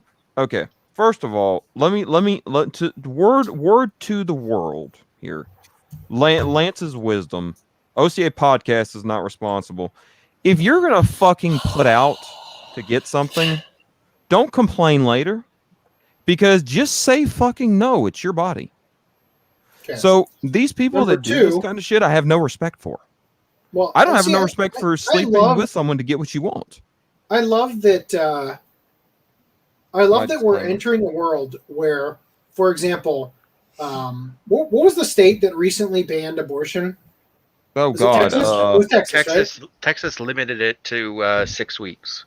Right, and without going into all the details, everybody gets wrong about all the things they say. This is disgusting because it's not this. It's like, well, actually, the statute does say that, all those things. But without going into that, my favorite thing about the world that I live in right now is that we've come so far full circle that Texas limits abortion, and the response of proponents of abortion is, well, fine then, no sex. Take that, religious right. And it's like, wow. What a serious blow to the religious right, who has been for abstinence and all that. Like, it amazes me. It amazes. Oh my God! I have to say this. It amazes me that the religious, I'm doing quotes now, people claim that they're not for sex, but it's all they fucking think about. Well, as someone who grew up in church, it's also the ugly feminists that are saying no sex. So yes. It's like, are you really getting any? Right. Is this affecting anyone? Like, no more sex, left hand. Right. So what I'm trying to say here, though, is that Lance, you make a good argument. Don't sleep with someone and then blow up later because you didn't get the career boost you were hoping for. You didn't get the promotion. On the opposite end, stop sleeping with women in the workplace.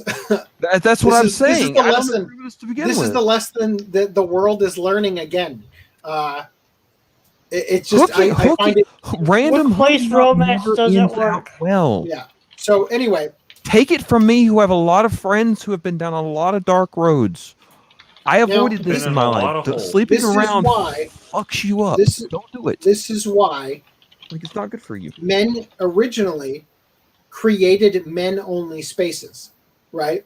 The lodge, like the country clubs, different places where men went to be alone with other men rather than bringing women into the mix. That's why a lot of workplaces hired men, and now that we are breaking that barrier down, we're seeing the potential problems that come from it, right?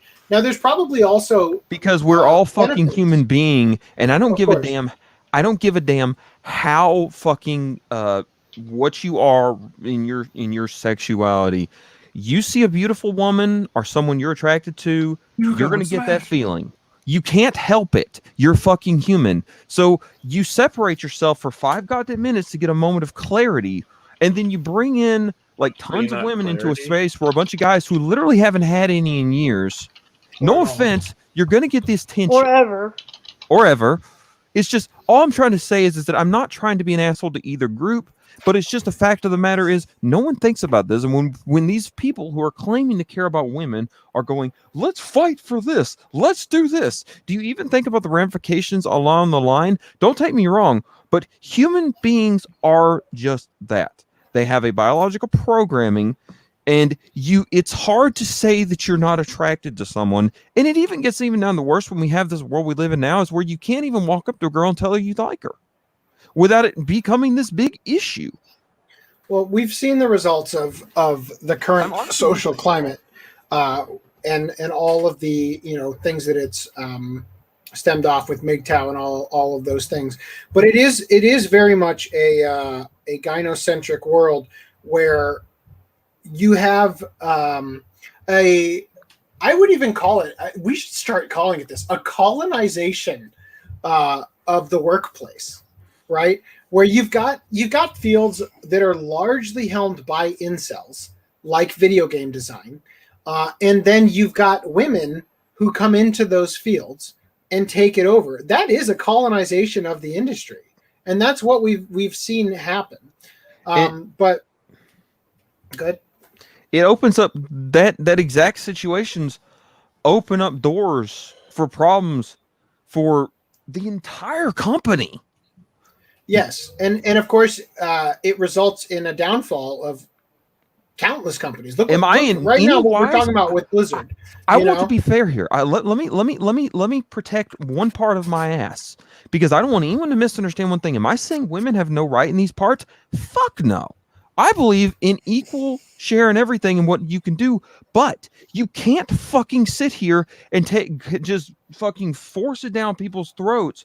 Because don't take me wrong, how would women like it if all of a sudden you have the lingerie and fucking all these different parts of the malls and everything that were women basically only, where a lot of guys, when I was a kid, weren't like, hey, Gav, you're a guy, you don't go over there because, this is the maternity area and everything. Yeah, you're going to get this. How would you like if guys start just busting the door and say, fuck you, we'll go where we want to because of this is discrimination? I think that's already happening. It's just it is happening, but it's those guys are claiming to be women. But I'm saying I think I've got a. We have a clip. I think we've got it. It gets worse, guys. There you go. You were saying? I can't. I looked up and That I one- lost what little vision I had. That one I think is. Just saying. That right there. This one Random you think 11 is wants what? to see his feet. The question earlier that Lance was saying about the crotch woman, I think this one is. Okay. Yes. I think in testing that one comes out positive, bro. By the way, since you weren't here, Random 11, here's his anime counterpart. Oh, really? Yes. Oh, okay, that makes more sense at least. At least it's for a show. God damn. You think that doesn't exist in real life? Why else do I have it in the I repertoire? don't know. I've come in hot, okay? No context. So yeah, Random 11, you've walked in on things before, but never anything. Random 11 has come in hot. Damn, I'm killing myself right now for not having that Trump clip. Right. Whatever floats your boat, Random 11. all that. You do you, All right. buddy. So anyway, let's address. Do you like it of just women or men too? Oh my just God. asking for a friend. Addressing. At the engineering college that Lishansky went to, most men were nerdy as fuck. 70% were hotter taken. Okay. I think he means women. Of the men were hotter taken? Oh my God! Wow. An actual situation to where they're actually. I think he meant women because he goes on to say 70% were stuck up queens. Yeah. I think he meant most women were nerdy as fuck. Oh no! Wait. No. Most men were nerdy men. as fuck. 70% of women were hot or taken. 30% nerdy and would rather avoid. The 70% were also stuck up queens. Stuck up queens. Yeah. Yeah. Being Catholic, we are very much for sex. Most families in my parish have at least 3 kids. Many have 5+. All right then. That's not being for sex. That's being for procreation. That's 4 bigger No, families. he's addressing your comment where you said religious people are so against sex, but it's I didn't all say they they were. He's understanding what I'm saying. I'm guessing because you were. I'm saying that's contradictory. Why America have tons of issues? Korean and Japan companies don't have issues because we let social justice, we let the vocal minority dictate the rules for the rest of us, Where is Drexel? I mean, I sent him an invite, but I think he was busy. What was that thing in the course? That's Gren. Yeah, because I was referring to the gynocentric nature of America. Oh. Gren from Bebop, LOL. Okay, all right. Middle Eastern Muslim law say women have no right about politics, work, dress, driving, and religion. At least America don't have that issue. Middle Eastern ban Pokemon, Digimon, and tons of anime and games. Yes. So look, and they're starting to tell us how to live, and our politicians are buying into it. The reason that America has issues is because we're a country of two types of people: authoritarians and libertarians. That's it. Doesn't matter if you're left or right. If you're authoritarian, you want to control other people. You believe that you can set the country right if you're in charge.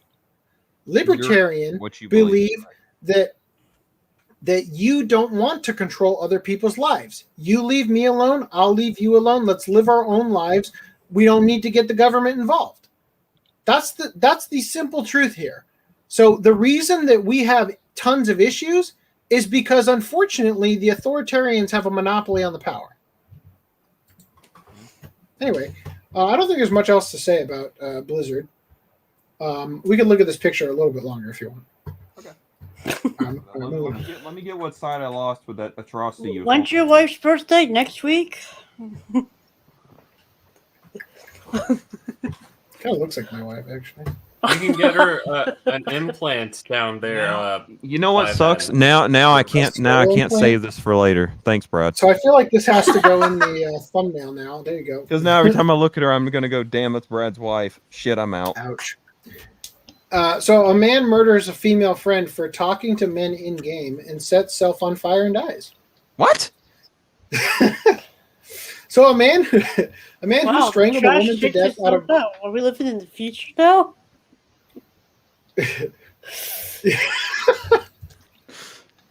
So a man who strangled a woman to death out of jealousy of her speaking with other men in an online game had charges filed against him by police, though it was later discovered the man had already killed himself after the incident by setting himself on fire. The 33-year-old suspect lived in Osaka Prefecture, and his occupation... What was that about Japan not having issues? The 33-year-old suspect lived in Osaka Prefecture, and his occupation is not known. There, he made his burning passion come to life. Yep. There, he built a friendship with a 35-year-old woman through an online game. But this relationship would soon come to a close after he strangled her to death with a towel, then set himself on fire. I hope they find bodily fluids on that towel. The woman lived nearby the criminal's abode, allowing him to easily carry out this murder. And after he killed the poor woman, he allegedly set his own home on fire, which eventually led to his death. Police filed charges against the man on September 22nd, but he had already been dead at that point. The entrance to the room where this took place was locked, and police found evidence that the suspect had used the towel, which is believed to be the weapon. Police noted the male perpetrator had come to know the woman through an online game, but grew envious after she began interacting with other men on it, possibly serving as motivation for his murderous actions. Well, you're never going to be safe playing games, women. Might as well not do it. All right. So unless anybody has anything else they want to say about that, let's read about China banning Ultraman Tiga. Is it Tiga or Tiga? I've been waiting for this. I thought that said Tenga. Me too. Dude, thank you. I was going to say the same fucking thing. When my phone read this, when I was looking at this article, I swore it said Tenga. I was like, well, someone's playing with their dick tonight. Literally every member of the audience. Hold on while yeah, fair enough. While I pull up. Maybe not. I'm going to send something to FDDNM who... I'm sending something to him too because I'm concerned now. Hey, Rhys. Brother, check Discord. Is that a dude or a chick? Because now I don't know. Like, I'm thinking it's chick, but thanks to the world we live in, I'm a little freaked out. I'm like, is it? Is it not? It was from a post on Facebook. On the Jujutsu Kaisen cover? Yes. That's a chick. You can That's see a her chick. boobs. Okay. All right. Cool. Oh, Okay. is that the Oh, one it's a that good we talked giveaway. about? Hello. Case in point, Ultraman. the person from Cowboy Bebop. Yeah. You can't blame me for triple checking at this point. So Ultraman Tiga, one of the most beloved characters in the entirety of the Japanese tokusatsu franchise, is now being banned in China. The National Radio and Television Administration, which is China's broadcasting body, clamped down on its statement of banning cartoons that promote violence, profanity, or sexual content. Well, that's definitely Ultraman Tiga. It amazes me that freaking China says this, but then when it comes to like fucking pirating copyrighted material and everything else, like they will make and sell anything. But goddamn, do they want to ban it in their own country? Because money's all that matters. Oh, every government is interested in moving that over to Mundo to see how much they can control you. Yep. So TV channels must adamantly resist using bad plots. Oh, jeez. China's saving entertainment. And should only air moral cartoons with healthy content and promote truth, goodness, and beauty, according to the Chinese statement. Children are the primary viewers of cartoons. Broadcasting services should set up child-friendly programs for the healthy development of young people. I can't... Oh, there's more. Okay. I was going to say, I can't believe that Ultraman Tiga even got brought into this. So Ultraman Tiga was amongst 21 series that were surveyed due to concerns over their impact on minors' growth. Other shows on the list include cartoons such as Peppa Pig and anime such as Detective Conan. Holy crap. With the removal of... I mean, at least you can understand that. It's pretty violent. Peppa Pig? Peppa Pig is. Yeah, damn it. You're ruining my fun. So sexually explicit. What do I do about these feelings towards this? With the removal of Ultraman Tiga from the various streaming platforms in China, such as Kiwi, well, you know what? They deserve whatever they're getting for just having that as a title. Tencent TV and Yoko, Chinese netizens were upset. The removal of the TV show resulted in Ultraman Tiga ban to trend on Weibo, China's equivalent of Twitter. Many took to social media to express their frustration and concern, worried that their favorite shows and anime might be dealt with the same fate. It's too bad they didn't take it to, Capitol Hill with guns. That's right. It's China. China's crackdown on entertainment isn't just limited to cartoons. Minors were also hit with restrictions on mobile games. On a related note, popular gacha games such as Fate Grand Order and Azure Lane also face censorship, with characters being removed in the Chinese version of the game. Yep, so there you go. I would like to point something out at this moment, if you wouldn't mind. People often claim... Well, I said if you don't mind, then I started rambling. Okay.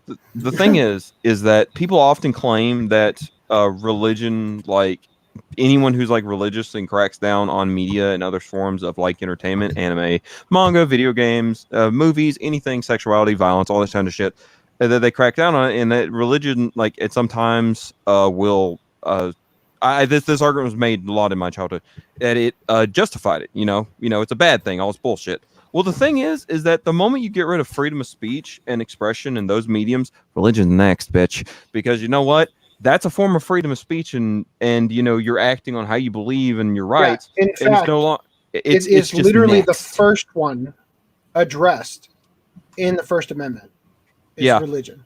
And the thing is like people don't understand, like all you're doing, anyone who claims to have any sort of religious faith or any sort of belief, even being an atheist, believe it or not, because don't take me wrong, when China or whatever takes over and like whatever they believe in, you're gonna believe in it, bitch. The thing is though, what are you if they get rid of your freedom to it? Once Do they it just all rape you into Muslim or whatever?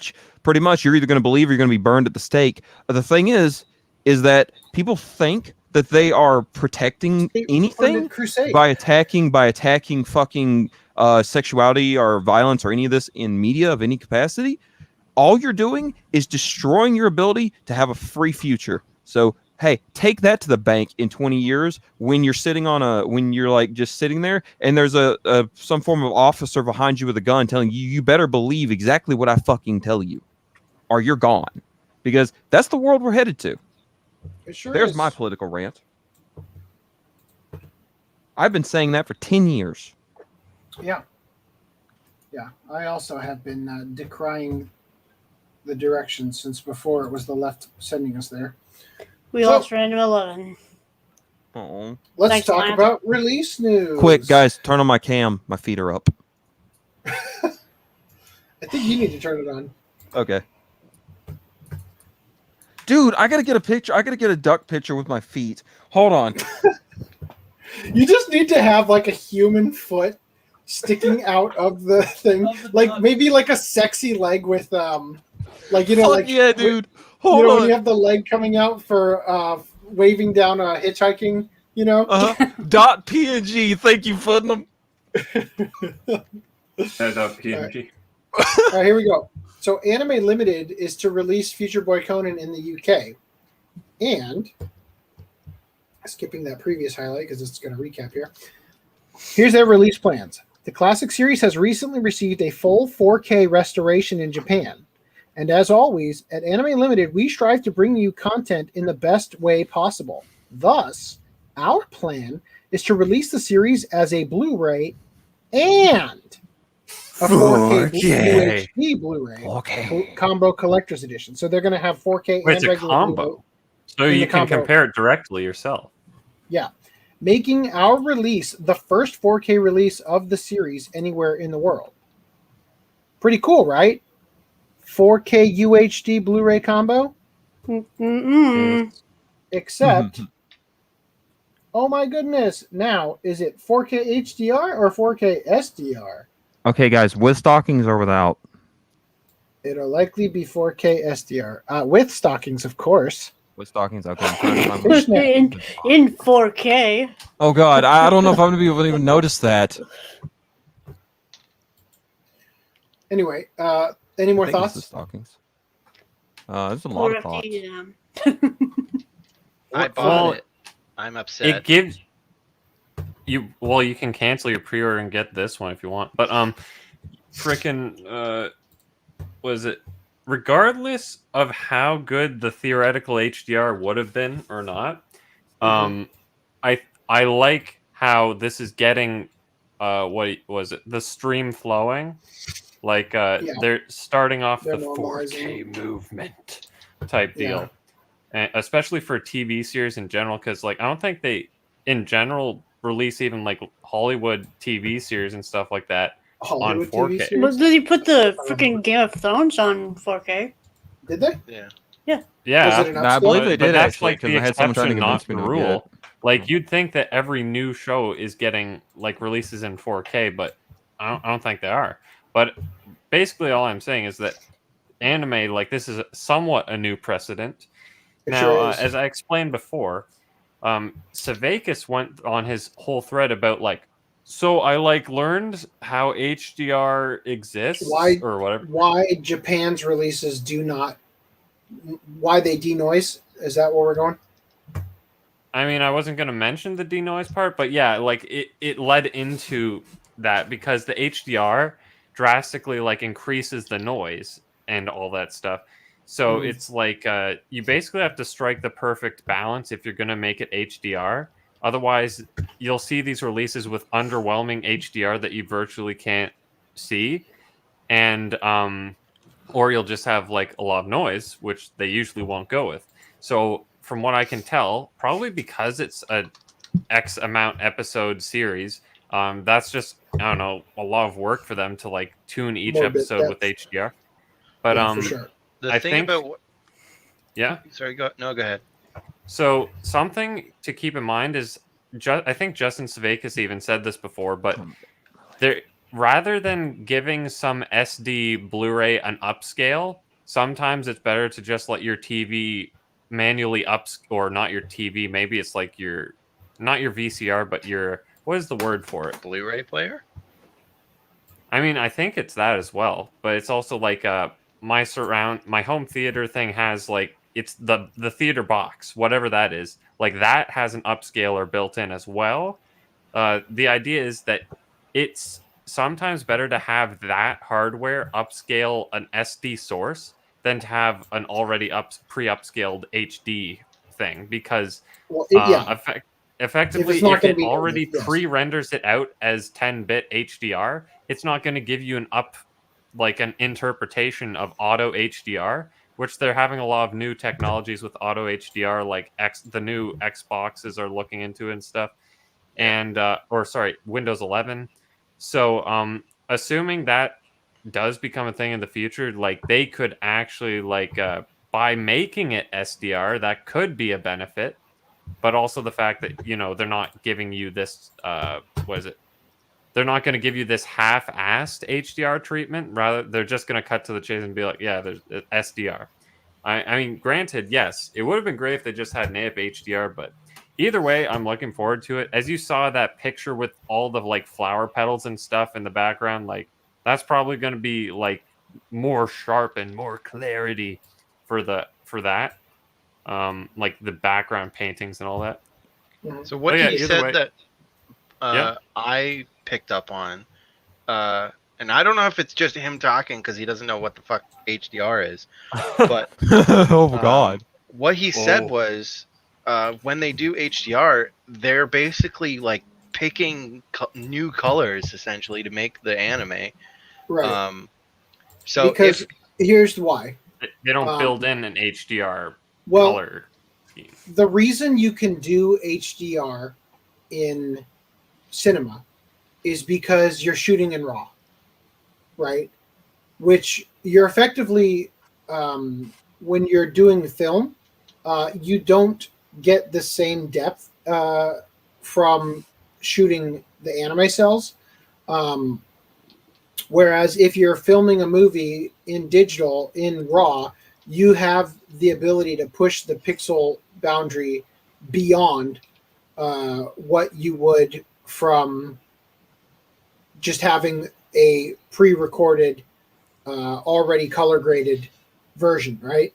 So I think that anime is limited already to the depth of what's on the cell, and pushing it beyond that, or not just the cell, but the background and plates and everything as well.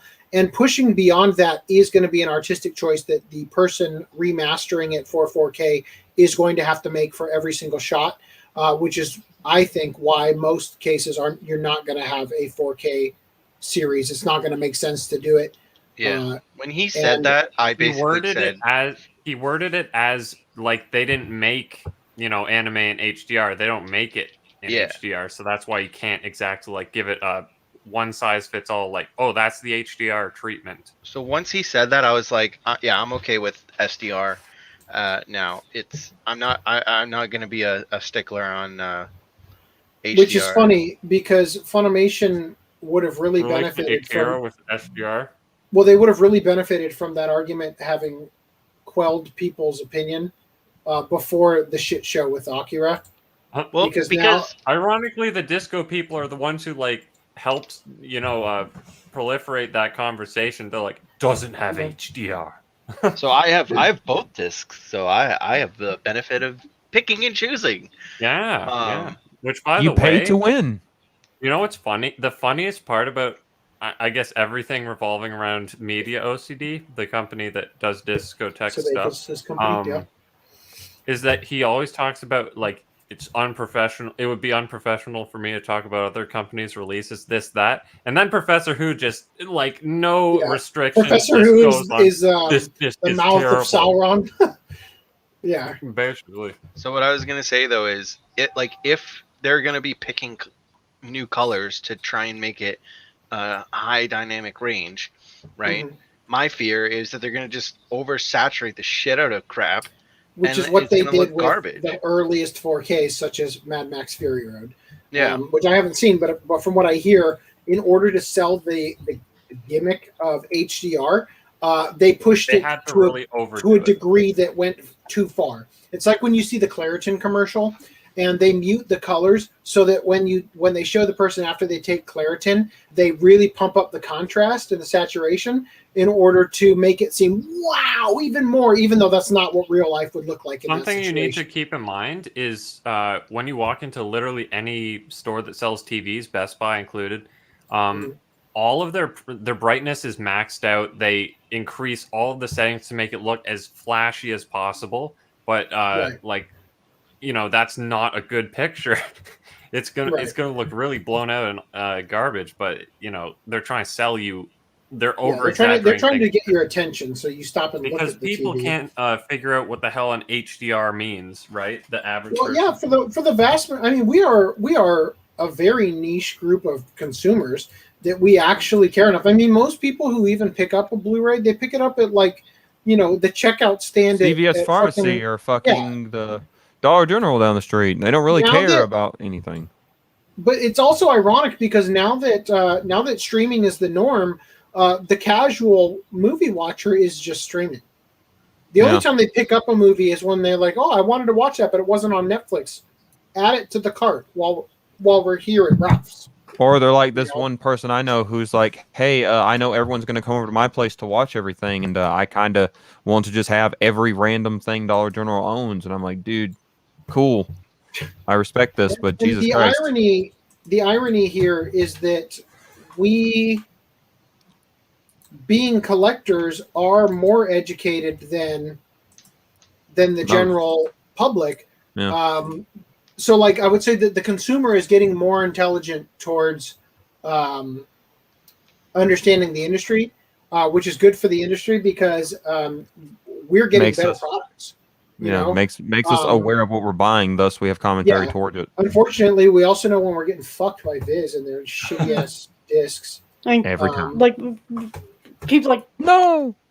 For instance, I mean, this is a bad example, like calling out, like, "Oh, hey, his hand is missing. We know it's supposed to be there, but like, you know." Once again, you can thank the OCA podcast for the fans are like another set of eyes that can. And they're they, not just pushing things out, and nobody noticed this mistake for like 7 years later. Yeah, right. And thank God Brady's even bothering to show us. Oh God, sorry, I'm looking at this image of Gren super close up because I'm hold on. You don't want to sleep. I'll just show you. It would be easier to just explain it. I'm getting it prepped for Footnum for the thumbnail. Oh, Jesus Christ. By using an artificial intelligence to cut out the background. And I think I see arm hair. So I wasn't here for that conversation, but isn't that character like supposed to not be like queer? Isn't that the whole point of the character? That is the whole point. One might say that they leaped They leaped so far over the point of the character that they landed on a new character. Yes, they leaped so far left. They landed right in the direction of the character, but overshot it so far. This was a cis male, but he didn't want to be what he was becoming. Excuse me. He says to Faye, "I'm not much interested in women these days," or something like that. As we recently rewatched it, because like they're turned off by him. Yes, I mean, only the freaks. Am I right? Only Julius has time for me these days. All right, saved. Send you that mask later. Listen. He may or may not have a problem with wetting his willy and yours. Just gotta double check. I've got hide all adult on, even though I don't. Holy shit! Whoa! You naughty girl. That's unbelievable. Not that I will show it on camera, but just for pickups while we're on a lull here, I did get the classic edition of Black Lagoon and my record of Lotus War. Cool. And you didn't get cocked? The Black Lagoon was crushed to shit, Oof. but it was the right region. Even though the page said it was the other region. Yeah. So what I did was I ordered it. It popped up on Amazon.ca, so I ordered it there. Even though it was more expensive, but I'll just return the broken one. Yeah, return the more expensive one, and then trying to return something to Amazon.com, I'd have to pay for shipping because they don't do free international. Yeah, returns. it's a dick move, isn't it? Getting you're basically getting the same amount either way, I guess. Well, the Amazon.com was cheaper, so it works out that buying it from Amazon.ca for the more expensive version, and then returning the Amazon.ca order, but the crushed one works out. Yeah. So everything worked out with that, and I'm hoping. I guess I'll ask AC later about Record of Lotus War. Yeah. But if it's so Rhys, I just sent you a message. Yes, I saw it just now, and I was like, oh wait, did I miss that for like half an hour ago? It's like, oh no, it's like, no, I just sent it. Just now. Okay. Okay. I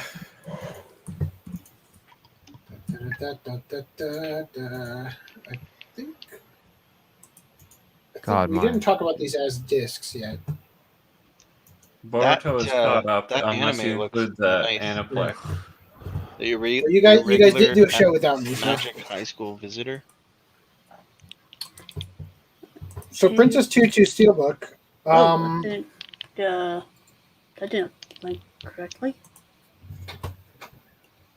Maybe So it did. Okay, never mind. Very disappointed in the $90-ish for Steelbooks. This is just because it has twice the amount of episodes as the typical whatever, right? Well, this is 26 episodes. No, this is a slipcover, by the way. The Sentai Filmworks So site it's like has the it's full, like looks like a fairy tale book. it's like, what do you call it? Land of the Lustrous. No, it's not a see-through one. Okay. The steelbook, the actual steelbook itself looks different. Steelbooks are a but dumb gimmick. Okay. Don't buy them. Moving on. High School of the Dead Steelbook. Does it come with the OVAs? Does It it? does come with it does come with the OVA on its 2 discs, and it's on. Holy It's shit. only on 2 discs. That scene Okay. with the bullet and the boobs jiggle, that was a good scene. Yeah, Top that one right 10 there. The scenes one of all at the time. very top of the things to show to sell it. Yes. The bullet time titties. Yes. You know, I have been trying to get us to watch this show for the watch clubs for so goddamn long. By the way, You've you been can see that trying? this is a. What is wrong with the rest of your fucking? Nobody wants to. I've never seen it. I keep people. bringing it up. Actually, speaking of Fun which, and Rhys. October, I thought you guys were, Halloween month is coming up. Well, Lance, I've already seen it. That's why I think before I was saying like I've seen it whatever, too. I'm not like raring to go. And for what's it or that? anything. What's that got to do with like watching it for a podcast? I've already seen Nothing. most of the things we've I mean, talked at least about. back then, I was focused on like getting new things off my list because like. Right. I understand like that. for Brad, he was saying how like oh, I got all this crap in my collection. I won't get to watching it unless we like rape ourselves into watching it on the Watch Club. Well, I mean, I don't know if my vote counts, but I'm down for that shit. Take one for the team, Footnob. Hold on a second. AC, I'm sending you the Sentai links for Princess Tutu just so you can show what I'm talking about when I. Sure. And then also gonna send you the one for High School of the Dead because that one's also got a safe for work artwork. High School So of the you Dead's don't have got to a worry about really it. hot The milf High in it, School by of the the way. Dead one. I'll say this to any collectors out there is that I mean the collector's edition exists and it's a Blu-ray height. But so it's out of like- print now. It I is know, out I'm of just print. Collector's saying that edition, if I you- don't think comes with the OVA. It does. It does. Does it? You sent me Princess Tutu twice. I did. Yep. Oh shit! Shit. I forgot that the limited edition actually came. That with the, almost looks thing, like to be fair. it was like it had layers to it. Like an one- onion, or like an ogre. Maybe it was just a weird mean No, disc- it's just the image. The disc tray. It's a disc tray. That's a double-sided disc tray in the middle. So what you're seeing is there's a reflection of the disc on the steelbook as it's spinning around. You can see it, the reflection of the discs. So it kind of Okay. feels like you're getting a parallax happening. Yeah. So yeah, with High School of the Dead, all I'm saying is that I mean, sure it's out of print, but you could probably find it for a half okay price still. But I'm just saying, for those of you who are like, "Whoa, collector's edition of High School of the Dead," but you want like a larger art box that is still like Blu-ray height. Unless you don't want to have. Amazing that or maybe it's because I'm logged in. You pay less on right stuff. I'm not logged in. It's the pre-order discount, I guess. Yeah. It's probably even cheaper with the God Anime. Well, Sentai probably has to pay a $5 commission fee, which is why it costs that much here, right? Was this a good show? It's still, very good show. Which one? I'm not on screen. Princess Tutu. Huh. I'd love to watch it. I would say definitely give it a watch. Lollies in lingerie, from what I've seen on the cover of the previous Sentai box set. What's not to like? Moving on. High School of the Dead, and here's the so this one is like the not Princess Tutu. Land of the Lustrous, where it's Land of the Lustrous, yes. Transparent. Like a clear slip lovers. Just because it's slip cool, lover. Bad layers. Well, cool. I would like to have this. Will not have money for it. Yep. Just like everything else. I might wait for a sale, but purely because it's all of the series in a single-sized Blu-ray set that doesn't take up 3 spaces in a big collector's type box. That's the first time that Sentai's released that, like all of it together in a small, compact package. What? Princess Tutu? Or sorry, High School of the Dead? Yes, High School of the Dead. Okay, for some reason I thought you were talking about Princess Tutu still. I was mildly distracted. So, Severing Crime Edge. There is some major cheapiness happening right here. I wanted to see this, but I think I watched a couple episodes and didn't finish it. I don't know why. Okay, so this is just a re-release. And I think it had a dub before, so Wait, is it redubbed? Spoken language Japanese. Oh, never mind. So it never had a dub. It would be funny if they removed the dub for this release. Those boobs aren't going to get me to watch this. Doesn't look good. I love how you guys mentioned Game of Thrones child earlier. With a giant ass head. Oh God. Hey, random. That's how someone was trying to get me to watch Game of Thrones. They were like, "I need a better cover artist." What about Game of Thrones? Somebody's trying to get me to watch it. He said the boobs are not going to get me to watch it. I had someone trying to convince me real hard to watch Game of Thrones, and like it's got boobs in it. I'm like, you're gonna have to try way harder than that. Game of Thrones has this. They coined a phrase, "sexposition," where you deliver exposition through a sex scene. Oh God, I still haven't watched it. Still have no intention to. It does not sound fun at all to sit there. It's really bad. The last season kind of wrecked the whole series. So the last season almost feels like the creators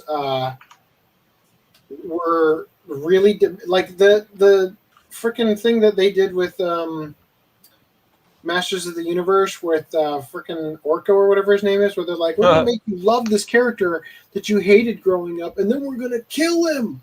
Right? It's like that's what the Game of Thrones people did. They're like, well, we're gonna get you to really love this just so that we can fucking take a dump in your mouth. It's like, open wide. All right, so Alice in Borderland. Not the live action. So I think that was on Netflix. Is the live action one based on the anime, or is the anime based on the live action thing? Good question. It's based on a manga.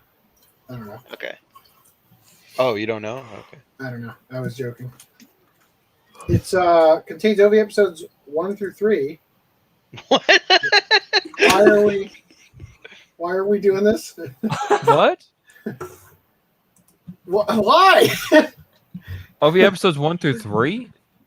That reminds me of like the contains OVA like, episodes 1 through 3. No. It contains OAV episodes 1 through 3. Oh, okay. Right. The adult, the original Alice video. Original adult video. I guess it's probably a short series, which is why we're selling 3 episodes for practically $30. Good God. They know you're going to buy it on the those episodes might be like an hour and a half long, though. Maybe. What's the runtime on it?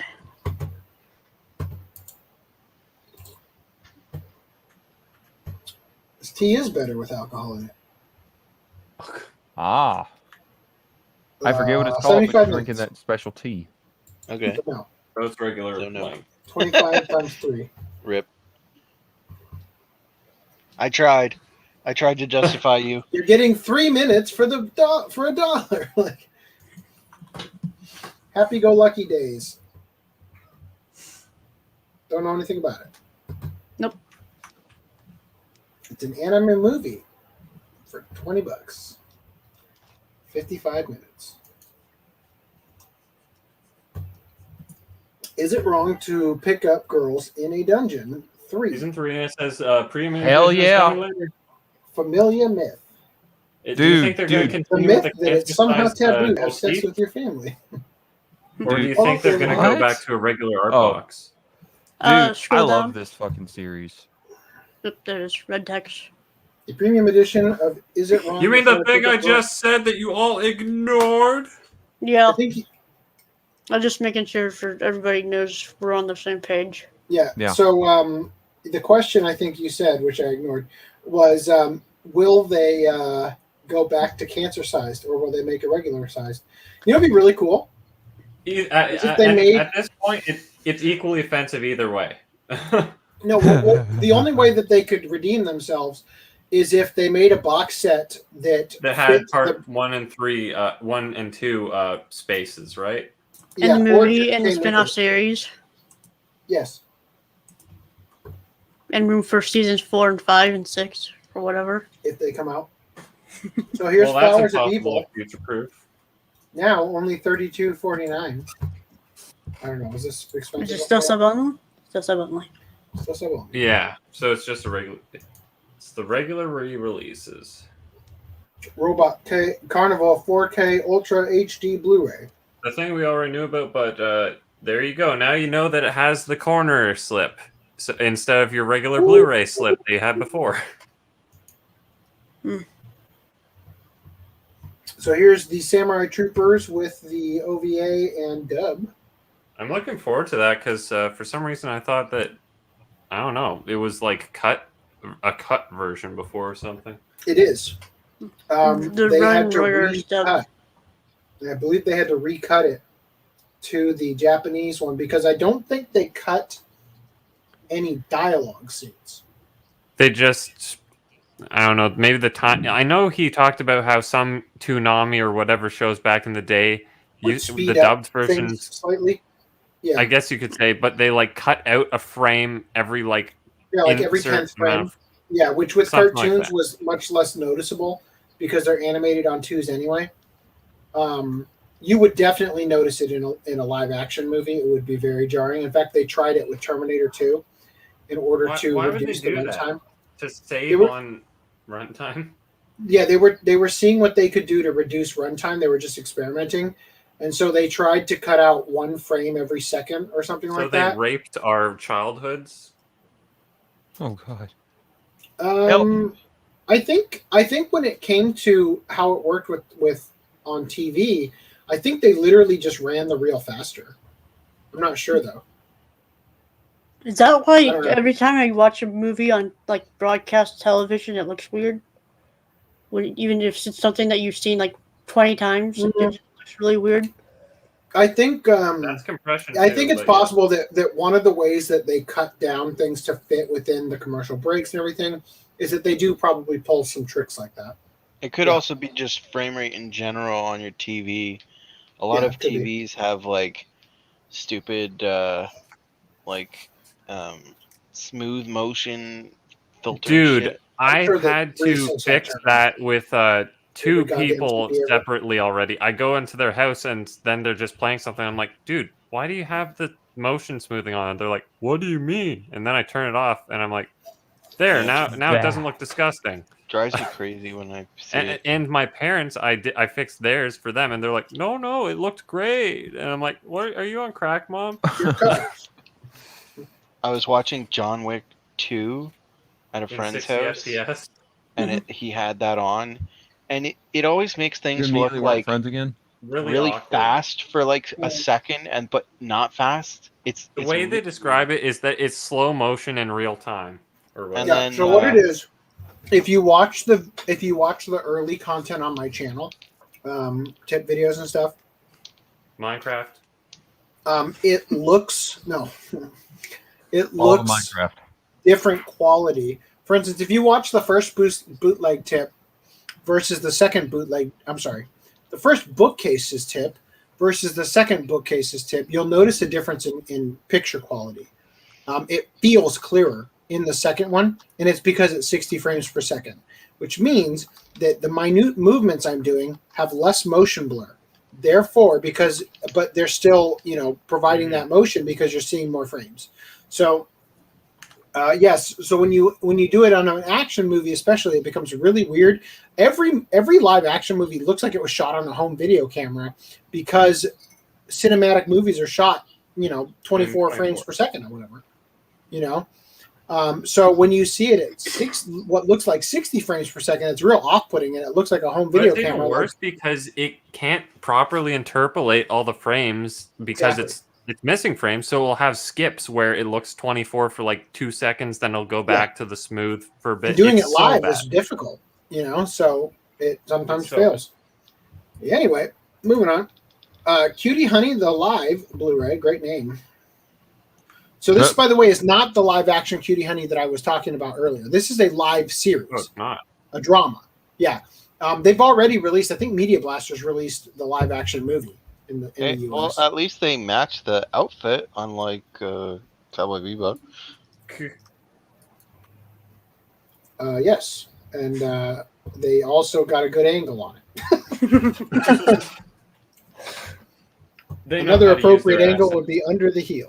Oh, God. So you are a masochist. Confirmed. I never claimed to be anything else.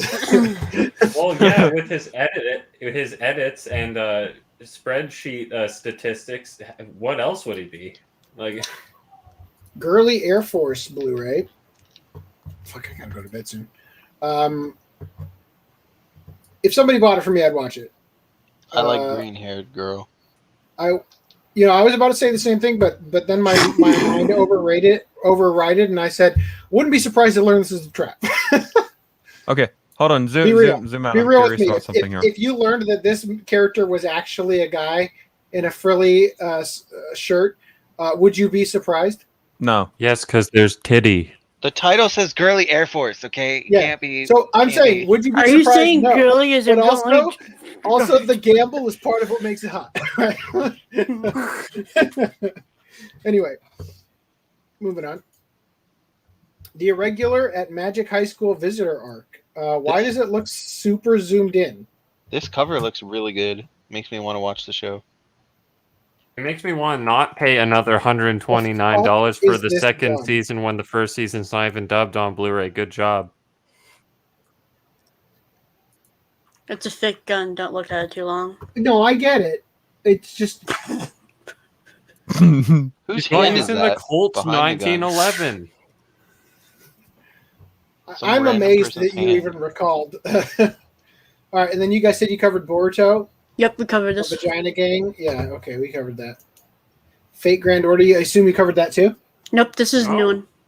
Okay, Fate Grand Order, the movie. Now it's not just a gotcha game. Now you can microtransaction it into your collection. Dude, I hate these title things that Aniplex Yeah, look does. at that freaking spine. Look at it. You have Look a at the novel price to for read a before you've movie. even finished the title. Why? And I love the alignment of You the need to take a ponytail. breath. Right. You need to take a breath in the middle of saying the title. It's not even close to lined up on Fate the, Grand on the Order, over the the corner movie. thing here. The divine realm of the Round Table Camelot, wandering. Agitarum.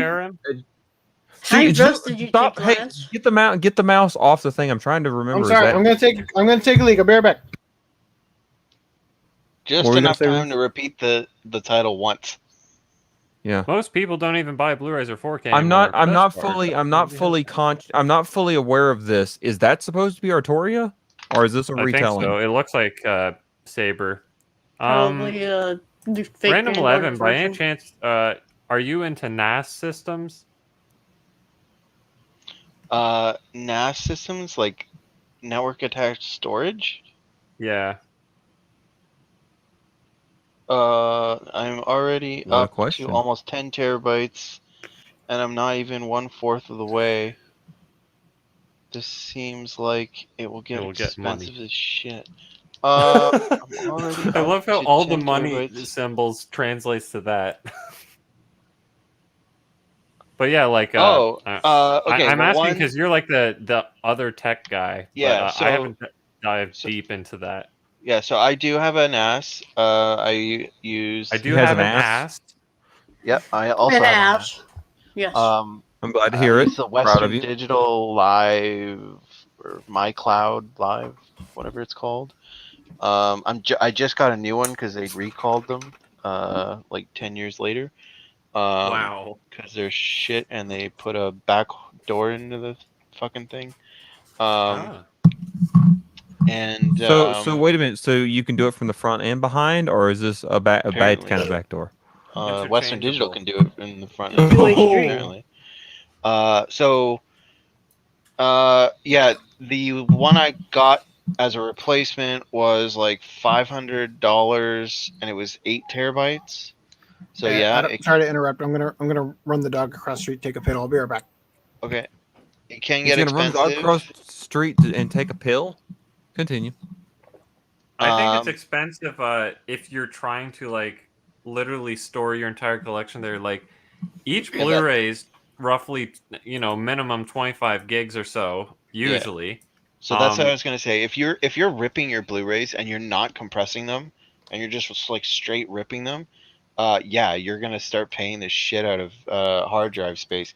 And You what I would have to- recommend for people that want to do that and spend the money on hard drives and shit like that, one, buy either Seagate. I forget what they're called. They're the Seagate NAS specific hard drives or the WD Reds.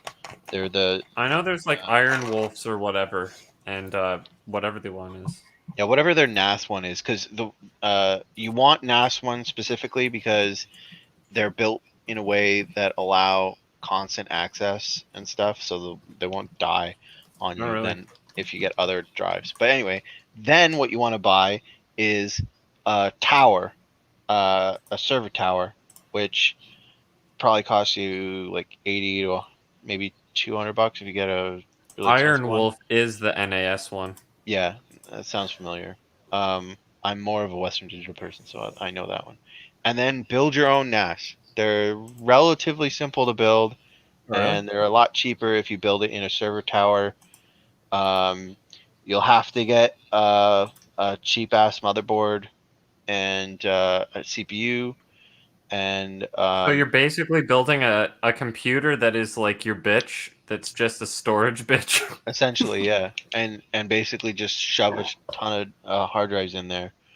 Okay, because I was like kind of mildly interested in doing it as well, but I used to rip like a lot of Blu-rays for whatever reason. I don't know if I felt like I was archiving it like on a separate source or whatever in case it fails, or if it was just like, oh, potentially could use this anime footage for videos in the future. But I got to a point where I was ripping so many Blu-rays so constantly that it was like I was doing more ripping and organizing of the episodes because it doesn't say the episode title and they're not always sequential.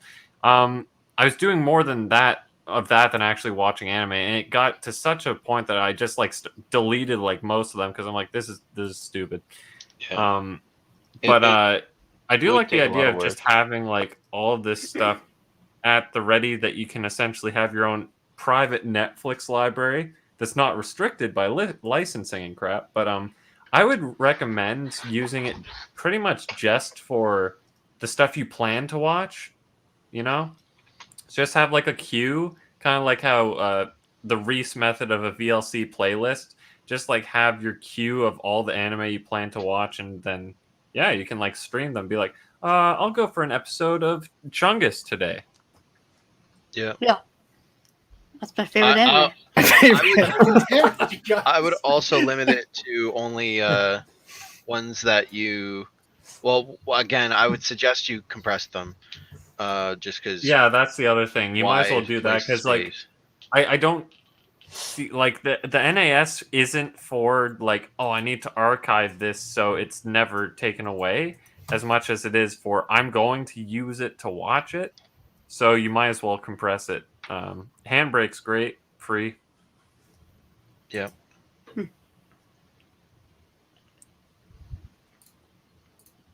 Later on, he asks about Raid.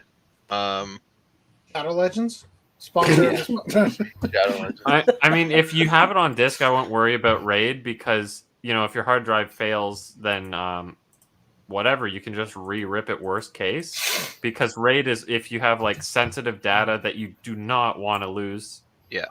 That you have the redundancy backup. Well, So, I mean, you might not want to lose it, so because it does take a long time to rip and shit. But yeah. I forget all the raid numbers. There's a ton of different raid options. RAID 0, RAID 1, and there's RAID 10. I can't remember all of them, but anyway, the one that you want to use most likely, there's one where it's like you can have like 4 drives. They all have to be, I think, the same size drive. But you would create a RAID array across all those 4 drives, and what happens is, it like mirrors 25% across the other drives. So, you lose, I think it's 25% of the space of the if you have like 4 terabytes, let's say 1 terabyte in each drive. You lose 25% of that space, but then if one drive dies, you have a copy of that data across the remaining 3 drives. So if 2 drives die on you, you're fucked. Your whole array goes down, and you're fucked. But I mean, you could just do the 1-to-1 where you have 2 like full-on copies across. Yeah, I 2 mean, hard but drives. if you're worried about costs and space, then I don't think that's the one that you want to do. Oh, really? Because then you'd have to, if you have 10 terabytes of stuff, then you'd have to have 10 terabytes extra to have a duplicate of all this stuff. And you're making it sound like you need 40 if you want to do that array, unless I'm misinterpreting whatever it is. No, so let's say if you had 10 terabytes of stuff, right, and you wanted to do RAID 0 where it's a 1-to-1 copy, you would need to have 20 terabytes of hard drive space. Whereas if you had 10 terabytes of stuff and you do this RAID array, I think you have to have like, let's say it's late, I don't want to do math, but let's say 12 or 13 terabytes of storage, and then that extra little bit is spread across the it's basically like one drive is spread across the remaining 3, so you don't need as much space and you're good for 1 drive failing. So look into the different RAID options. I can't remember which number it is, but there is one like that, and that's probably the one you would want to use. 1 drive of redundancy across all of your hard drives. Hey Rhys, I can't change my avatar because I'm apparently like not authorized or something for my account or whatever. Have to log out and back in if you want to change the avatar. I'm gonna send you this. I can't change your avatar. You can't? Nope, you have to log out. You have to leave the stream and then come back. Oh dear. If you want to change it, yeah. That's bullshit. Yeah. Windows has occurred a problem. I think my computer's crashing. Oh well. I use Plex out of ease just because my TV has it built in and it's also on Roku. But what I suggest, if you have Xbox and you're okay watching your stuff on Xbox, although if you're going to pay for Plex, then that's different, because you can pay for Plex and have it like stream to whatever device you want. And then there's value in that. But in terms of like organizing your collection and shit, I actually prefer Kodi in that way, because Plex is a lot more rigid. It's like you have to do it their way or the highway, whereas Kodi, you can have a lot more freedom in how you organize your media. You can, in Plex, it's like, oh, you have to have all the movies over here and all the TV shows all over here, and it's just I found it annoying. Whereas with Kodi, you can like set it up so Make your own libraries or whatever. yeah, like I have a bunch of folders and like I have Pokemon, and so okay, I have a Pokemon folder and I can give it a image for that folder, and then I click on it, and then I can go, okay, here's season 1, 2, 3, 4, and then movies, and Kodi's okay picking up the data on all of that, and it's happy having the cross media. Also, Kodi works with ISOs if you happen to have ISO backups, whereas Plex does not do ISO backups. It's KODI. It used to be called Xbox Media Center, but now it's I think I Kodi. downloaded the app because VLC, there was something about the way it was playing or whatever that I was like, they could do better or whatever in this aspect. So I downloaded the Kodi app, and I think it still wasn't as good as the VLC playing app, but maybe once you have your own content uploaded to a server, it's different.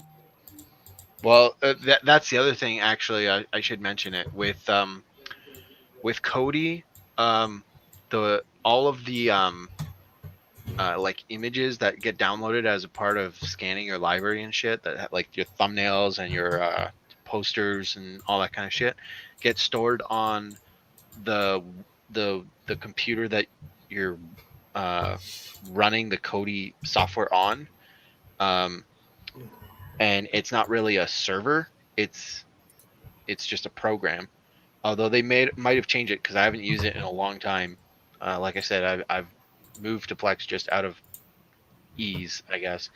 But so are you able to like so you set it up on your PC, and you can just like, once you've set it up, you can essentially stream it to your Xbox or whatever? No. So with Kodi, you'd have to download it on Xbox. You'd have to download the Kodi app on Xbox, and then it would have its own like.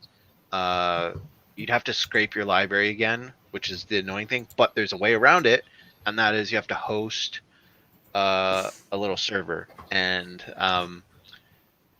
as long as you set up the server that way, when you're setting it up the first time, it's not an issue. Then from then on there, it'll go to that server to pull the library information.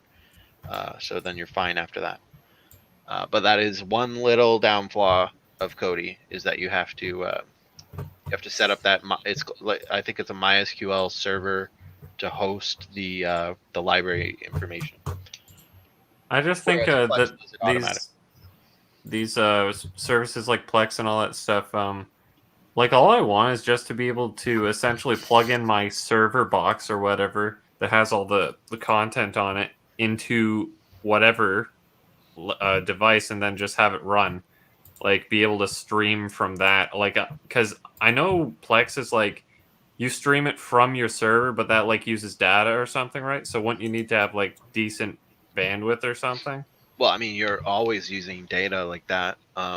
So even with Kodi, right? Like, you're streaming from a network attached storage, so it has to go over the network to get to your TV for wherever you're watching. But if you like plug the Ethernet directly into your device or whatever, yeah, it would come right from the storage instead of like having to go through your Wi-Fi. Because I'm thinking that if I want to stream, like, say, a 4K Blu-ray rip, it'll be like unbelievably, I don't know, taxing on the network, and it will be a way worse experience than watching it directly on the disc or something. that is correct. Yes.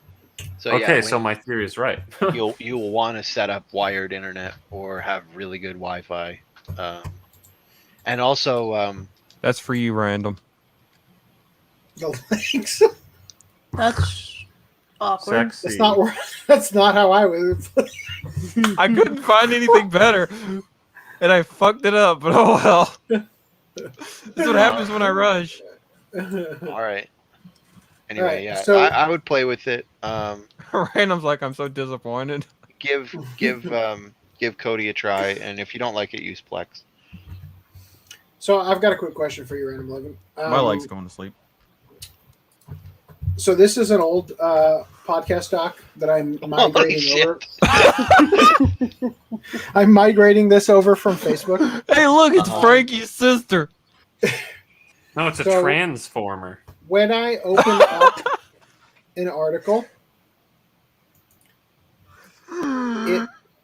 well, I don't know if you saw that at the top. It goes through Facebook, bye-bye. right? I did see that. So it Facebook hijacks the links so that it can track the data that shows that you came from Facebook. Facebook brought people to your site. Yeah, right? they're watching you. Is there a way that you know of with WordPress to automatically update these links to remove the link hijack? Not automatically, no. No plugins or anything? Like, if there were plugins, what would the terminology be? Link hijacking or? Well, the problem is on the back end, like in the source code, if you will, of the way you set up this page, you've included the link as the Facebook link, right? Right, because I copied it from Facebook. So I wouldn't even know of anything that would scan through a page and edit every link. So I'm prepared to do it by hand. I was just wondering if I was about to waste my time because there was a faster option, but it sounds like I'm back where I thought I would be. All right, so I could program make that something, macro, bro. Program that macro.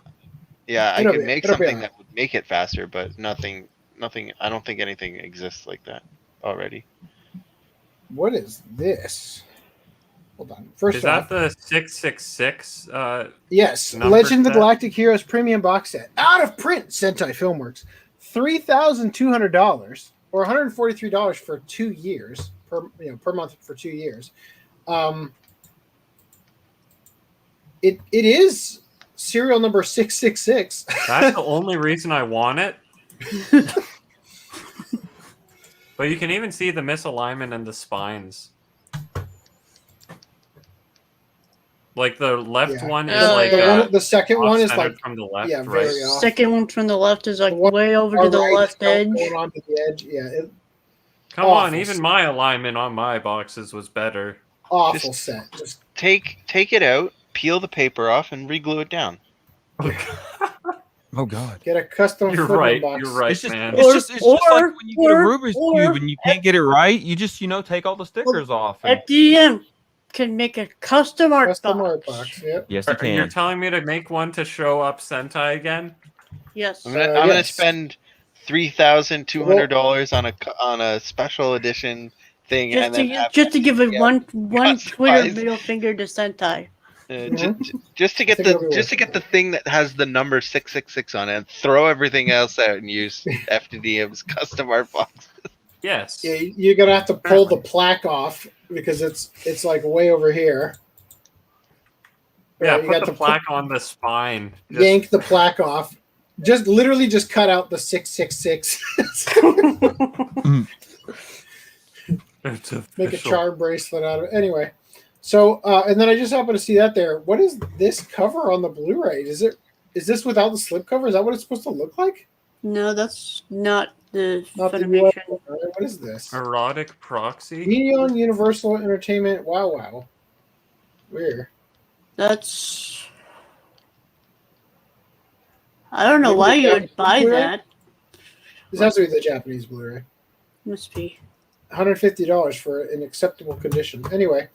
So, Media Blaster has posted this to their Facebook page. Yeah. So, Voodoo Virus finally gets its release, and with this marks the end of film productions for Media Blasters / whatever the fuck FD is. Fuda dicks. It was a blast. So, that's what I was like, what's your first initial reaction from how this is very poorly worded? So when I read this both times I've read it, this part, I thought FD was the disc authoring subcontractor that Media Blasters was using. But then the following paragraph tells me it's not, right? So it was a blast, and I can say the toughest work, but also the most rewarding in many ways. Right? What's this? And then Media Blasters Yeah. was and is an independent film company, and there was a time a guy could get a full-time salary, offices, warehouse, and about 50 employees as an indie. But the indie model is long gone and replaced with guys at home spewing tons of content with a camera hooked up to their computer and editing all night, or the majors producing franchises. We are lucky that my little corner of anime, horror, and Asian cinema can still keep me a couple of guys going, but I do appreciate all we had done. First, the home video release, and later the new media. Thank you all for your continued support.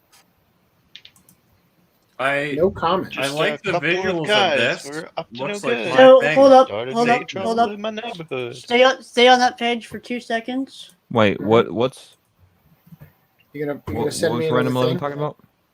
You lost me there Hey, with look, that one. that thing I just brought up to Random 11 showed up in the docs lane. The There's- Ducks lane.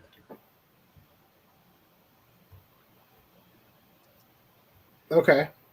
So what the fuck are you declaring, Jesus That's what I'm Christ? trying to. It's like this is so poorly worded. I was like, Are they? Dude, It have you sounds to seen me I their do other not think going I out would of declare. business. I think they mean I did not think I would declare. Right? Dude, have you seen the English of like half of their tweets? It feels like Well, I there's don't know a if you guys Japanese saw my branch or tweet. something. I don't know if you guys saw my tweet where Media Blasters said off to the replicator, or sorry, off to the duplicator, and I said, "Are you guys burning these Blu-rays?" They're like, "Well, that's preposterous. Oh, I can't imagine anybody doing that. What are you talking about?" And I said, "Well, the terminology in the industry is that when you replicate a disc, it's getting pressed, and when you duplicate it, it's getting burned." And like, whoa, never knew that. Thanks for the info. And it's like, what? Who are you? are you supposed to be an industry leader or? Good question. Let me see.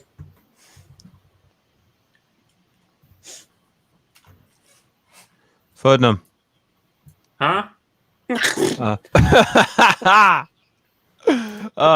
Do was- not react to this on stream. I'll Well, be right sorry. back. I had my attention divided. What did you even say? Do not react to this on stream, but please look at what I'm putting on sending you on Discord. Fever On Discord. Dreams. FD. Yeah, I said earlier. Produced by Fever FD, Dreams. I don't know what that means. It's like, well, that's me. Produced by Fever Dreams, and it'd be distributed by Media Blasters. Why did you go on this diatribe? God, What I in the hope I hell, put. Lance? Like, There's like 3 paragraphs on Facebook, and it's just like I that's typed an it. essay for what Long should story be. short, Anime Feed brought that. I was like, well, that's a dot bitch. Yeah, so I God knows. Weird. Oh my I god. don't know. I'll have to add these into our thing here. All right. My sides hurt. So now, what is going on? It should be $6,666.66. right. Yeah. So, virtual YouTuber Inugami Korone can now be owned like a dog. This was supposed to be. Peter the is first game this year. infuriated. We should have messaged Dan and asked him if he's still available or if he's not available still or whatever. For the actual watch club, that probably ain't going to happen. Sorry that we're going to have a month dedicated to a movie, guys. Sorry about that. It's already 9 o'clock. I mean, So- is there Speaking even a of watch club FD, coming up? did you watch it yet? It was available to me by the end of like when I went to bed. And then I woke up, and then my mom wrangled me around until I was like, "Oh crap, no Okay. podcast." All right. They Well, that's call fine. me- Excuses. Look, you know what? It is what it is. So Jessica Rabbit becomes the next target of Disney censorship. I mean, it was only a matter of time. Yeah. So She is apparently, ginger. They're gonna go with the Lola Bunny next. oh, that's the thing I didn't bring up during the Cowboy Bebop thing. As if we should be surprised Ed is the character they're not doing, because Ed is, of course, a redhead. Red Ed. Red Dead Redemption. Okay, And so Red Ed's Redemption. so in I guess in the Toontown rides of Disneyland, of which or maybe Disney World, I don't know. I never knew this was a thing. She used to be in the trunk of this car, which she's been replaced by drums of dip. Sorry. And now she is a private eye. Just simply for the ability to cover up, I'm sure. But whatever. Hey, Nekovolts is back. What did she miss? Lance's new legs that are coming out the back like frickin' Trogdor. That's about it. Very long discussions about Demon Slayer and streaming your stuff at home. Anyway, anybody have any thoughts on Jessica Rabbit? Oh god, let's not scroll all the way down.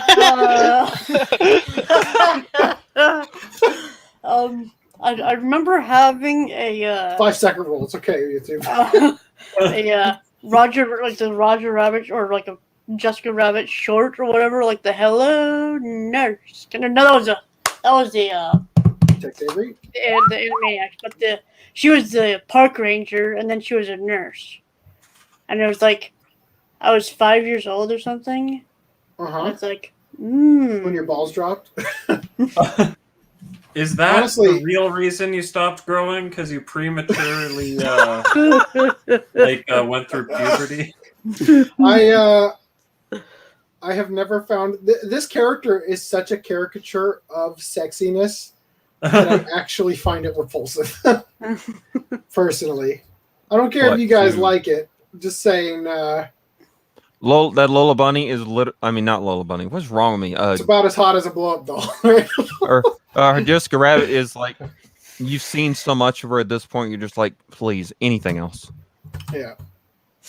I mean, I really can't fight you on that, but I kind of saw this coming, and it's stupid, but oh well. I mean, it's obvious, right? Yeah, I got some interesting it was stuff here. only And apparently, a a broken link that has a strike through for it. I don't know what that's about. Find out what that's about. What the fuck is that about? Why are you? God damn it. Whatever. So, a man claiming to be Russian who swam to Japan is seeking asylum. Furthermore, a Russian man who swam to Japan was reportedly kicked out of Japan in 2011 for a visa violation. And the Russian defector that claims to have swum for 23 hours to Japan is because he was sick of the Putin administration. Now, there's something actually very interesting that's going on with this story. It puts Japan in a very precarious position. And that is that there is an island. It's part of an archipelago that is the Kuril Island archipelago, which is hotly contested by Japan and Russia as to who controls it, right? And it's very close to Japan, as we learned from Golden Kamuy. So supposedly this guy swam 23 hours in 15 degree Celsius, 56 degree Fahrenheit water from Kunashir Island to Japan. And he's seeking asylum. Now, this puts Japan in a very weird place, because if Japan grants him asylum, then what they're doing is acknowledging that Kunashir Island is part of Russia. And if they don't acknowledge that Kunashir Island is part of Russia, then this man didn't infiltrate Japan because he left from Japan and swam to a different part of Japan. And it's not a story. Other than, holy crap, that's amazing. Good job. right? So Japan has to figure out what to do with this guy, because how they answer this question is going to affect That voters. makes all the difference. Yeah. Right. And so I think it's kind of funny. It's like what is that Star Trek term? A Kobayashi Maru situation where Russia has, perhaps on purpose, sending this guy, just checkmated Japan on determining whether or not this island is like they basically said Japan, okay, Japan, balls in your court. We're going to war. You're going to give us this island, like pretty much. So I'm kind of following this. The actual reading the articles. I'm curious if he actually did swim all that way, or was just dropped off. Or was he on a dinghy or something? Maybe 30 yards offshore. 30 and just yards. and claimed he swam. So when news of the man's arrival first broke, netizens were worried that something bad might be transpiring in Russia, and that the situation seemed like the beginning of a disaster movie. While this now appears to be far from the case, our refugee of wanderlust has certainly swum into a diplomatic hornet's nest. What do they say here? So there's some pretty funny stuff here. These are what the Japanese had to say. I think he's a spy.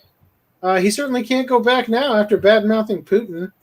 If that's how he feels, he'd probably be safer off swimming to the USA instead of Japan. He should probably wait until he knows he isn't going back before shooting his mouth off about Russia. An assassin ought to be here shortly for this guy, and you can't defect to Japan from a Japanese territory. So, yeah. It's quite an interesting story, and I hope to be able to see where it goes. Moving on, I got a couple articles here that I haven't vetted, but we're going to go through them. So Aomori police are on the lookout for a man shouting unsolicited advice at kids about dating and ramen. The fuck? So it's, as I say here, it sounds like someone's never heard of social media. So we all have our opinions on instant ramen, such as how well it stacks up to the restaurant ramen and how putting some pudding inside makes for a really nice bisque. Gross. But these views have their time and place, and shouting them at kids on the street is not one of them. All right. Well, that was a great way to just throw yourself to some other articles here. That's why police have been alerted to an incident that occurred in Hirosaki City in the northern prefecture of Aomori. At about 5 p.m. on the 27th of September, an unknown man shouted out to a child or children the following piece of advice. Quote, if you get into a relationship with someone, get into a relationship with someone who doesn't eat cup ramen. The kid or kids involved did the right thing and reported the strange encounter to the police, describing the man in his. I see this literally. He's having a fight with his wife, right at this point, and he's like, this is where I put my trophy if I had one. It's like he just leans out the window. It's like, never get involved with the woman who eats cup ramen. Like he's secretly he's a ramen chef. Like he runs a ramen restaurant. And he catches his wife. It's like a stab in the back. The instant shit, yeah. She'll eat the other man's noodles.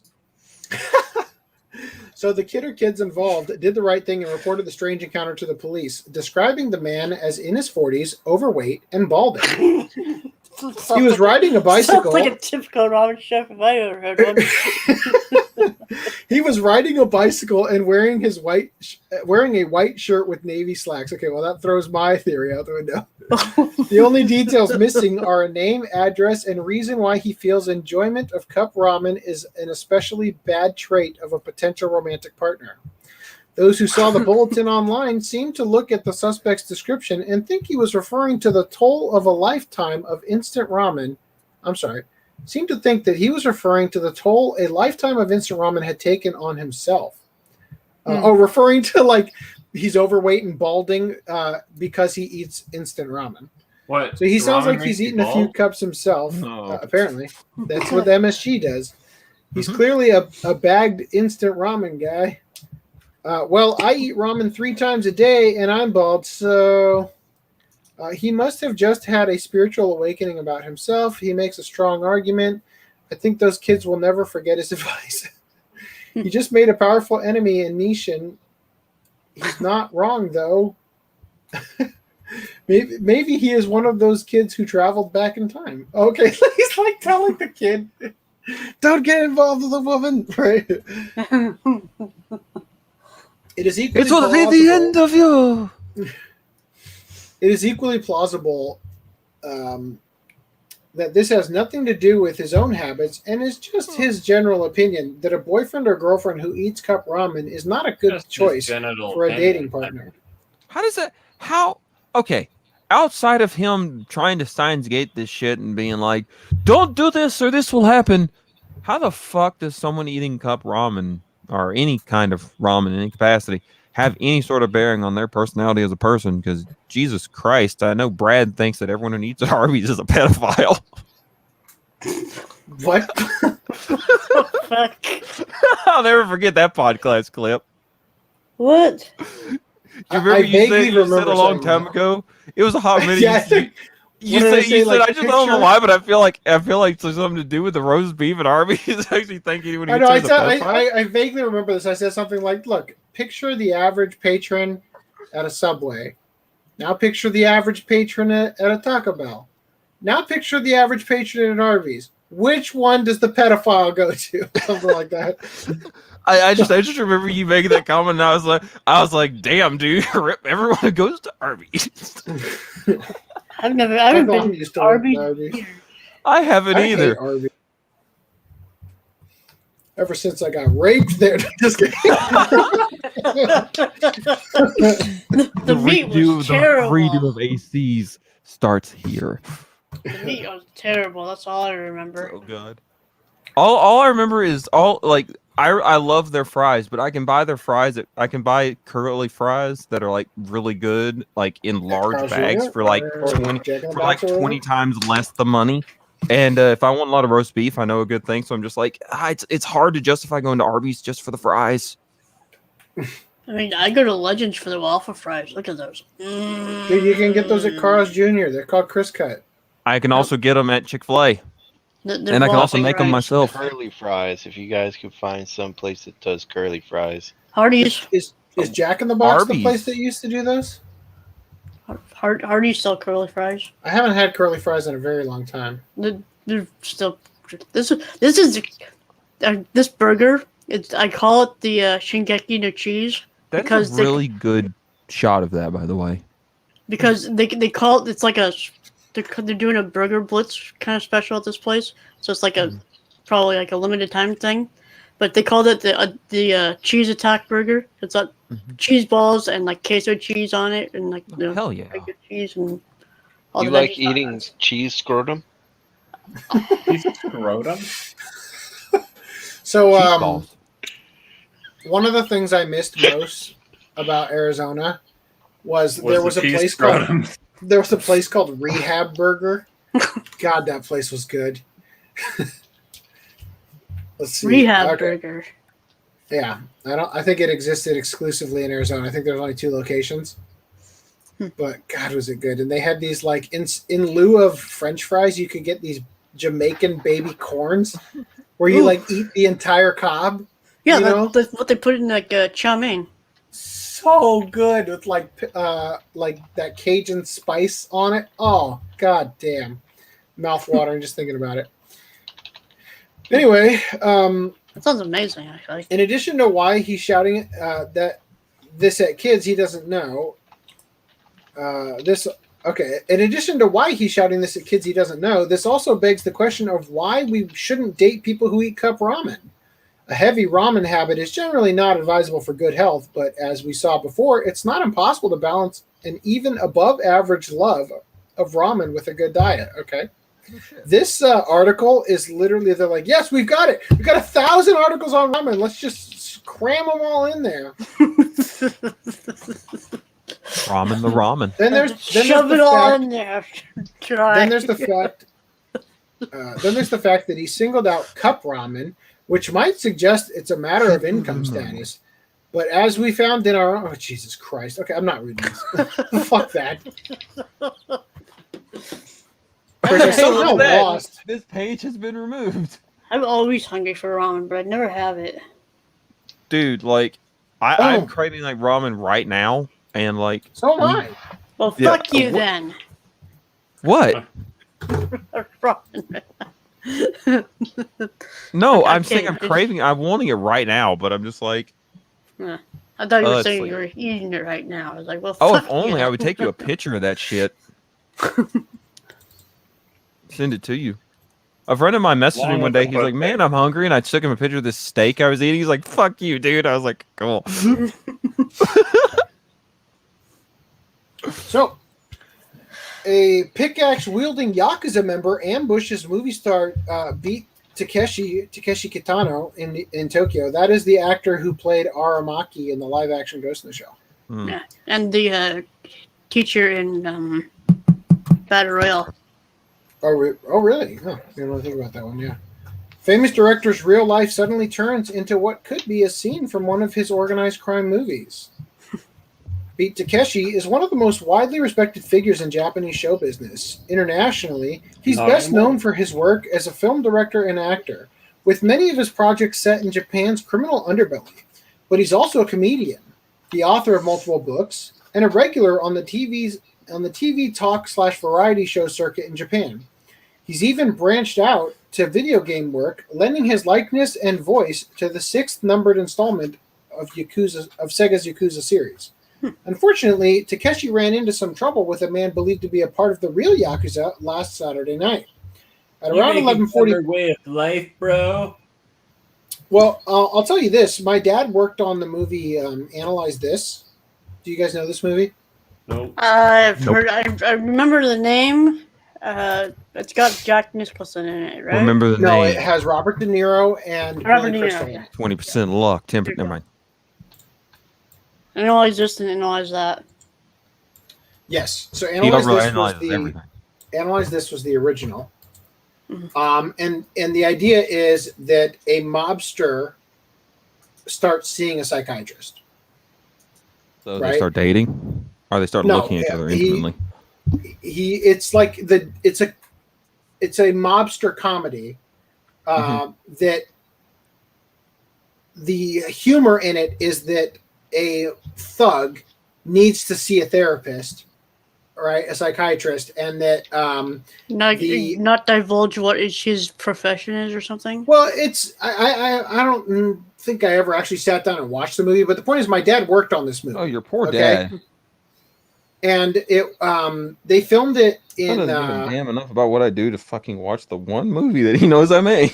Oh, dude, my dad is in like 300 movies. I'm joking, bro. And he made this one when I was not old enough to see it. So he made this one before he's he in this was movie firm. as 3 different characters, by the way, including one of the assassins who goes after Billy Crystal in his dream sequence.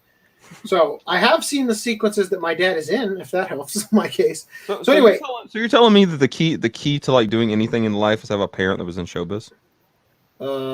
It's called nepotism and incest. Well, I don't know that I would say that because clearly life hasn't worked out spectacularly for me. So anyway, married with kids and got decent friends. I mean, you're doing all right. Decent friends. You got a high opinion of yourself, Lance. Yes.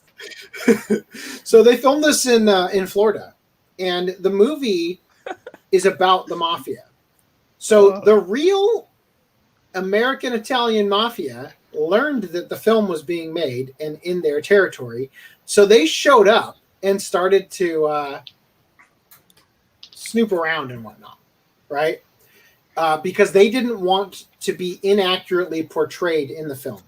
Oh my god, really? You see people on Twitter like, what are you talking about? We're like way more badass in real life. Well, that's what I like. This was before Twitter. I think it was 2002. No, that's 99. That'd be so much funnier, so this was 1998. This is before Y2K. I was a year old.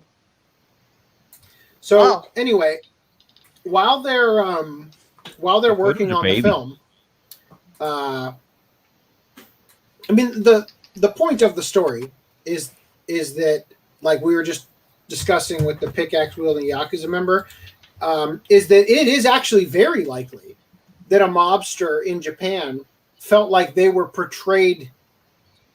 They got the raw end of the deal in their portrayal in one of the games that he's in or the movies that he's in. That is very possible. But to finish off this story, my dad was a stuntman, right, and a stunt coordinator, and they had a couple of mobsters that they were like, you know, the mobsters got into the movie set because they were trying to show off, like, and like rub, like make sure that people were portraying them properly. But then they also got kind of starstruck and just wanted to be in the movie. So they kind of weaseled their way in that way too. I'm dead serious. This happened. And so one of the mobsters went into the stunt department of things and sort of weaseled his way in there. And my dad made a comment to somebody, like they basically entertained them. They let them do the stunts and whatnot. And my dad made a comment that, I think we'll just go with the, it's like, you know, he's not really selling the fall or whatever the stunt was. Let's get one of our guys to do it for the actual shoot, you know, because this was like pre-production stuff. And then some asshole on set decides to let them know, to let the mobster know. And they literally put a hit out on my dad while we were in Florida. Yeah. And so far as I know, like cops got involved in everything, and it never actually materialized, but they were very unhappy. They called the cops earlier, but you know, they were just like, okay, black market dealings here. We're just gonna go with the flow and hope that they're not mad. We don't want to get the authorities involved now. That's show business, bitch. Yeah. Was it like what was it, Candyman? Like the people at the one apartment building were actual thugs who lived in the area? Possible. Happens a lot. Getting good extras is hard. You know? So anyway, sometimes you need an actual Yakuza member to play a Yakuza member. Hey, you know. Well, I just remember my only memory of Florida is that it was so hot that you could leave the pool, and by the time you got to your towel, you were already dry. I mean, I don't remember that. What pool did you go to? Because I don't think the pool has anything to do with it. Yeah, it's not the pool that has anything to do with this, but it was at like the Hilton or wherever we were staying. And the sequence that we were there for when they were filming was, there's a scene in the movie, I guess, at a wedding where there's like a catering table, and a character gets thrown out of a building, or out of like one of the higher floors of the building, and he lands on the table, and it snaps the table in half, so all the food on either side gets catapulted in like towards each other. Oops. And they had like air cannons that they stuffed like cake and lettuce and shit into, and they just shot them like to sell the shot. Anyway, I also got sunburned worse than I've ever been sunburned in my life there. So those are all my memories of Florida. Now let's go back to this. Anyway. Let's go back to this nun with the crucifix carving to her face. The crucifix?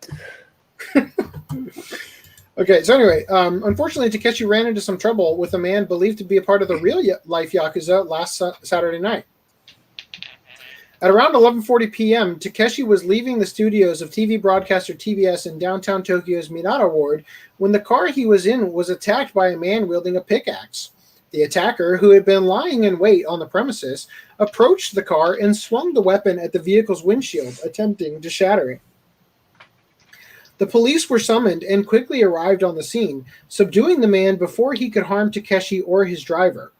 When they searched him, they found that he was also carrying a knife, and so he had been placed under arrest not only for the attack itself, but also for violation of Japan's Sword and Firearm Control Act. Like, yes, fullest extent of the law, bitch. Like, based on questioning, the authorities believe the man is part of a Yakuza organization operating out of Chiba, the prefecture that borders Tokyo to the east.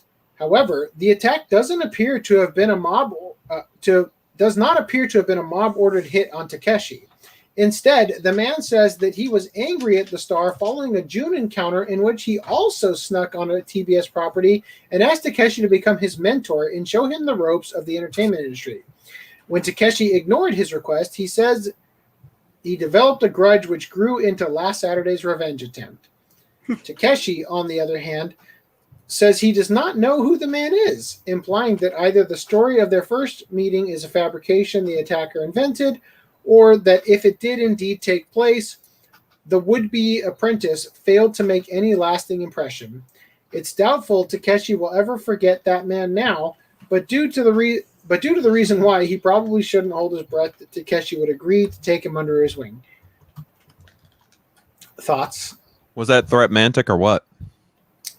Yes. Take me as your student, or I murder you.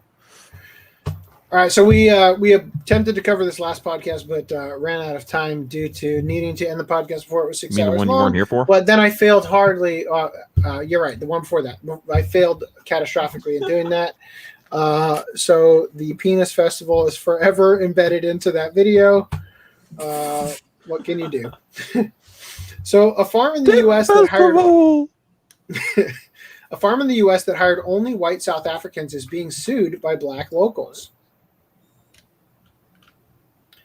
Same thing with, hiring only men or any of these things. Yes, the mental image of a cheesy scrotum. Who is responsible for?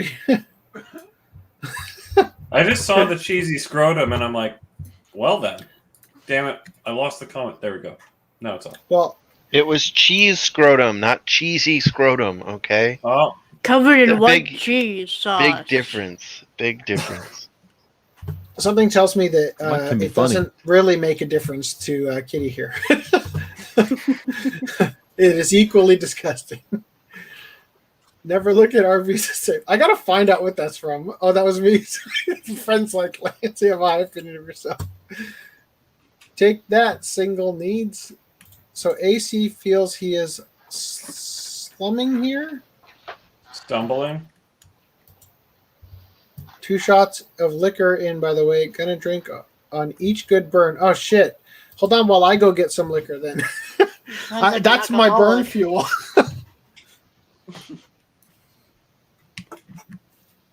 Don't stumble on the way over there. Well, there's so much.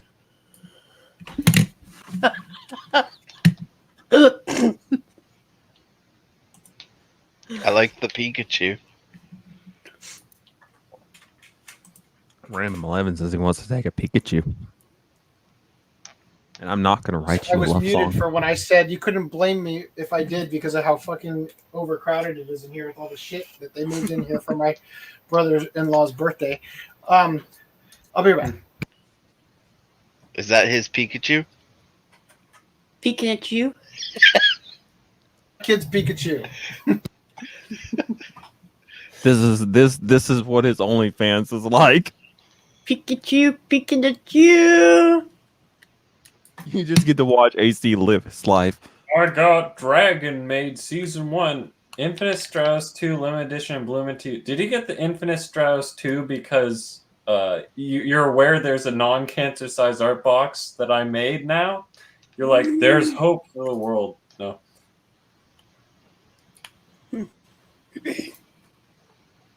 Well, that's not the version you sent me. It's the version Lance sent me apparently as well. The super top secret decensored version. And Lashansky left. Rip. Yep. He's not dead though. Yeah. Look. Every time someone gets cucked, now they're in the penetration penitentiary. That's canon. That is where they stay until they either return or deny it. So what have you guys been watching this last week? Ooh. I finally finished my rewatch of Lupin the Third Part 2, Collection 4, which is like I've been trying to finish my rewatch of Part 2 since been almost 4 years now. since Discotheque started releasing the DVDs. So I finally got that done. It's like just a So you breath finished of part fresh 2? air. Finally finished my rewatch of part 2. I've now seen the show all 155 episodes at least twice. And it was pure coom the whole time? Well, I watched everything. Like, I started my Lupin watch like maybe 2012 or something, 2013. And so I watched all of it before like part 4 even started airing. And that was back in 2015. And so I watched everything that I want to watch everything that I own on disc at least once. And so that's why I was watching the Discotheque releases, because I bought them and because I now have it. And so now I want to watch it because I have it. Otherwise, rewatch your 155 episodes after you've already watched it streaming or whatever, basically? Yes. Yeah. Fair. I watched my copy of it now that I have it. So, which was the first time that I had watched the Jenny on dub of the TV series. Oh, really?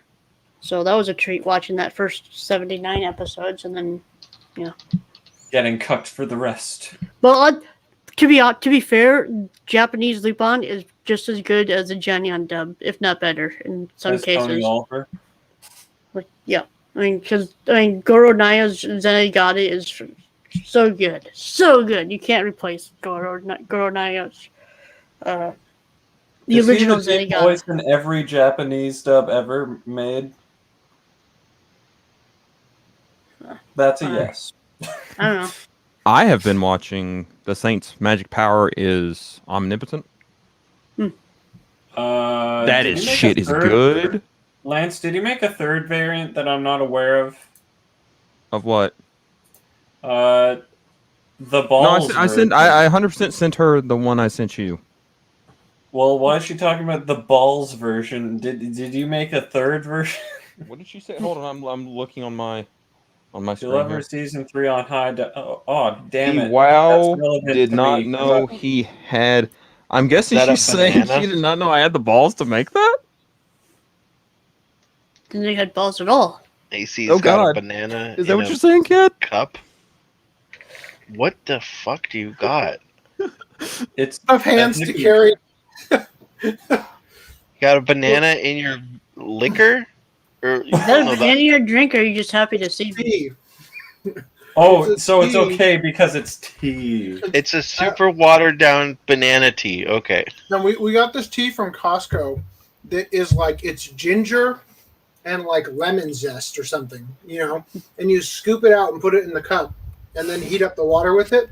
Tastes really good when you Because I steep was your also dong holding into whiskey. it, but because my dong's busy, I had to use a banana as a replacement for the time being. Scrotum, how dare you? When you were pouring that earlier and Rhys cut to you, it reminded me of that meme of the guy sprinkling salt. Salt I guess that's the thumbnail. I don't remember what it's called, but Salt I know what you're talking the about. salt sprinkling guy. Salt Bay? Okay, if that's what it's called, I don't know the name of it. Is that Flying Dog? It's bird dog. Bird Dog. Yeah, that's what I'm saying. What flavor do you like? Peach. You can go The for the only flavor that's good. The blackberry. grapefruit is terrible. AC likes eating that peach. Have you had the blackberry? I have. I've had each flavor. Strawberries, not as good as peach, but second best flavor at least. Blackberry's like the go-to. I thought you didn't drink, Rhys. So right now you're like Jesus Christ! You filled out that glass. Yes. You do know. Rhys is like, I don't Notice drink. it. I drink. All right, let's talk about black people stealing white people's jobs. Okay. So, for anybody who isn't aware of what's going on in South Africa, it's an apartheid state where Where's Dan when we need him? he is Not your friend not Dan, here. Discord Dan. Dan man. Remember, Well, he's the one who shared this. Danny. He's the one who shared this for us. So So what's happening in South Africa is that certain ideological groups of certain colors have attained the power that they have long sought and thought it was a good idea to literally repatriate farms. So if you don't know, the reason South Africa is livable is because Westerners colonized it. Okay? So Europeans came down, colonized it, and built the farms generationally. Like it's not even livable in the first generation. You are frontiering out there, right? But because of the white farmers who had the knowledge on how to irrigate and how to rotate crops, all of those things that are important to farming, basically the state in South Africa said, anybody can do that. So let's literally take the farms from the white farmers and give them to the black South Africans. So trying They to don't know how Robin to Hood do this shit. anything and let everything run down to shit. Yeah, and naturally, running anything is much more difficult than it looks to the outsider. Color is irrelevant. So they're It having a takes talent, famine. skill. So Yeah, well, it's just look, and it doesn't matter the race involved. It has nothing to do with the race. This is just the Right. colors that happen to. It Just take create it, the take situation. his throw it not in. boils down. It's literally just taking It's something from capable. somebody who knows how it works and giving it to somebody who isn't going to have the same output as letting the person who that's Like their, taking a cabinet maker and then switching his job with a brain surgeon. Shit going south, bro. right. Which when I was younger, I took a tour of Europe, and our tour guide told us about a friend of his who was a tour guide in was it East Germany, and he talked about maybe it was Sweden, I forget, talking about how because of socialism, the tour guide friend made more than their husband, who was a brain surgeon, because of communism, right? Because the tour guide got tips, right?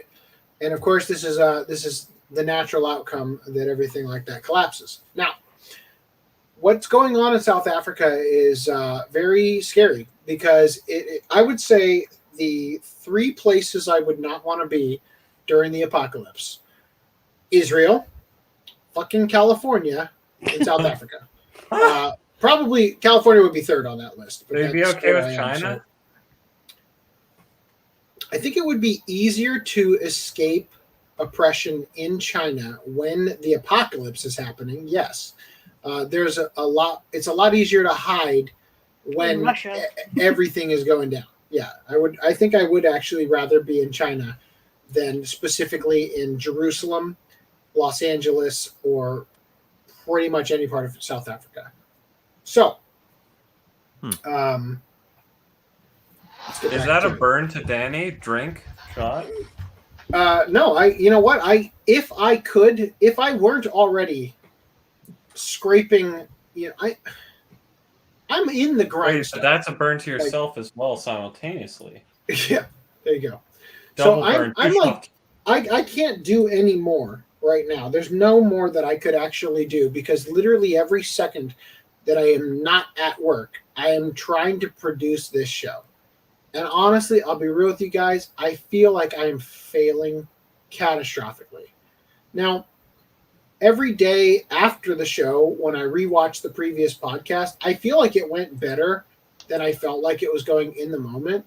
But I got to tell you guys, I really feel like I'm grasping at straws here. Like I'm running out of what made this show good because I'm doing it live every night. I'm doing my best to vet articles and stuff, but at the end of the day, we only talk about things merely because it feels like an obligation at this point. And it's largely because, like, look, when you guys do the show without me, you guys get to talk about what you're doing outside of the Watch Club. And I think that's beneficial to the show. Chill stream? Yes. And I honestly feel like we're getting to the point where I think shows without me are better than the ones where I'm here because I don't have time to prepare for these anymore. Now, I will say that just to change the subject real quick. I don't know if I brought this up already, but I do have a potential change of career that may be coming in the near future that will literally double my income. And I would like to take that, but I got to be honest with you. I feel like there is no guarantee that if I take that job and they don't need me in a year, that I won't be on my ass and in worse situation than sticking around with what I currently have. So with that said, I'd like to remind you to donate on the website, because that new donation Rape system us now. Rape us monthly, please. But yeah, I just want to say that like I'm disappointed with how the shows are, how they feel in the moment when I'm doing them. Some nights are great, and it's literally all about how prepared I am, and how prepared I am is dependent on external factors I don't get to control. We were going to do the show last night, and that doing the show last night would have given me an extra day here to work on the Evangelion video, which is basically done, but now I don't have the time. You know, doing the show means I can't work on promoting the show, which is why telling your friends is really beneficial. Now, I forgot why I got on this, because that's what whiskey does. But back to the article here, I will say, oh, I remember now. If things are going better for me, legitimately, I would invite Danny to come stay with me, because I fear for his life in South Africa. That's what I was getting at. Okay. Unfortunately, things aren't going good for me. I mean, I think as cool as a guy as Danny is, I think anyone would be just happy to have him and his family come on over. But I'm just saying, like to the point of South Africa being a dangerous place to be. Oh yeah, like, no I'm kidding. not joking around. Shit is. Guys, I want you to understand that I think by the end of the year, we're going to see a meltdown in the United States like we've never seen in our lives. Or I'm waiting for it. I think it's going to be worse than anybody has ever seen. Right now, the supply chain is so broken. We are catching up to the problems that occurred due to COVID shutting things down. And we are not going to come out. And COVID is still not handled. COVID is perfectly handled. Not correctly. Okay. Not It's going exactly the direction that they want. Oh well, okay. That's not the direction I thought you were going with. UN Agenda 23 is in full effect. I don't know if you guys saw the spending bill, where they are writing into this $1 trillion spending omnibus bill, that they are now going to be taxing you per mile that you drive. Guess what? Alex Jones has been talking about that for like 20 goddamn years. And I guarantee you, the vast majority of people, probably every person watching this podcast, the car that you currently drive already has the technology in it. Since like 2005, the technology has already been in your car. Those automated computers built into them. They can in send order to track it, so that when they flip the switch on this thing, you're taxed per mile, and you're paying more at the pump. All of this shit is going to get so fucked in the near future. I was reading a post the other day from a manufacturer, or not a manufacturer, a mechanic, like the people who, not just the people who fix cars, but the people who build them and work on them, right? And he was saying, he had a picture of a drive shaft, and he said, every semi in the entire country runs on this drive shaft, or like 97% of them run on this drive shaft. Today, I installed the last one that we have in stock, and we have not been able to get any more for months. And the closest they think they'll be able to get it to us is like June of next year. You guys got to understand that entire states in the United States get their food sent to them on semi from other states. Now, this isn't going to say, nobody's saying that every single truck is going to break down overnight. But I'm telling you right now, slowly. I guarantee you at least 20% of the United States is going to go into a crisis where I think an enormous portion of our population is going to die.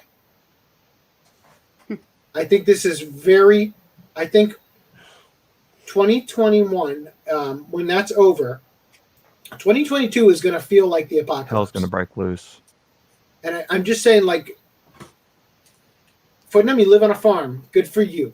All right? That's why I kind of, whenever you said you were like, a year or two ago, said you were, oh, where am I going to move to? Like, I always say, move to Iowa, because that's where all the food is. Yes. All the corn, all the grain, all the livestock is in the central part of the country. Yeah, but Brad needs to stay in California because that's where he's going to get his porn in the apocalypse, right? What the fuck? Isn't that where like most of the that's porn why we is, have like, the- filmed? Sure. we have I the guess. best- I don't know how I need to physically be here for that. But We have the best meat in the country. No. The because point this is when- where all the food is when for the cattle. everything goes Rhys said down. we're the I'm gonna best meat in the podcast country. magic Just my like future points right down. if you're out there, if you're in another state, and you have a business that needs somebody with my skill sets, hit me up. Because I have to get out of here. Okay? And the reason I'm in the careers that I'm in right now, and the reason my choices are limited, is obvious. Because of the mandate. You sound Okay. like Agent Smith in The Matrix. I must get out of I here. have to be extremely fucking cryptic about things because of YouTube's new policy. Hmm. So I got to tell you guys, my wife is breaking down, and every night we're having a fight about how we're going to get out of this mess. And I don't have any money to get us out of here, and it's like it kills me because we're barely holding on to this house, and in order for me to move somewhere else, which will definitely be safer for my family, I have to be able to I have to do a security deposit. I have to be able to prove I've got income, and I have to have a job lined up. And where am I going to get that above minimum wage at a place that has less than 100 employees? And how long am I going to be there before the mandate kicks that down to 50 employees? You know, this is authoritarian control rearing its ugly head. I mean, we've already seen what's happening in Australia, and it's going to be here before we know it. You know, Trust me, dude. I understand what you're going through to an extent. so I think we talked previously Not the family about issue, but what did we talk about, Lance? About the otaku army we were going to set up. yeah, Where we strap God, the box we're sets gonna as body go to armor Area on our 51 chest. and Naruto run across it. Yes. So everybody, we got to have a meeting someplace. We're gonna bring everybody together. It's going to be the largest anime collection anybody's ever seen, and we are going to we're gonna create a bunker of just box the sets. 30 fucking Of box copies sets I have that are of oversized. Naruto that I bought on eBay. Land You're in gonna have all the Flint, Umaru Michigan's guns. pretty cheap if people want Yes. houses. Yes, because they can't grow anything with their water. Yes. Oh, hey, welcome, E. Castro. Ooh, E. Yeah. Castro, I forgot Yeah. to do a thing. the thing, There you So go. right now, thank you, Doomer me. So look, the Opie army. right now I'm not in Long Beach. I'm actually in Huntington Beach, but I'm in California. What I was trying to say is, You're in California. ports in Long Beach. That's enough terrifying as it is. well, the ports in look, Huntington Beach is a great place, and the people here are very much against Sexy. the stuff going on. Unfortunately, we're surrounded by lunatic authoritarians. Now, I will say though that I grew up in Long Beach, and right now the ports in Long Beach are the what do you call them? The freight shipping boats or whatever you call these things. They're lined up. They don't have enough manpower to unload these things, and so I bet you anything, there's drive shafts on those boats. Probably. You know, but unfortunately, the unions are making it impossible to get hired if you aren't, checking certain boxes with your card that has 4 slots. And people aren't eager to jump into these jobs because unemployment pays more, and Which is funny that even with a severe crippling disability, effectively, I can't get unemployment or any of that, and I'm getting cucked on a lot of the system. But I think it's just life. Yeah, but continue. I wanted to gripe. But yes, yeah. So anyway, look, guys, I'd be real with you. I would think even probably by Christmas, shit is going to hit the fan in a way that even the most dedicated prepper couldn't predict. Like the how fast shit is going to go down. And every attempt at a solution is being shut down. I mean, look, without making a statement on the issue because YouTube, in a pandemic, you don't fire half of your medical staff because they didn't follow a mandate. No, in a real pandemic. No, there's a lot of hidden agenda happening. Yeah, they're replacing them with National Guard members. Yep. So we're going to militarize. We're going to militarize healthcare. Guys, this is just... I have work in the morning, so maybe I shouldn't go on to this. But what was the anime for the discussion tonight? Ariane. Oh yeah. We'll be covering it next week or something. Let me just say, if there is any ability for you guys to cover it next week, please do it, even if I'm not there. Okay. Especially because between Thursday to Monday, I don't think there's gonna be a lot for you guys to cover. So we'll see. Although you guys don't actually have to go on Monday, that's just when I would have been available, but I'm not going to be available. So if you guys want to do Wednesday, Thursday, whatever, actually, I'm one day away from ticking off that tier on getting partnered on Twitch. I don't know what day it is. You have to stream 7 days a week. We're 1 day away from that. I don't know what day it is. We've done a Wednesday show. Today's Thursday. Maybe we're going to knock it out, actually. We did a Friday show. Done a Friday show. Maybe Sunday? What the Have fuck? we done a Sunday show once we've done a Sunday show. What about Tuesday? We have, but were we doing a Sunday show when it was also going to Twitch? Uh-huh. I don't know. I don't know how to check. Anyway, what I honestly should do is just set up like a quick stream that was just like, hey, fuck you, Twitch, and just do one on each day, right? To solve that. But we've got bigger problems. And me. We've got bigger problems in terms of getting the we have to get 50 followers or whatever. Anyway, that alcohol's hit me quick. Anyway, so let's talk about this. So in 2014, a major farm in Mississippi started hiring South Africans, always white, for seasonal work, according to a new U.S. lawsuit. The South Africans replaced local black workers in a predominantly black area and were paid more than those locals, the plaintiffs say. Now, 6 black workers are demanding compensation for discrimination. Pitts Farms, a very large producer of cotton, oh dear, soybeans and corn. Lead with that, why don't you? In Mississippi, used to have a largely black workforce. Well, I'm sure they did. God damn. Drawn from an area that is more than 70% black, according to a complaint filed with a U.S. District Court this week.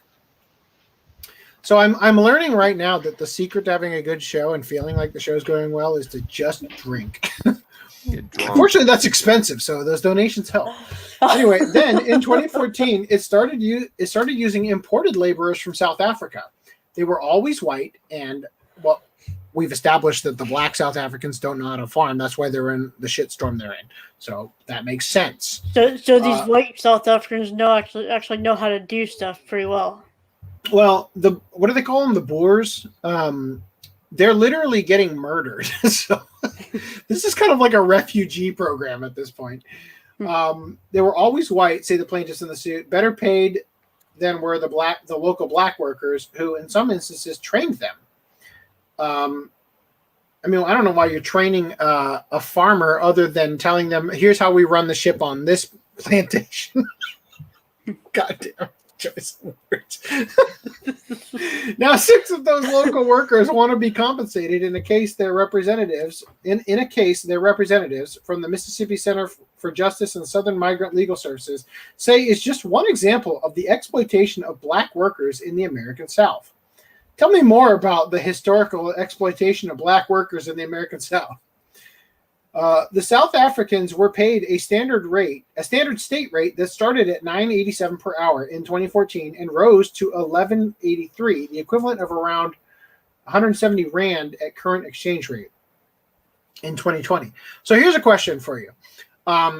Do South Africans working in the United States have to pay taxes in the U.S. and South Africa? Because Lindsay Ellis, also known as the Nostalgia Chick, did a scathing documentary about how the New Zealanders were paid less for the same work on Lord of the Rings, even though the reason that is because my dad had to pay income tax in both countries. You have to wonder. And would she have made a documentary had it not been that way? And the New Zealanders made more money because they only pay taxes in one country? Probably not. Anyway, now where was I? The South Africans were paid a standard rate. I read this.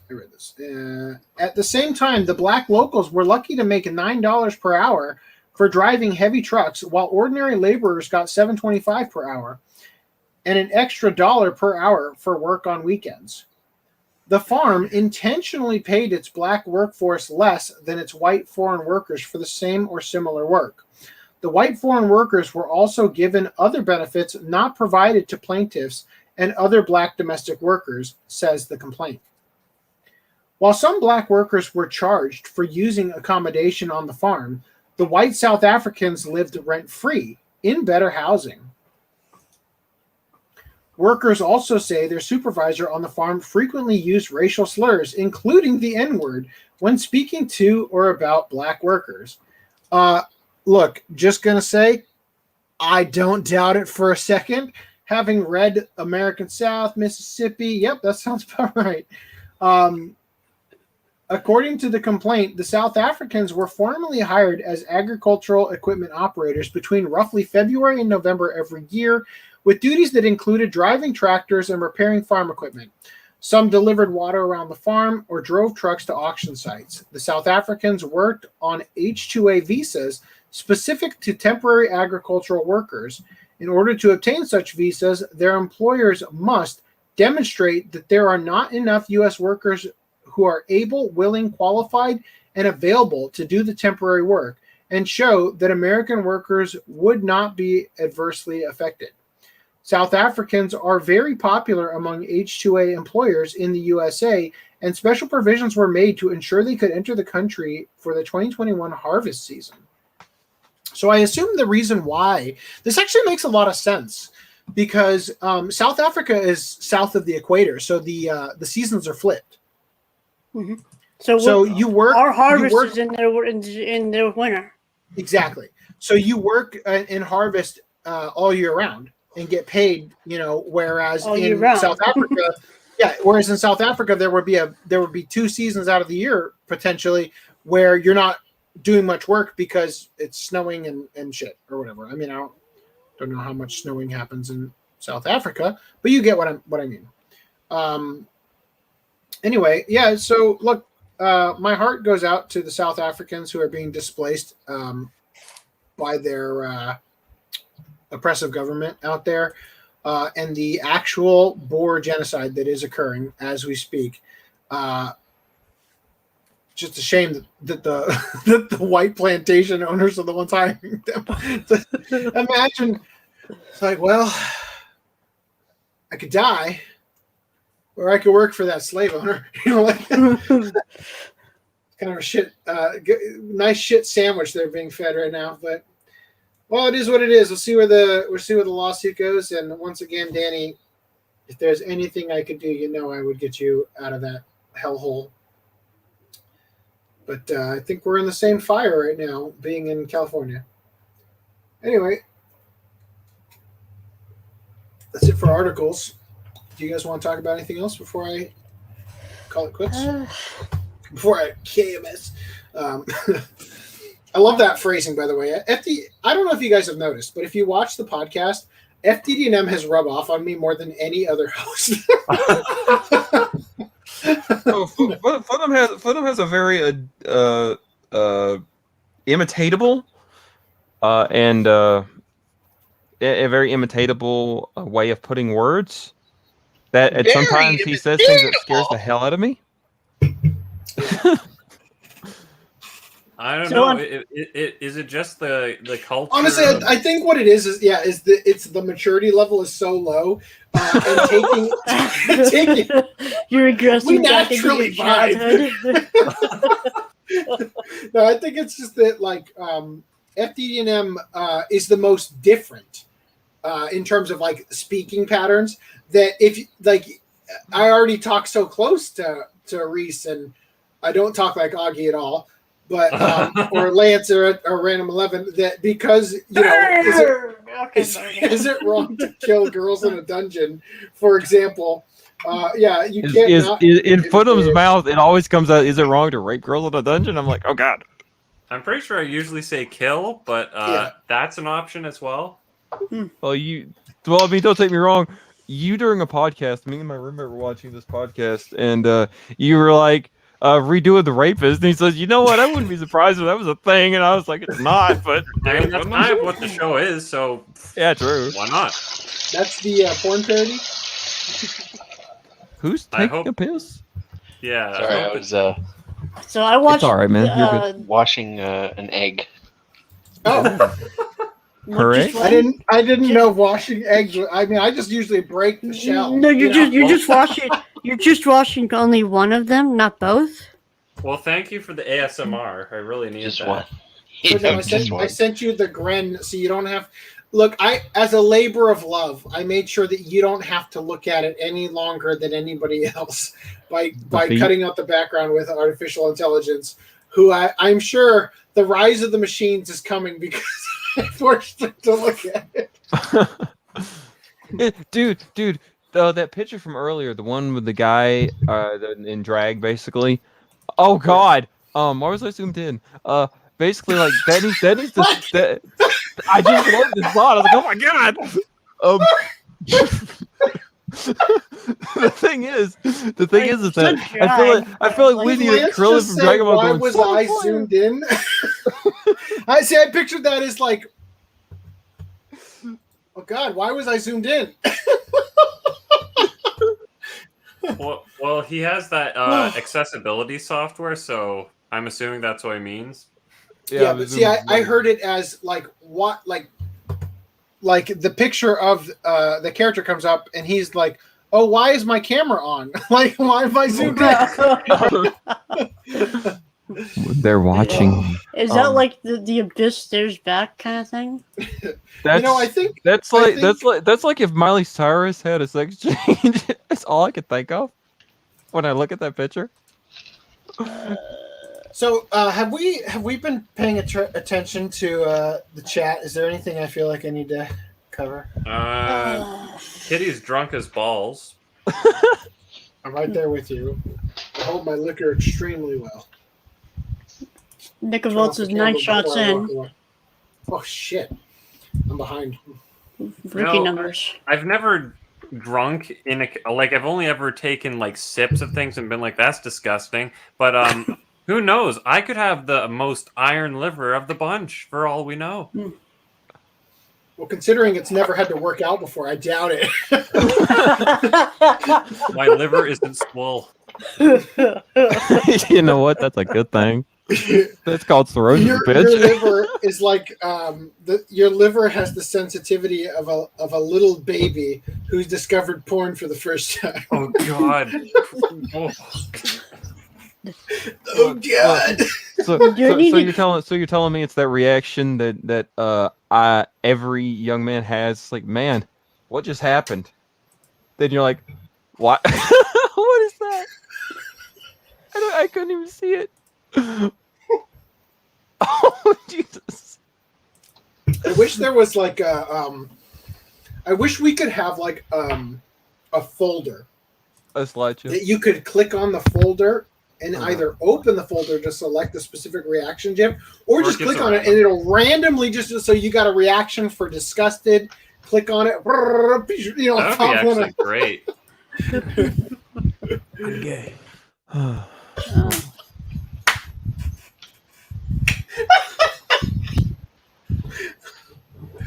I guess we could just go through all of them. We've all got cancer.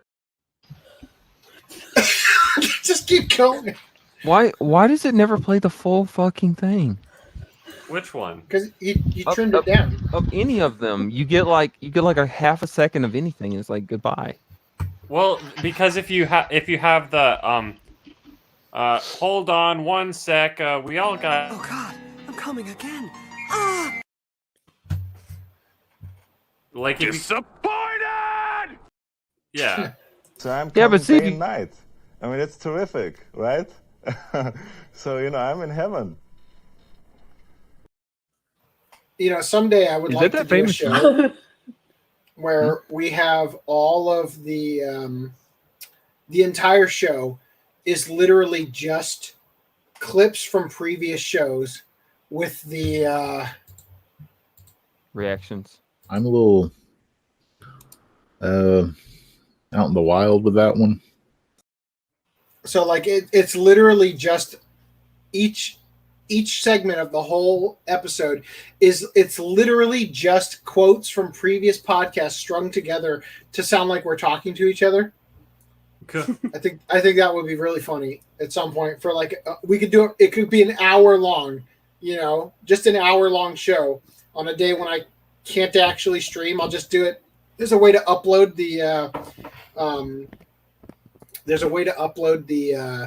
stream as a video, so it'll go live as soon as it starts and end after it ends, kind of thing on StreamYard. Mm-hmm. I think that would be really funny to just have a whole like hour and a half of just an argument taking place across like 100 different podcasts, with us going back and forth between, you know, the FVVNM, which is what I'm going to call FDDNM's one because he looks like V from Devil May Cry. Oh, that. It's Rhys with an E. If I get a whole hour out of a story of people putting stuff up their butts and shit. No, it's called sounding. Either it's or up sound of pain. No, Random 11, we have a clip for that. Can it me? I've created a monster with those. All right, so anybody in the chat, if you've got an article or a topic you want us to cover, please give it to us. So I thought you had work in the morning or something. I do, and I'm gonna start drinking and taking my melatonin right now. ACNM, don't you have to leave or whatever? What's the clip? FDM, don't you? Weren't you gonna leave? Shit, I am talking like Audrey.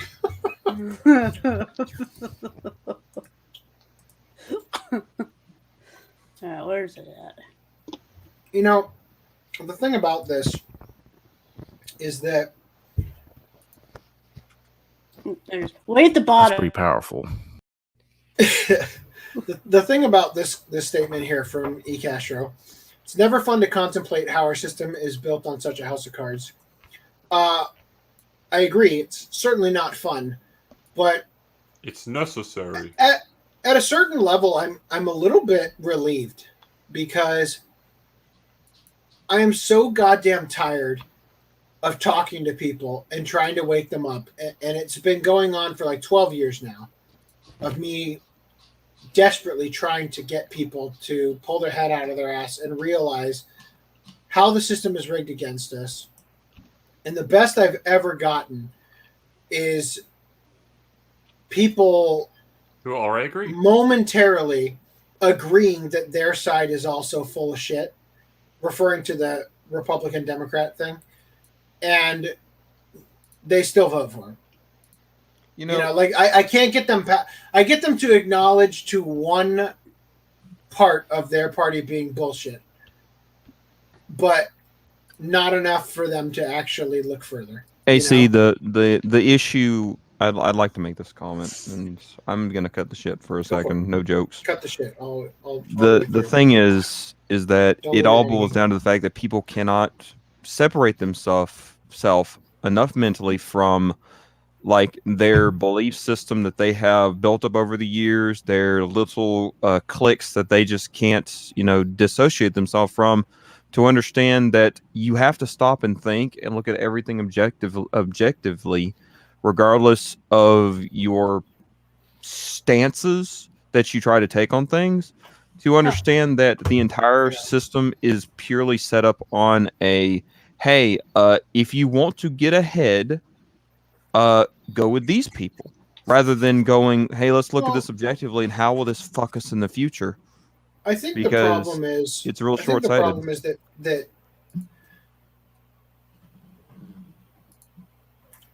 the way that people orient themselves in the world is dependent entirely on the information that they have. That's true, but that's also partly that's true across the board. Across the board, it doesn't matter who you are, right? But then you have people who just deny what they're given, so they have information yes, and then they discard it. What I mean by this is that I've talked about this concept in the past before, that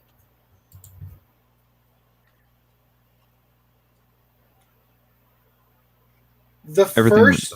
Oh, okay. Yeah, sorry, I'm gathering my thoughts. Take your time. You froze. I thought the stream froze. Yeah, so did I. The first thing you learn about something, as they say, it's easier to fool a man than convince him that he's been fooled. So the first thing that you learn about a subject, that literally creates the framework through which you understand that subject, even if it's flawed.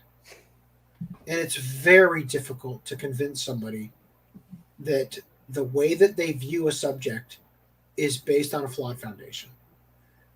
Right? And it is why, as I've talked about before, narrative is so goddamn important. I remember because that one time. Truth ain't important. I like, this was before I already naturally stood up till basically this time, but like I remember the one time we had this post conversation. Sitting down his whole life. What?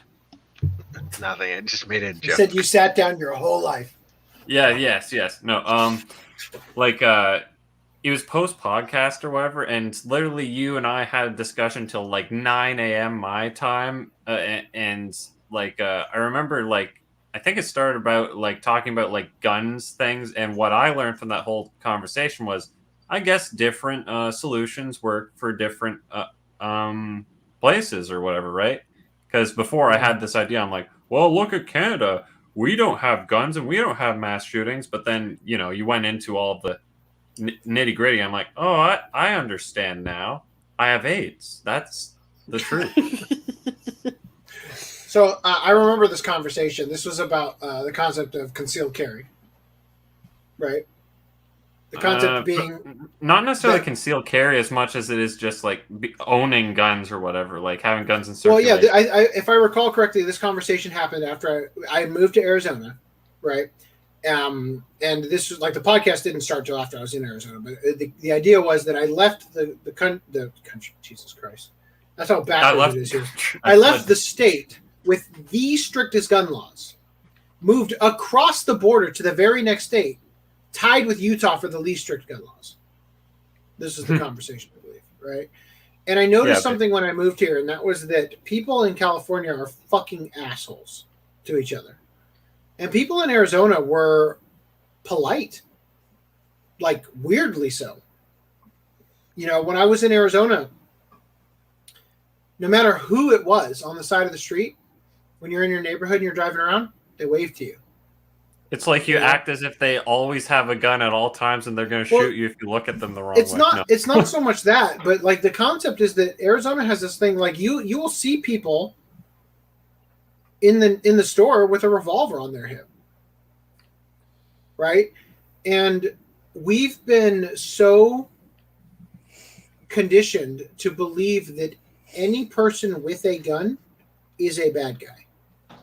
right? That they are only have a gun because they're. It's psychological stereotypic. It is a psychological conditioning. Absolutely. You will never see on the CW or any other television network a TV show where they go into a convenience store and people have guns on their hips and they aren't shooting up the place. That ain't going to happen. Right? And so the thing about Arizona, though, that I observed, and I mean, this is something I had already seen it in practice, or in theory. I already understand it in theory, but seeing it in practice was really interesting because it was far more than I expected.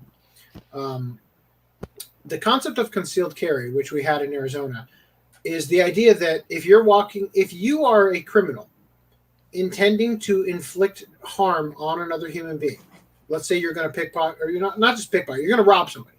You're going to stick them up. You're going to pull out a knife or a gun, and you're going to rob somebody. And you're walking down the street, and there's an alleyway on either side of you. And on the left side is a businessman holding a briefcase, talking on a cell phone. And on the right side is a guy in a karate gi wearing a black belt. Which of these two are you going to try to go after? The guy who's distracted talking on the phone, or the guy who could probably kick your ass and disarm you? You're definitely going to go for the guy who's distracted talking on his phone. That's open carry. When you can clearly see who in the crowd is got a gun on their hip. Who can fight? Who can easily fight back? Right. Don't lose your train of thought, but a friend of mine who is a cop explained something why concealed carry is a good thing. Concealed carry is a great thing. He explained something that I never thought of. Well, what it does is it effectively makes it so that every single person that somebody going out there wanting to victimize is a potential black belt. Every single person potentially has a black belt underneath their clothes. Yeah. In that, to use this alleyway. Right? Go ahead. Okay. He told me this because I was telling him, I was like, I just don't understand why people don't just like open carry their guns. I was like, why in the world even need concealed carry? He said, picture this. He said, hypothetically now, he said, if I was a shooter and I went into a mall, he said, first thing I'm going to fucking do is I'm taking out everyone I see with a gun. Security guards. Because they're the only ones that are going to have anything against me. He said concealed carry keeps that question alive in a potential suspect's mind of, hey, this one, anyone can take me down. And he said it slows down their psychological process. I think it's the most easy way to explain it is that concealed carry takes the benefit of open carry and it applies it to everybody in the state. Exactly. It flattens it across everybody the board. Becomes a potential Gets the carry. protection. You don't know who is armed and who isn't, and therefore everybody's potentially armed, and therefore every criminal thinks twice. Yeah. And crime is way lower in Arizona, except for the border, which the border in California is also pretty fucking awful. But I mean, we've got cartels that exist all the way up in the northern border from Mexico, and getting back to the main point, I don't think that you can't convince people. You can't convince people beyond the scope that they've lived in, because narrative is more important than truth. And at the end of the day, people listen to the narrative because it created the framework, the ontological framework for which they view the world. It's like on these talk shows where they get in there and they play this. I think I talked about this in the first couple times I've been on the podcast. It's like they play this this mind warping music, and they put this tone in their voice, and they can demonize and literally warp anything into whatever the fuck they want. And there are just so many people who can't stop and think that, hey, just because these people seemingly know what they're talking about, they think that they shouldn't ever fact check them or, double check what the hell they're actually saying. It happens. Like, I'm going to start naming specific ones because I know shows where they do this and they can make they could say, and that piece of bread, it was staring at her. And then it turned. Look no further than the current border crisis, where the media decried border agents for whipping migrants because they were wielding the reins of the horse. Wow. And people looked at those reins and said, that's a whip! That's a black guy! That's a whip! It's because the Haitian migrant was running away. They're playing on weak-minded people who don't know how to fact check and look. They absolutely are, and that's the thing is that the people who are currently falling for their cults right now, they are weak-minded. You know, Christopher Barker, no offense to you, but you are not understanding why what YouTube is doing is harmful to your future. YouTube is what's setting YouTube up doing that's harmful? I missed out on part of this conversation. YouTube has decided that any discussion, any dissenting opinion about the involving COVID a certain will result in your videos being removed and perhaps even your channel terminated. Now, I will tell you right now, 1,000,000%, this is a preemptive strike against Project Veritas because of the videos they're releasing right now. That's all it is. They did the same thing the last time they were releasing stuff. This is how it is. Okay. Luckily for Project Veritas, they've sued every single time and they've won. So hopefully, discrimination is what it is against. All it is a slowdown. You know. Wow. They're delaying the inevitable. But see, honestly, look, the thing is, it's not about misinformation. It's dissenting information. Exactly. It's information that doesn't agree with the mainstream narrative intended to control you. If you can, for anyone who needs to know how to pick out this kind of person, if you find someone who has something that they believe that they are so stubborn and stuck in this rut, as long as you get in there and get one of your ideas kind of in that rut, you can literally warp them to any fucking philosophy because they don't understand. That wasn't true. He said, "I'll get them on one thing, but they'll still." You guys remember I talked about the picture of the skull? Yeah, but what I'm saying is, like, you have people who will only go along with what they believe, and as long as there's something that you can use as the media does it as a way to pull in that psychological draw, is what I'm trying to say. They will believe any fucking thing, regardless of how far out it takes them. Yeah, and that is why they're so fucking. That is why tunnel the vision. Conspiracy theory crowd is so dangerous in that regard because I'll give you two examples here. When you convince somebody that I'm listening on phone, I gotta pee real quick. Sure. When you convince somebody that a mainstream narrative is bullshit, which is actually pretty easy to do if they're willing to listen, it puts people in a dangerous place where everything that they know is now wrong. Their way of life is false. They become shattered so severely that everything that they know is wrong that they become susceptible to literally every single counterpoint there is to the prevailing narrative. And as Vladimir Lenin put it, the best way to lead your opposition, or the best way to control your opposition, is to lead it yourself. So there is plenty of misinformation out there designed to derail actual understandings of what's going on, right? People get caught up in flat earth and other bullshit, right? But at the same time, this is exactly the method being used in order to co-opt the country, because you go to college and your professor convinces you that that the myth of America isn't true, that America is not necessarily a perfect country. And you weasel your way in with critical race theory and other sorts of nonsense. You wedge into the myth of America. Every country's got a myth on who we are, what we do. You shatter that narrative, and then that person is a blank slate for you to rewrite a new narrative. And you fill it with critical race theory. You fill it with radical feminism. You fill it with these things. They're using the exact same strategy that the misinformation in conspiracy theory groups is using in order to co-opt and control people, right? Because we don't have critical thinkers, who can look at things. People are counter dependent on what their opposition says so that they can jump into the opposing narrative, whatever it would be, even if it is counterproductive to their end goal, because their identity is based on countering the opinion of their enemy, right? So this is why there were jokes during Trump's presidency. Trump cures cancer.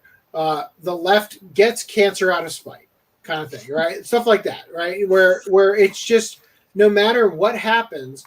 For example, Tim Pool used to talk about how he would talk to his previously anti-war friends about why Trump is the candidate that they want if they're anti-war. And then they would say, you're making a lot of sense. And then they would go away for about 20 minutes and Google it. And then they would come back and say, actually, I've done some research and now I feel like war is a good thing. War is actually pretty good. Yeah. They would convince themselves because they aren't about logic and reason. They're about counter dependency on the opposition. And so this is a designed chaos intended to divide people, because the only thing that can stop the impending outcome is for people to hold hands and attack the establishment together. And that ain't ever going to happen. Because people want to wield power too much. And this is why you went off on a little tirade earlier, Lance, about the religious right. And you got to understand the reason that the religious right wielded power against gays and people that they didn't like is because the people who pursued power were the ones that wanted to control other people. So the libertarian types, they don't want power. So they don't get it. And this is why you've got Ron Swanson in Parks and Recreation is an example of a libertarian who works for the government. And they would come in and say, "I'm sorry to waste your time. Impossible. I work for the government." Right? And that sort of idea of leaving people alone is, you don't see it. There are very few politicians who actually care about that shit. And many of the ones on the right who pretend to are lying. They're flat out lying, and they have been their entire career. Right? It's all about winning that next election. Doesn't matter what they support. They support anything to get reelected. Right. And I like the thing is like I grew up in a bad enough situation around a very bad set of religious crowd to where I've seen what just having those sort of manipulative dark side bullshit, what it can do to a child, let alone what it can do to an adult who spent their entire life believing it. And it always looks like the most beautiful, lighthearted thing until you actually understand what's going on. And then when you do, it's just like you said, the world just shatters, crumbling down. And you have to pick yourself up and figure out, like, okay, so what is the truth? And it takes a second to actually come to your feet to where you can be like, okay, you could sift through the bullshit. As much as I hate to say this, I know this from experience. Yeah, so do I. Because I saw it. I literally saw the abuse shit to the point it was like, if you don't believe this, you're gonna burn in hell forever. And I'm not talking about Jesus Christ as your savior. I mean getting down to just weird shit. I mean, like, to the point it was like, man, wow, I'm really glad I don't wear shorts, which I do. And the thing is like, it got crazy. He's like Joey from Pokemon, the short guy. Dude, so, Pokemon was the devil. Like, Random 11, you came back at the worst time. Lance just said, come on your feet or whatever in the same sentence. All right, so real quick. I've been here the whole time. For anybody out there who's interested in breaking out of this stranglehold, I think the easiest way to deprogram from this control is to realize that the position you hold personally, like the standard you hold to your own life, does not have to be applied outside to everyone else. Right. So, for example, for me personally, I'm against abortion. Meaning, in my situation, only woman I've ever had sex with is my wife, by choice. If my wife and I had an accidental baby, of which actually my son was. My wife was on the pill when he was conceived. For us, abortion was not an option. But when it comes to legislation, my morality or my choice as to whether or not that is acceptable doesn't need to extend outward to everyone else. Now, for some people, it does. And I can understand this particular subject, that wanting to fight for the life of a child, I can understand that. I can also understand the counter argument, or at least the claimed counter argument, which is the bullshit argument, because the actual statistical reasoning why a person will get an abortion because of incest or rape or whatever is very, very small. Rape. But I can understand it. I can understand why people come from there, even if the vast majority of them are fighting for it for white knight reasons. In general, it has nothing to do with that. Well, understanding that you can actually oppose something on a personal level without opposing it on a legislative level, therefore applying the logic that you may oppose something personally, but not enough to hold a gun to somebody's head and tell them that they have to also oppose it. I think that is the breakthrough for a lot of people. That was what made me realize, I asked myself at one point in my life, do I believe the things I've spouted my whole life? And I really wrestled a lot with the things that were the basis of who I was, and I really thought about them for a long time. And I had to wrestle with, I attacked myself with very difficult scenarios to try to come up with where I actually stood versus where I was raised to be. And I changed my opinion on some things, and I strengthened my opinion on many others. And I think for me, that was, I think, a big changing point in where you land on a spectrum of let's say, the core issues between being left and right wing. And I found myself in a place where I am neither. And that puts me in a place where I'm an outcast. Take place. Well, yeah, for sure. But I'm in a place where I'm an outcast on either camp, right? And Same. Of course, Augie never understood, simply because the left were the ones that were autistically screeching for all the years that we had the podcast going, that I've been anti, right for a long time as well.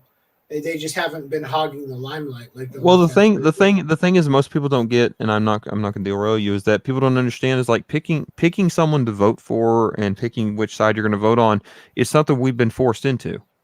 Like, the thing is like you got to pick the lesser of two evils, and sadly, 9 times out of 10, it's a 0.101 difference. Oh, and hell, you really just have to pick the worst. You really just have to pick the least of the two evils, and then hope and pray it doesn't fuck you in the end. Like, that every election is between a turd sandwich and a giant douche or whatever it is. Well, the one time I voted in Arizona, I voted against McCain. And it was one of the most conflicting emotional things I had to do, because I literally had to vote Democrat, and I fucking hate Democrats. I hate them. They're terrible. It's like, look, Democrat, like individual people, most of them have good meaningful intentions for things that they believe are good. The politicians are scumbags. And I literally, I was in that fucking voting booth for fucking ever. Because I legitimately hated McCain so much. And I said to myself, look, this feels so wrong. But at the end of the day, there is zero meaningful difference between McCain and this Democratic candidate. And the candidate lost anyway. But I got to tell you, it does suck to be put in this position of incumbent piece of shit versus opposite end of the spectrum piece of shit. I agree. Wholeheartedly. It's fucking terrible. We have a lose-lose situation with which we really can't come out in the end. And not to mention that let's just understand that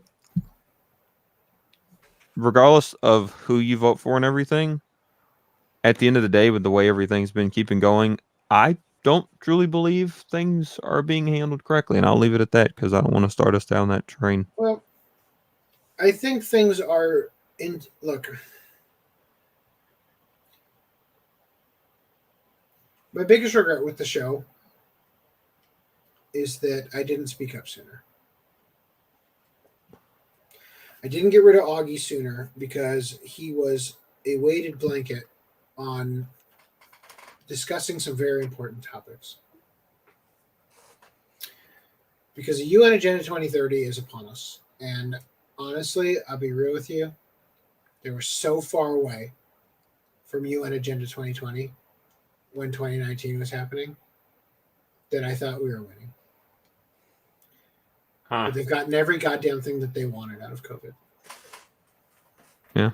And UN Agenda 23 is a goddamn nightmare. And I think that there's very little that is going to save us from this nightmare. I've been having these similar discussions with several of my friends while we were trying to play games and shit. And it amazes me that we've had the wool pulled over our eyes, not we, but the general public, to the fact that it's funny that I, because of a friend of mine, knew more about COVID than most people in 2019. I'm sorry. God damn it, I said it. Lance, wait. Give me a moment. By the way, I noticed that there's a chime that plays when somebody enters the... Only now? Wow. Yeah, we've had for a while. Okay. Yeah. I found that when I was showing FDM around. I was like, you only figured that out once you were drunk? once we gave FDM. I noticed it way earlier in the podcast tonight. But anyway, Lance, what were you saying? Oh, I accidentally said a word, but I won't say it again.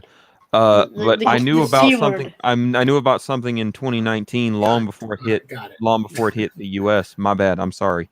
COVID. And then we get like through into 2020, and I have connections of normal ass people who have filled me in on how this shit is going down, and like at the time, I didn't really know what to take heads or tails of it because I just was looking at it, and all I want to say is this: it's played out exactly like they predicted, and all they did was look at this logically with the information they were did. Now we're sitting in a situation where we have a mentally crippling disorder affecting an entire country to which people refuse to look at the facts. And I found myself victim of this because I had my own physician down my throat because of the way I looked at things, and got preached, I need to protect everyone else more than myself, which is a weird thing to throw at someone. Yeah. In this situation. And so I want to say that. Go ahead. I'll shut up. No. One thing on the bright side. So I've mentioned my regrets with the show.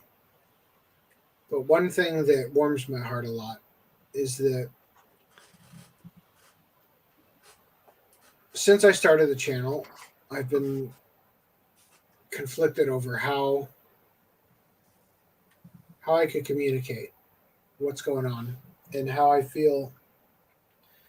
And I got to tell you guys that the Vexil podcast is your magnum opus. I poured my fucking heart out in that podcast, and I couldn't believe that like 8 hours in, people were still watching. And it blows my mind that so many people are out there who feel the same way and who shared the vision I had for the future and were able to articulate to me during that show their own concerns. And to be honest, guys, I just that was the biggest pick-me-up I think I've ever had in my entire life.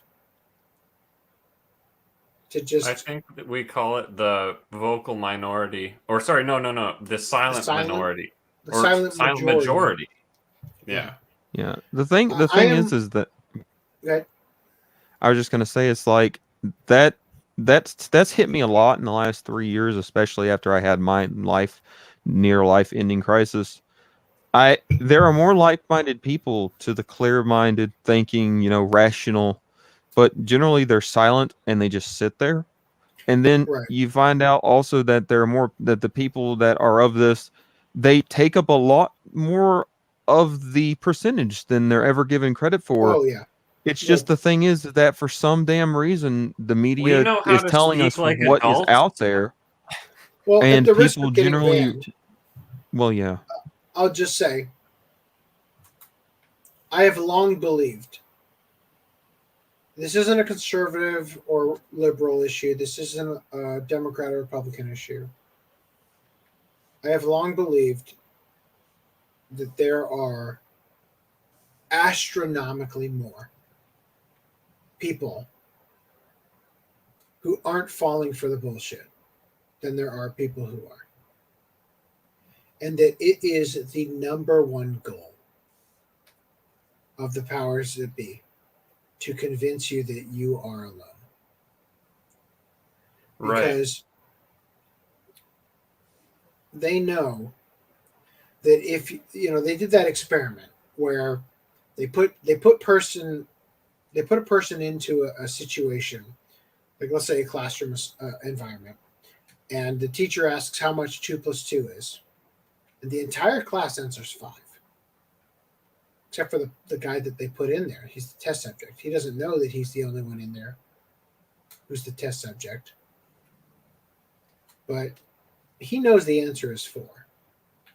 But he doesn't say 4 because literally everybody else said 5. Yeah. Wow. And eventually he starts saying 5 too.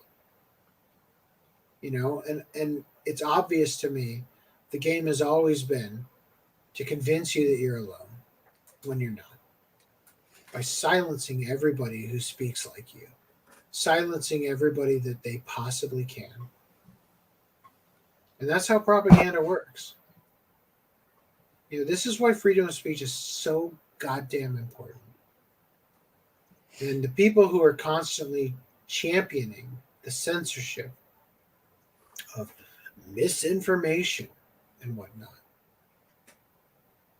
save me from false information.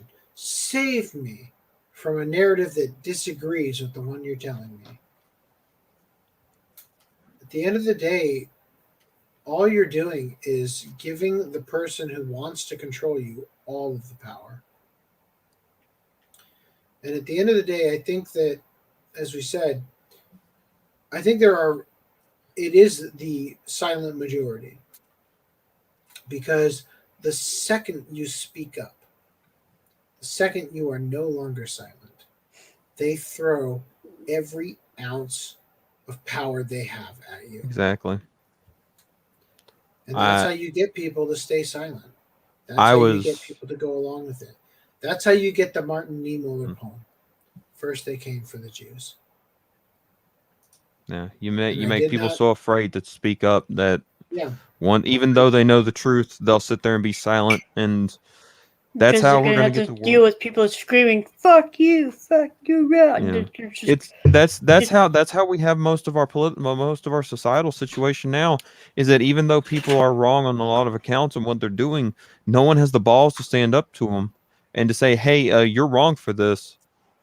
Like I had a friend not too long ago throw it in my face about like the whole Black Lives Matter stuff, and I was like, dude, like I don't understand what part of the world you live in, but I got a lot of friends who are of every race and color that I can think of, and I'm just like, we don't have these weird racial problems that you're claiming the world is like suffering so hard from.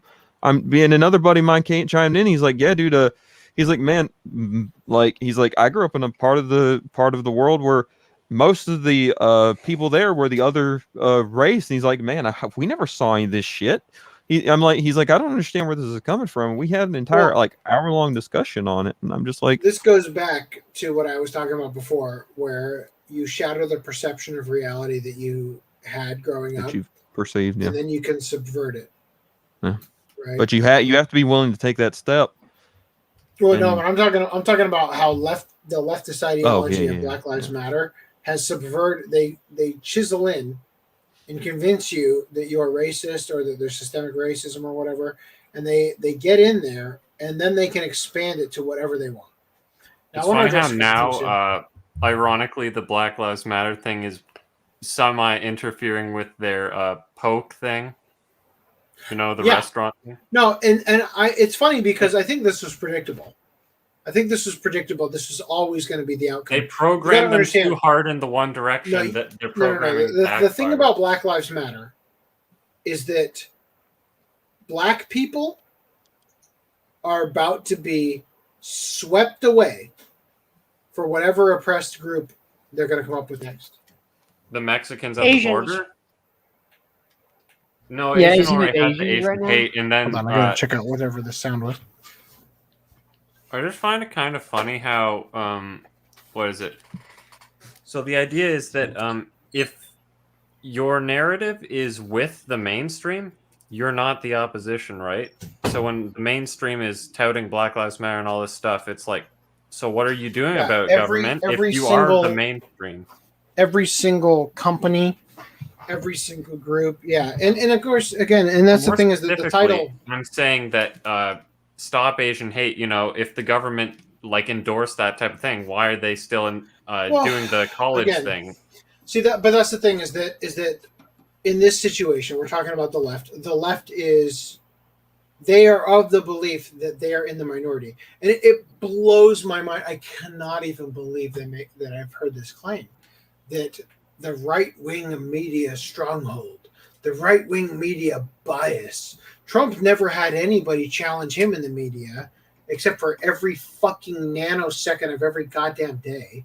Except for 99% of the outlets that exist. Which in every aspect was better to have a president that people were watching closely than one no one really wanted to argue with. It's fucking no game, no life, bitches.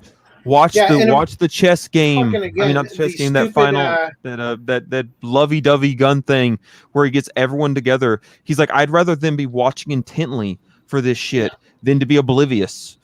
And I'm like, God damn, that's genius. The laptop shit, which is with Twitter Biden. literally banned the account of the New York Post. And now they're saying, oh yeah, it existed, I guess. They confirmed it. They confirmed the contents. I mean,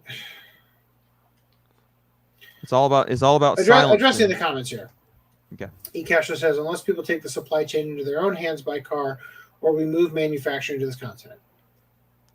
Should have been in this continent to begin with, in my opinion, but continue. Yes. Trump tried to move the manufacturing back here. He incentivized them as best he could. And what did they do with the free and fair election? It took advantage. It ain't happening. It's over. Okay? There is I would give us a 0.00001% chance. America is the longest lasting nation like this, so it is. We're struggling. We're struggling to keep this going. In 2026, we will be at the average life of an empire. Mm. If you take 1776 as the founding of the nation, which I don't think would be an appropriate time, because we've been here since 1492, or not 1492, but shortly after that. All right. What's 1492? Never mind. Continue. Columbus. 1482. When we settle. 1482 was when, but whatever. No, it's 1492. 92? Yeah. What dimension are you from? I almost could swear. 1492 is considered a significant year in the history of the West. Was a leap year starting on a Sunday. Ooh. Christopher Columbus sailed the ocean blue. Europe's discovery of the New World. Yeah, 1492. Rhys, I think you need to go in the gas chambers for other reasons. Anyway, I don't see how we evade that. It ain't gonna happen. It is at this point. It is literally impossible to evade it. It is impossible. We can't. Literally, what we need, a fucking time machine. Go back in time and don't lock down. That is literally the best case scenario. And it ain't going to happen. This is why I said months ago, a year ago now on the podcast, I would prefer a massive, hardcore, military enforced lockdown for 2 months and set things back to normal. That is the only outcome. That is the most preferable outcome. That would be it. That would. We are never. Hell, that's what I've been suggesting. You know, the thing is, on purpose, that we are in the situation we are because now we can blame it on quote unquote the unvaccinated and all that shit. That's where we're at. Yeah, that would never work. No, it wouldn't work. I'm saying it would be a preferable outcome. Well, it's funny that they'll blame it on the unvaccinated. It's like, I thought you guys were touting the numbers that we're at like 80% now. Well, that's Canada or whatever. But yeah, so it's like, so how is it such a pandemic? So who's getting sick, the vaccinated or the unvaccinated? I was like, what's the point? It's like, well, if you're doing this again, we should be careful because YouTube will yeet us. Sorry. But, if you're doing this for the sake of insert company here, and company, I mean insert people here, then why do you care if insert people here are endangered or whatever? I agree, obviously, and I've actually been making that argument since before COVID regarding that particular argument. There is an easy solution, and I'm sure people will take it. An authoritarian move will happen to commandeer trucks not used for essential goods. Look, do you guys remember when I told you guys how things escalated in Nazi Germany? When Hitler kicked out the Jews that were in power, in government, in Germany, and all the way in the States, Samuel Untermaier got on a soapbox and decried the move of Hitler and got the Jews in America to boycott German products sold in stores in America. And they effectively took Antifa tactics so that any store that didn't stop selling German-made goods was burned to the ground, windows broken, all that kind of shit, intimidation tactics. We're fucking there. That we are at that point right fucking now. The current administration is purging people from government, ideological opponents. We are there right now. And it is at best 3 months before shit hits the fan. Okay? Things are going to get really fucking ugly. And guess what? All of it is going to be legal. Because people are going to agree with it. They're going to okay it. They're going to turn a blind eye when it happens. I don't know if you know about this shit. Hold on, well, I'll tell you right now, my doctor's office has already got a member of the military on staff. I see. I knew about this shit a hot minute ago. This has been my fucking life for ages, and of course, we've got the debunking here. I don't know if you guys are familiar with these. He just shows a pair of titties, and we're like, yeah, we're familiar with that. There are massive supplies of coffin covers. They claim that they are waterproofing for actual coffins. What? Tell me why you need this many. This is from 2009. I just gotta fucking chill. Tell me why you need this many. I feel like there's I'm probably telling not you guys an right answer, now. but I don't know what the hell the connection is. These are millions of coffins. For those of us who are having a hard time reading what's on the screen, what is it saying those are for? What is it claiming? they're claiming the official story is that they are coffin covers, which the U.S. government decided would be a good idea to have a lot of them in bulk because, when you put a coffin in the ground, you don't want it to collapse due to moisture. Why bother put the coffin in the ground? Why not just cremate? So I'm sure that's why we need this many. Well, my guess is that they're just going to use them as makeshift coffins for when the body count rises. It's funny. I used to joke with Dan that if I were the people in charge, and I'm going to try not to use certain words here, but if I were people in charge, this is what I would do because the global depopulation agenda is upon us. They have mentioned in the Georgia Guidestones going all this time that they want a world population of 300 million. That's less people than currently reside in the United States. And I always told Dan, like, look, if I was to do it, we've got war, pestilence, famine. We've got the things we can control that they like to use. What I would do is I would unleash a pandemic, not very much different from COVID-19. For the sake of YouTube, I'm not talking about COVID, by the way. And what I would do is I would run things like a fucking shit show to erode trust between people who are skeptical of me. And then I would create a vaccine, not for that virus, but for a future virus that I'm now going to unleash. And then I would unleash it. And then all the people that blindly followed me and got it would be immune. And the people who resisted will all die. Now, is that going to happen? Very unlikely. Extremely. I'm saying this is, if I was a dastardly evil bastard and I wanted to depopulate the earth, that's how I would do it. I don't expect that to happen. I'm being completely serious here, by the way. This is not a specifically circumventing YouTube thing. I legitimately do not believe this is going to happen. I'm just saying that's how I would do it, right?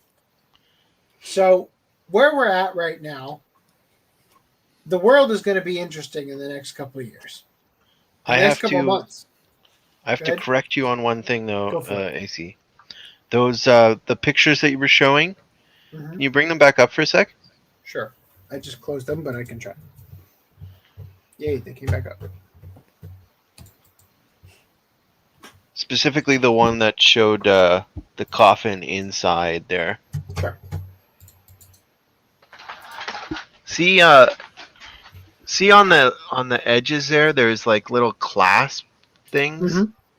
So that's like holding that thing tight, right? Yeah. See, these aren't for waterproofing the coffins, and they aren't really supposed to be for coffins in general. Like they're not makeshift coffins, which what you're saying.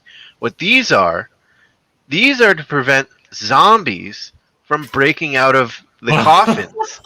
These are coffin cages. Okay? They are preparing for the zombie apocalypse. That's what this is. They've been preparing since 2009. At this point, I believe it. At this point, or to put I live people put in them. anything at this past point. them. Yeah. But So in again, other words, this it's is from good that they have- 2009. Well, Amazon, I think it's Amazon, has that thing in the terms and conditions of like what happens if a zombie apocalypse happens. I think the CDC has also put out guidelines for zombie apocalypse doomsday scenarios. This must be one of them. When Obama it's was weird- president, they did training, military training, where they were training them with people who were pretending to be zombies. Just saying. Also, I've got to really take a leak. I've had a lot of whiskey. Give me a second.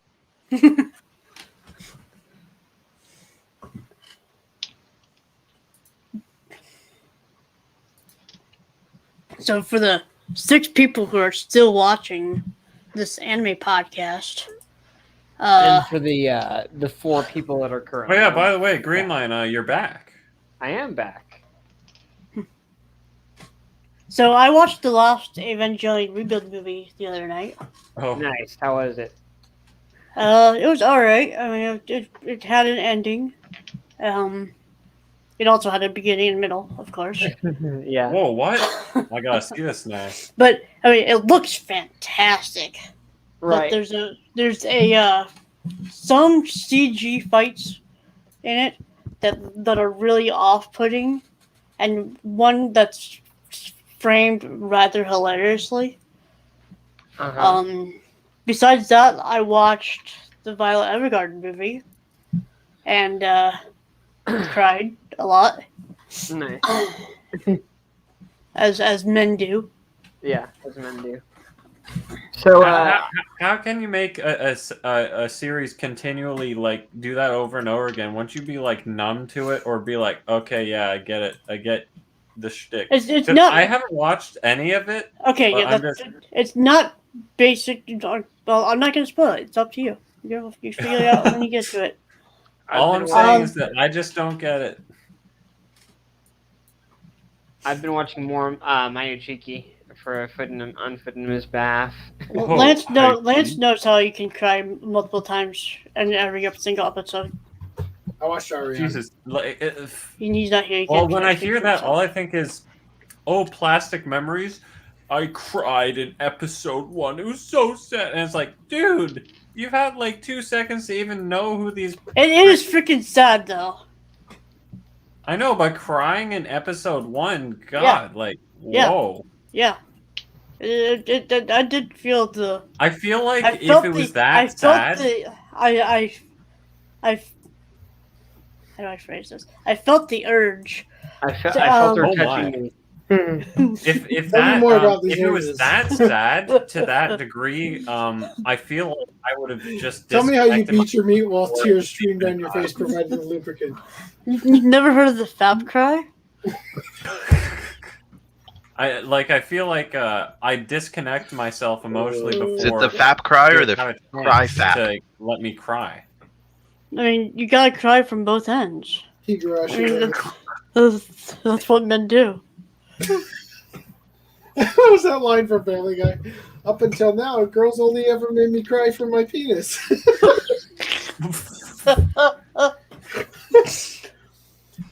Oh, God. Okay, here we go. Let's just get through these real quick.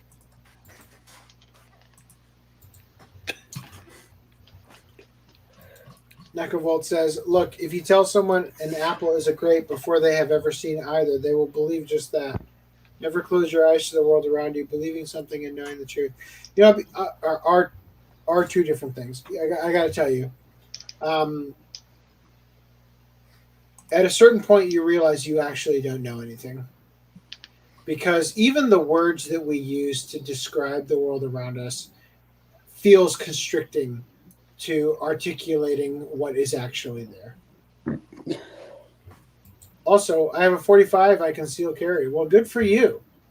Bet it's a 1911 Colt. That's the bane of your existence, isn't it? Probably an HK USB compact. When everyone can clap back, you stay respectful. Well, yeah, regarding armed societies of places. I will say that in Iowa, it's basically the same thing. Like, even when you're driving down the freaking road, you raise a finger to the whoever's past you, if you're driving slow enough to notice it. That's the same as your neighbors waving.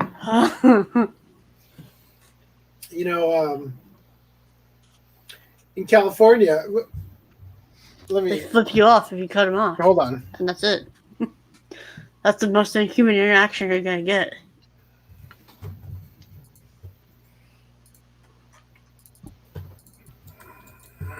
One second. This is California. This is how we do things here.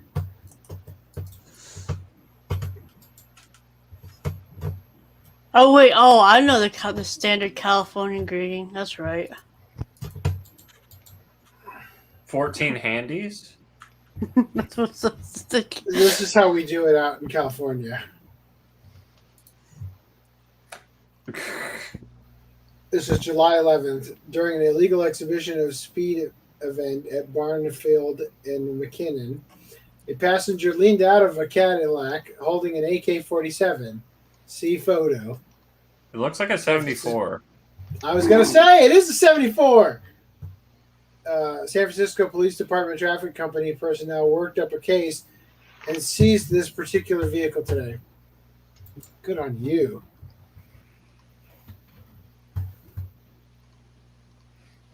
I lied. That's not a 74. Hold on. Is it?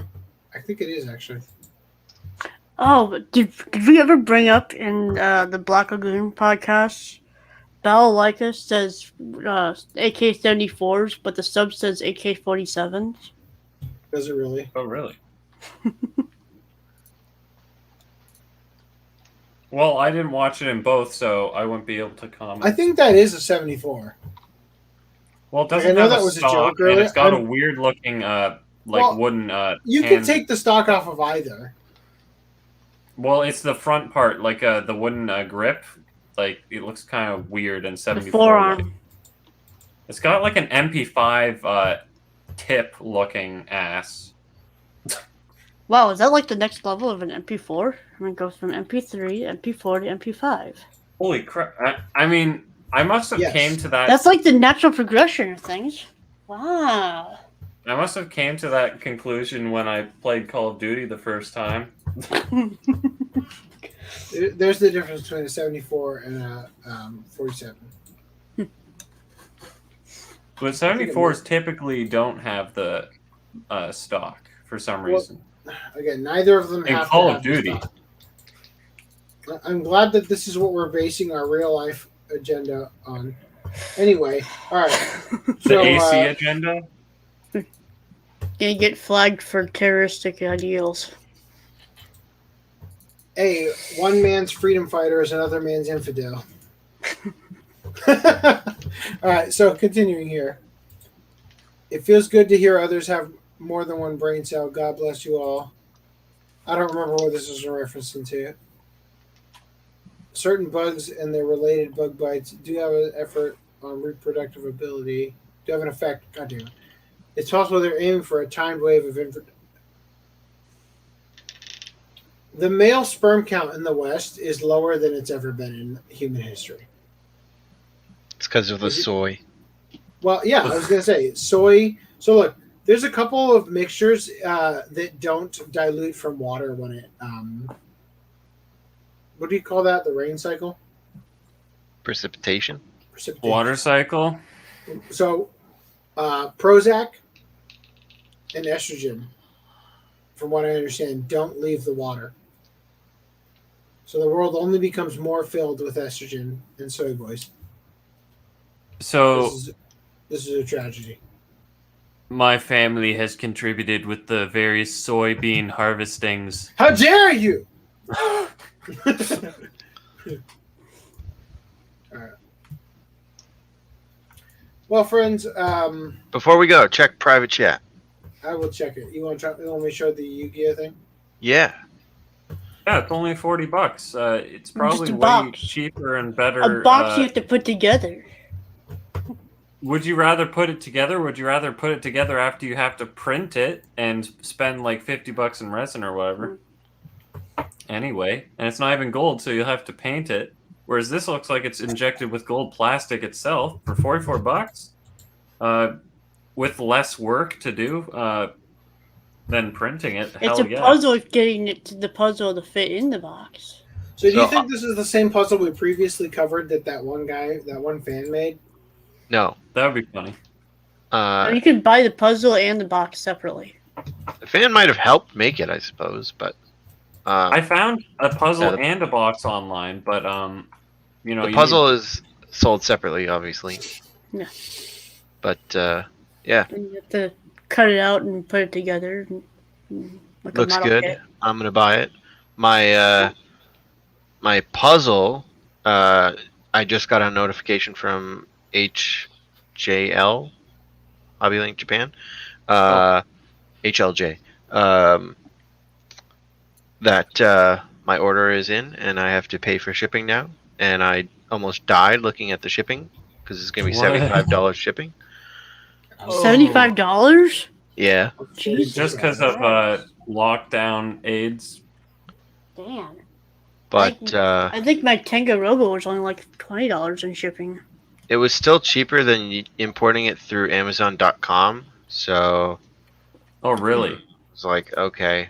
And I don't know when Amazon.ca there isn't a page yet for Amazon.ca, so I don't know if they will put it up. It probably if they ever do put it up on Amazon.ca, it'll probably be cheaper to buy it from Amazon.ca. Really sucks about Amazon.ca for us is that they take forever to list anything you want. Yeah. Does Right Stuff carry it? Probably actually. I think so. The Crunchyroll store ? Crunchyroll store did. For sure. Or at least it was on a Crunchyroll page anyway. I seen it in Google. Pencil. Motherfucker. Oh shit. That's me. Amazon, No. Amazon is sending me. What the fuck? So you guys remember I worked at Amazon for a little while in 2019? You're doxing your old job now. Actually, you're the one who did that originally, so thanks for that. I did? Reapply for a job at Amazon today. We would love to have you back at Amazon. Having a job that works with your life is important, and that's why we are offering a sign-on bonus of up to $3,000. Pay no up to prime $12 per hour and flexible schedules. Except they have over 100 employees, and I'm back. Amazon will now pay full tuition for frontline employees. Yeah, Walmart's doing that too. Are we still live? Yeah, that seems to be a big push right now. Yeah, they want people to go back to work, so don't get them back to school so they can get reindoctrinated. Okay, I got you, Green. Yeah. Don't pay any attention to the red line. I bet you anything there's a government incentive. The ones I behind don't this, see. but Gotcha. Anyway, without holding you guys over any longer, I'm gonna let you guys go. You guys can keep talking if you want. He's firing. We're fired? No, you guys can keep talking if you Damn. want. But I'm gonna leave. I've had. I don't know if you noticed, but I finished this bottle. I think you might have a problem there, but I don't know. Is the bottle warm yet, or is it still cold? Yeah, the problem is I'm out of booze. Is the bottle warm yet, or is it still cool? What do you mean? Didn't you have it in the freezer? I did have it in the freezer. It's still a little cold. Huh, Oh, there's a little left. Freezer.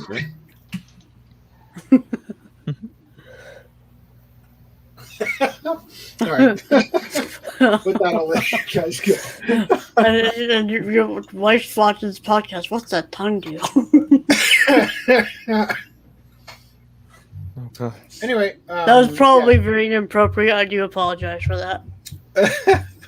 My favorite thing about this podcast is that people think Rhys is a woman. You know, a friend of mine thought Rhys was a little boy, so. It's one or two. I'm not gonna lie. When I first watched it and Rhys was in it, I did think you were either a girl or a young kid. Like I'm so sorry. No. I can understand. I can understand. I worked in audio. I do not hear woman at all in this my life, and like I just couldn't figure it out. You had me so fucking perplexed, and then like I'm talking to you and got to know you a little bit, and I realized he's not only is he a grown ass man, he is both a grown ass man and older than me. Rhys is a trap. Reverse trap. Wait, how's it go? No, he's a trap. What the fuck is a shoulder trap? Yeah, a shoulder trap. At that point, hey, I realized man, that I Rhys, was the youngest one. Your ability to get the MILFs is over 9,000. Please teach me your ways. The world's coming to an end, bro. Teach me your milfy ways. The best advice you'll ever ways, get. and now a star system. Don't ever get with a single woman. I'm sorry. Oh, Don't ever get with a single mother. Wait a minute. Jesus Christ. All right, only go Forgive for my the, blasphemy, Lord. Only. Don't go for a single woman. Go for multiple women at the same time. All right. Don't go for single multiple mothers, women right? in So wait a minute. All my friends know this. So Brad somehow knows about my long-lived bucket list of me and a set of lesbians.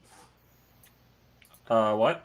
I don't know how I know about it now. So the single so to save him, I will cuck myself on this podcast. So how are you getting referring to that? Are you gonna get a sex change or something? So tell me about the sexual assault. A three-way with lesbians. My friends all pick at me about this because I've joked about it for years. And Kat actually joked about it. When she said reincarnated as a dildo, she said dreams do come true, and she was messing with me about that. So I feel like I'm not the only one who's drinking on this. Look, I am so fucking tired after the week I've had. Like, I am here just to decompress. And if people want to hold a joke or something over against me, then you're not the kind of person I'd hang out with. So, whatever. Right. Well, great way to end the show. You heard it here, folks. You heard it here first, folks. Rhys is a trap. Make-A-Wish Foundation is a trap. Greenland's a trap.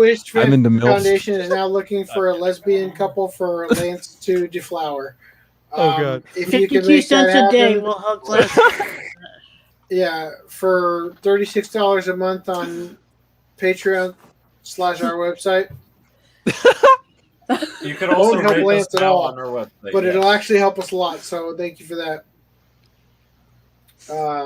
I hope I can walk up the stairs. Anyway, I'll see you guys next time. Take it easy. I'm gonna leave the studio. If you guys want to keep talking, you can. Otherwise, just send a broadcast.